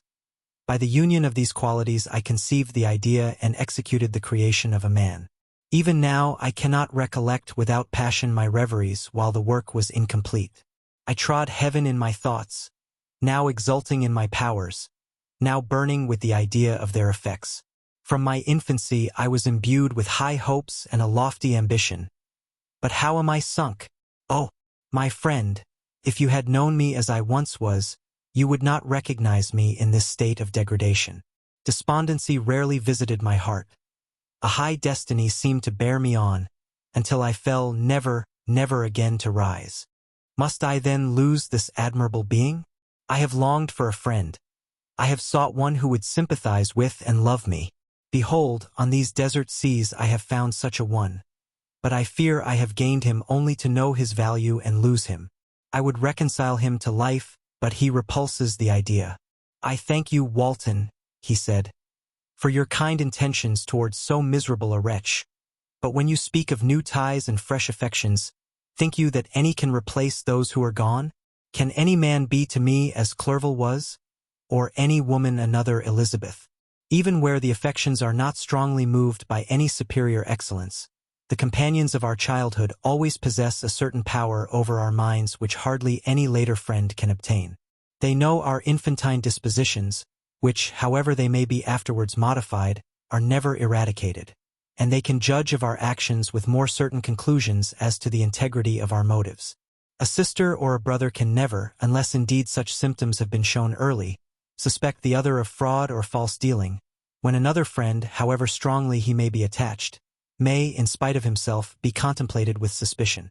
But I enjoyed friends, dear not only through habit and association, but from their own merits, and wherever I am, the soothing voice of my Elizabeth and the conversation of Clerval will be ever whispered in my ear. They are dead, and but one feeling in such a solitude can persuade me to preserve my life. If I were engaged in any high undertaking or design, fraught with extensive utility to my fellow creatures, then could I live to fulfill it. But such is not my destiny. I must pursue and destroy the being to whom I gave existence. Then my lot on earth will be fulfilled and I may die. My beloved sister, September 2d. I write to you, encompassed by peril and ignorant whether I am ever doomed to see again dear England and the dearer friends that inhabit it. I am surrounded by mountains of ice which admit of no escape and threaten every moment to crush my vessel.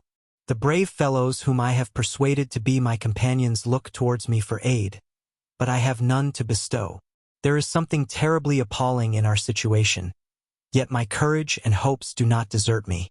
Yet it is terrible to reflect that the lives of all these men are endangered through me. If we are lost, my mad schemes are the cause. And what, Margaret, will be the state of your mind? You will not hear of my destruction, and you will anxiously await my return. Years will pass, and you will have visitings of despair and yet be tortured by hope.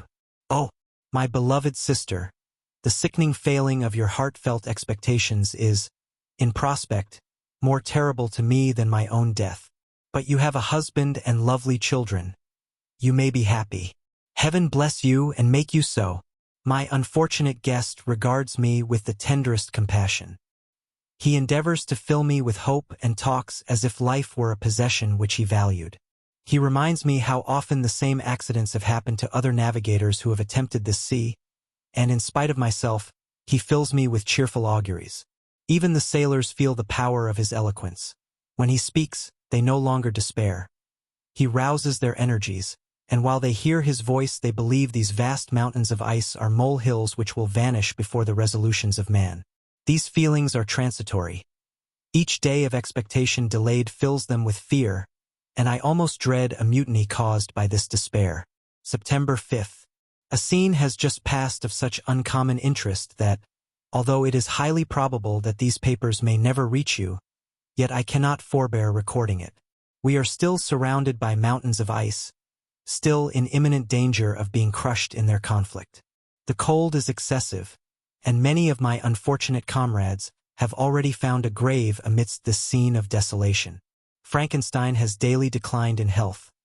A feverish fire still glimmers in his eyes, but he is exhausted, and when suddenly roused to any exertion, he speedily sinks again into apparent lifelessness. I mentioned in my last letter the fears I entertained of a mutiny. This morning, as I sat watching the wan countenance of my friend, his eyes half closed and his limbs hanging listlessly, I was roused by half a dozen of the sailors, who demanded admission into the cabin. They entered, and their leader addressed me. He told me that he and his companions had been chosen by the other sailors to come in deputation to me to make me a requisition which, in justice, I could not refuse. We were immured in ice and should probably never escape, but they feared that if, as was possible, the ice should dissipate and a free passage be opened, I should be rash enough to continue my voyage and lead them into fresh dangers, after they might happily have surmounted this. They insisted, therefore, that I should engage with a solemn promise that if the vessel should be freed I would instantly direct my course southwards. This speech troubled me. I had not despaired, nor had I yet conceived the idea of returning if set free. Yet could I, in justice or even in possibility, refuse this demand? I hesitated before I answered, when Frankenstein, who had at first been silent, and indeed appeared hardly to have force enough to attend, now roused himself. His eyes sparkled, and his cheeks flushed with momentary vigor. Turning towards the men, he said, "What do you mean? What do you demand of your captain? Are you, then, so easily turned from your design? Did you not call this a glorious expedition? And wherefore was it glorious? Not because the way was smooth and placid as a southern sea, but because it was full of dangers and terror, because at every new incident your fortitude was to be called forth and your courage exhibited, because danger and death surrounded it, and these you were to brave and overcome. For this was it a glorious, for this was it an honorable undertaking. You were hereafter to be hailed as the benefactors of your species, your names adored as belonging to brave men who encountered death for honor and the benefit of mankind. And now, behold, with the first imagination of danger, or, if you will, the first mighty and terrific trial of your courage, you shrink away and are content to be handed down as men who had not strength enough to endure cold and peril. And so, poor souls, they were chilly and returned to their warm firesides. Why, that requires not this preparation. Ye need not have come thus far and dragged your captain to the shame of a defeat merely to prove yourselves cowards. Oh, be men or be more than men.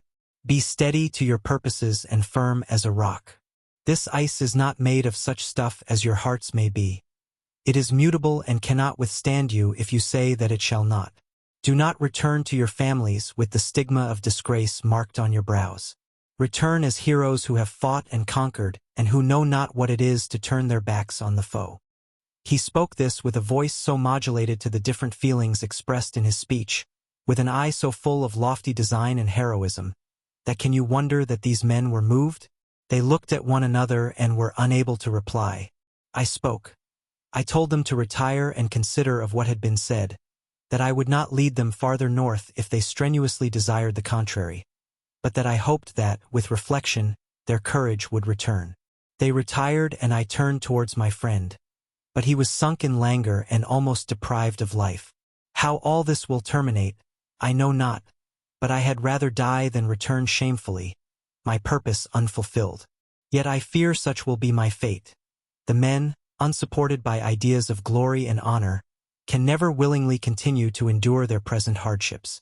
September 7th. The die is cast. I have consented to return if we are not destroyed. Thus are my hopes blasted by cowardice and indecision. I come back ignorant and disappointed. It requires more philosophy than I possess to bear this injustice with patience. September 12th. It is past. I am returning to England. I have lost my hopes of utility and glory. I have lost my friend. But I will endeavor to detail these bitter circumstances to you, my dear sister, and while I am wafted towards England and towards you, I will not despond. September 9th, the ice began to move, and roarings like thunder were heard at a distance as the island split and cracked in every direction. We were in the most imminent peril, but as we could only remain passive, my chief attention was occupied by my unfortunate guest, whose illness increased in such a degree that he was entirely confined to his bed. The ice cracked behind us and was driven with force towards the north. A breeze sprang from the west, and on the 11th the passage towards the south became perfectly free. When the sailors saw this and that their return to their native country was apparently assured, a shout of tumultuous joy broke from them, loud and long continued. Frankenstein, who was dozing, awoke and asked the cause of the tumult. "They shout," I said, "because they will soon return to England." "Do you, then, really return?" "Alas, yes.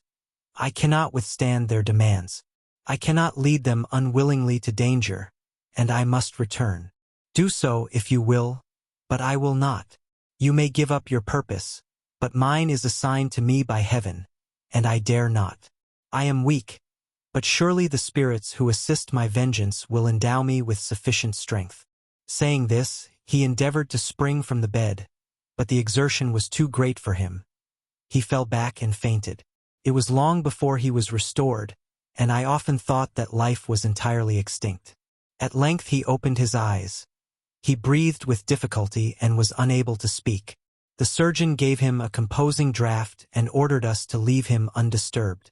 In the meantime, he told me that my friend had certainly not many hours to live. His sentence was pronounced, and I could only grieve and be patient. I sat by his bed watching him. His eyes were closed, and I thought he slept. But presently he called to me in a feeble voice, and bidding me come near, said, "Alas! The strength I relied on is gone.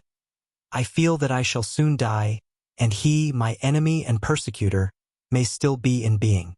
Think not, Walton, that in the last moments of my existence I feel that burning hatred and ardent desire of revenge I once expressed.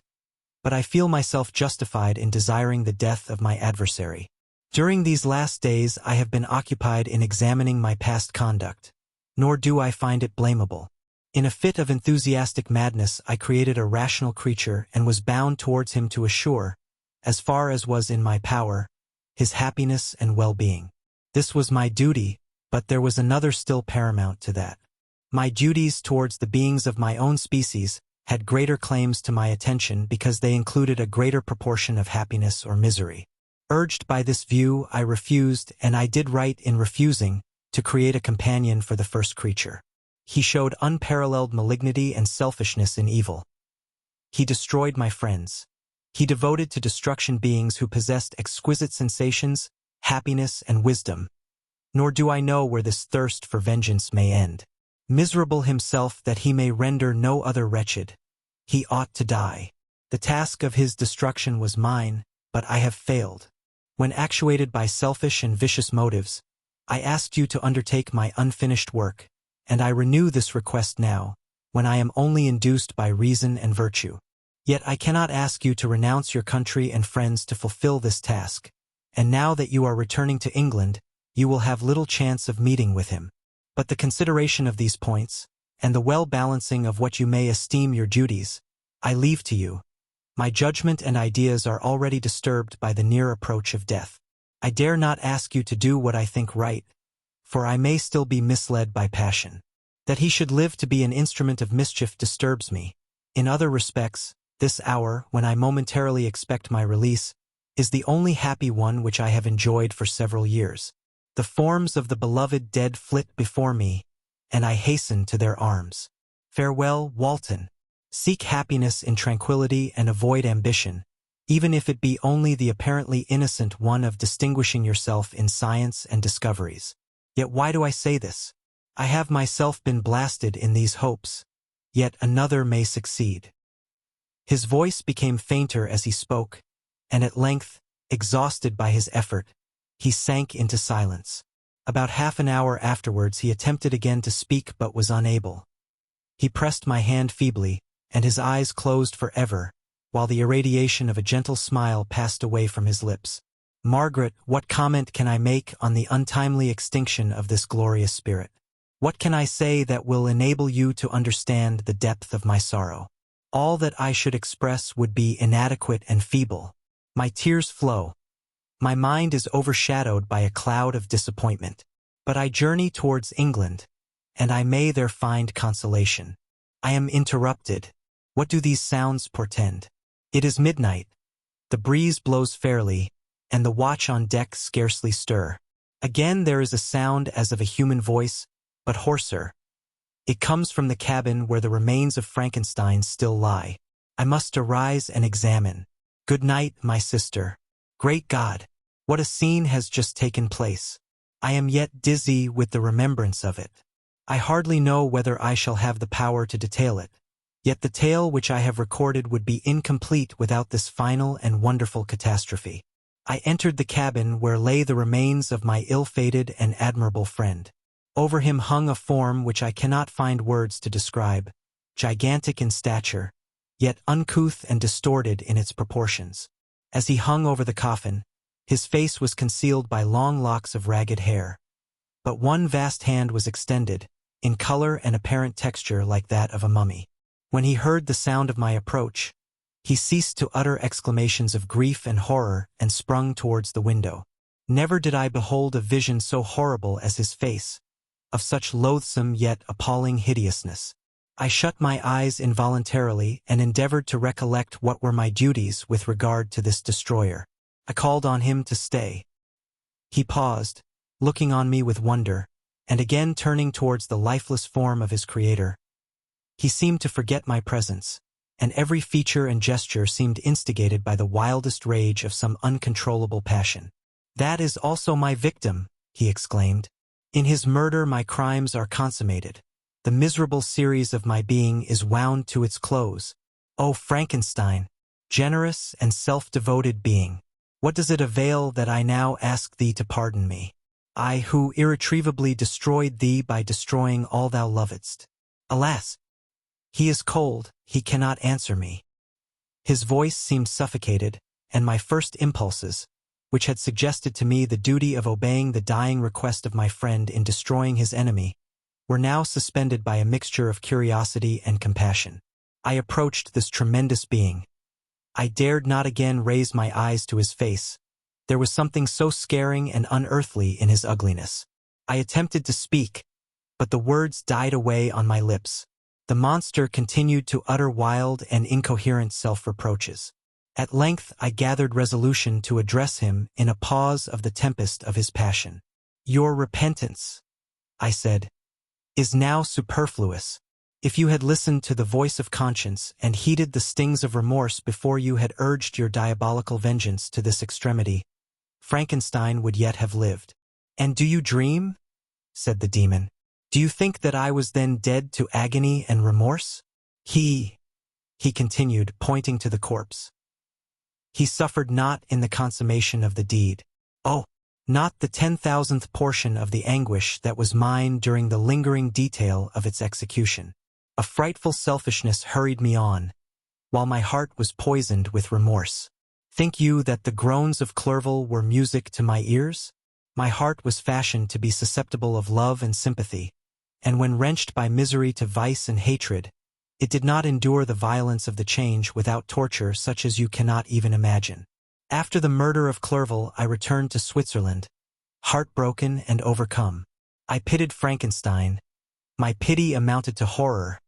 I abhorred myself. But when I discovered that he, the author at once of my existence and of its unspeakable torments, dared to hope for happiness, that while he accumulated wretchedness and despair upon me, He sought his own enjoyment in feelings and passions from the indulgence of which I was forever barred. Then impotent envy and bitter indignation filled me with an insatiable thirst for vengeance. I recollected my threat and resolved that it should be accomplished.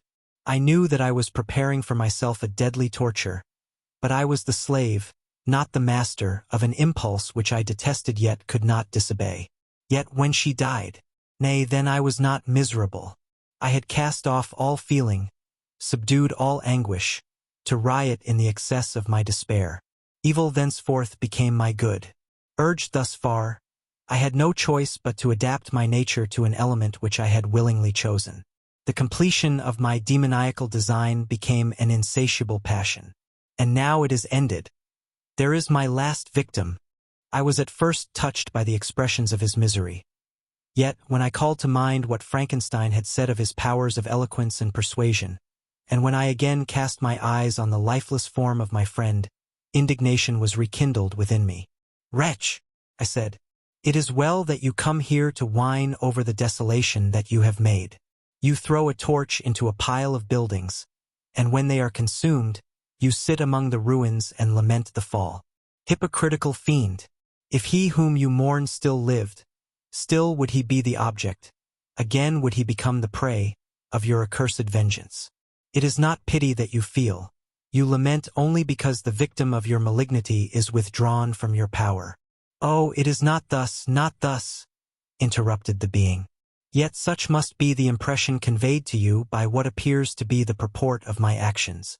Yet I seek not a fellow feeling in my misery. No sympathy may I ever find. When I first sought it, it was the love of virtue, the feelings of happiness and affection with which my whole being overflowed, that I wished to be participated.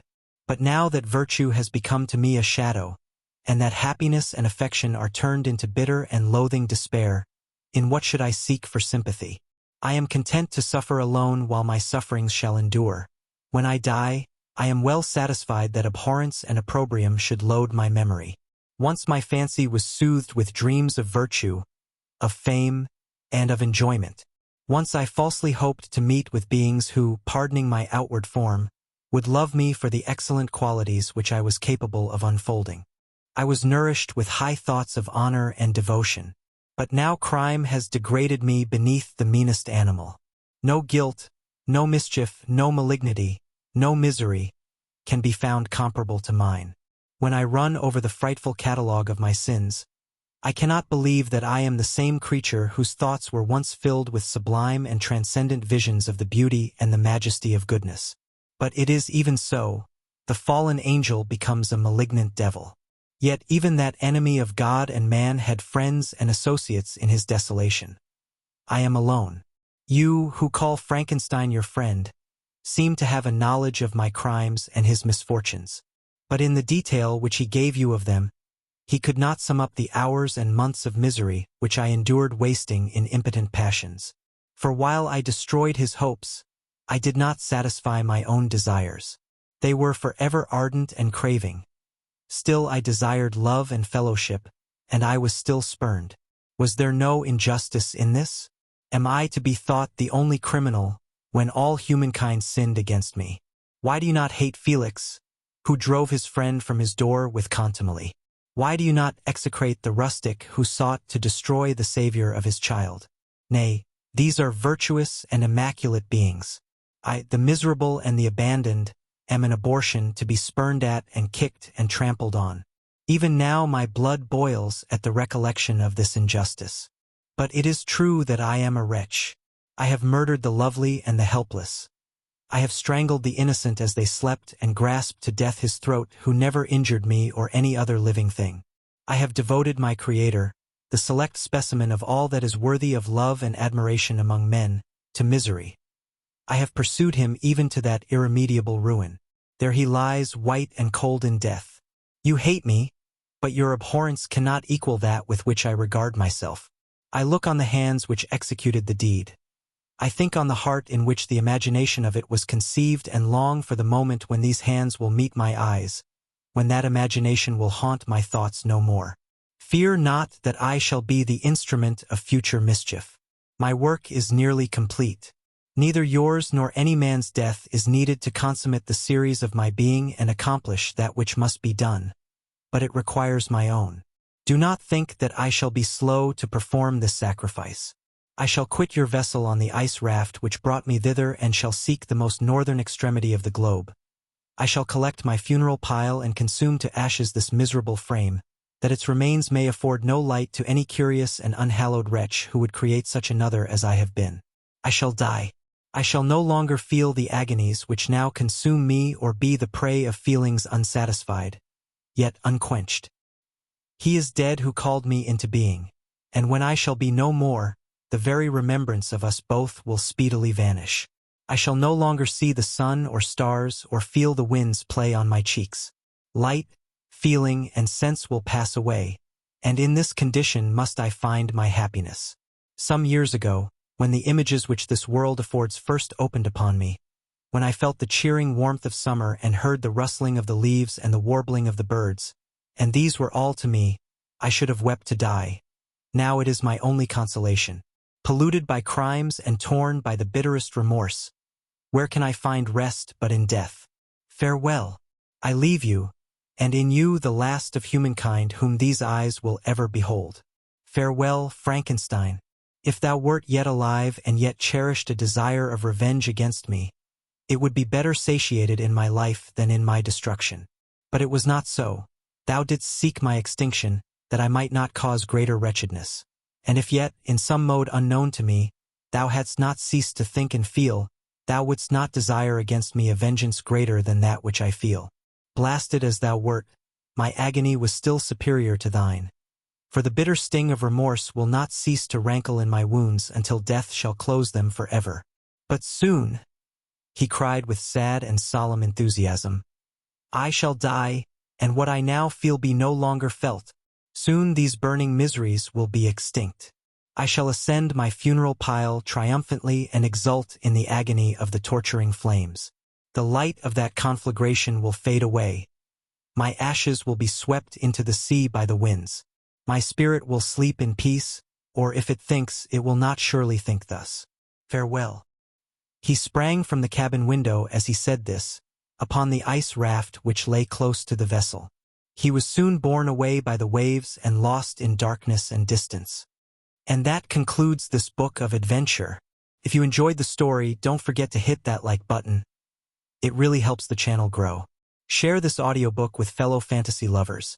And if you haven't already, subscribe to the VoxLore and ring the bell so you never miss a new tale. Until next time, keep your imagination wild and your stories legendary. See you in the next adventure. Asterisk.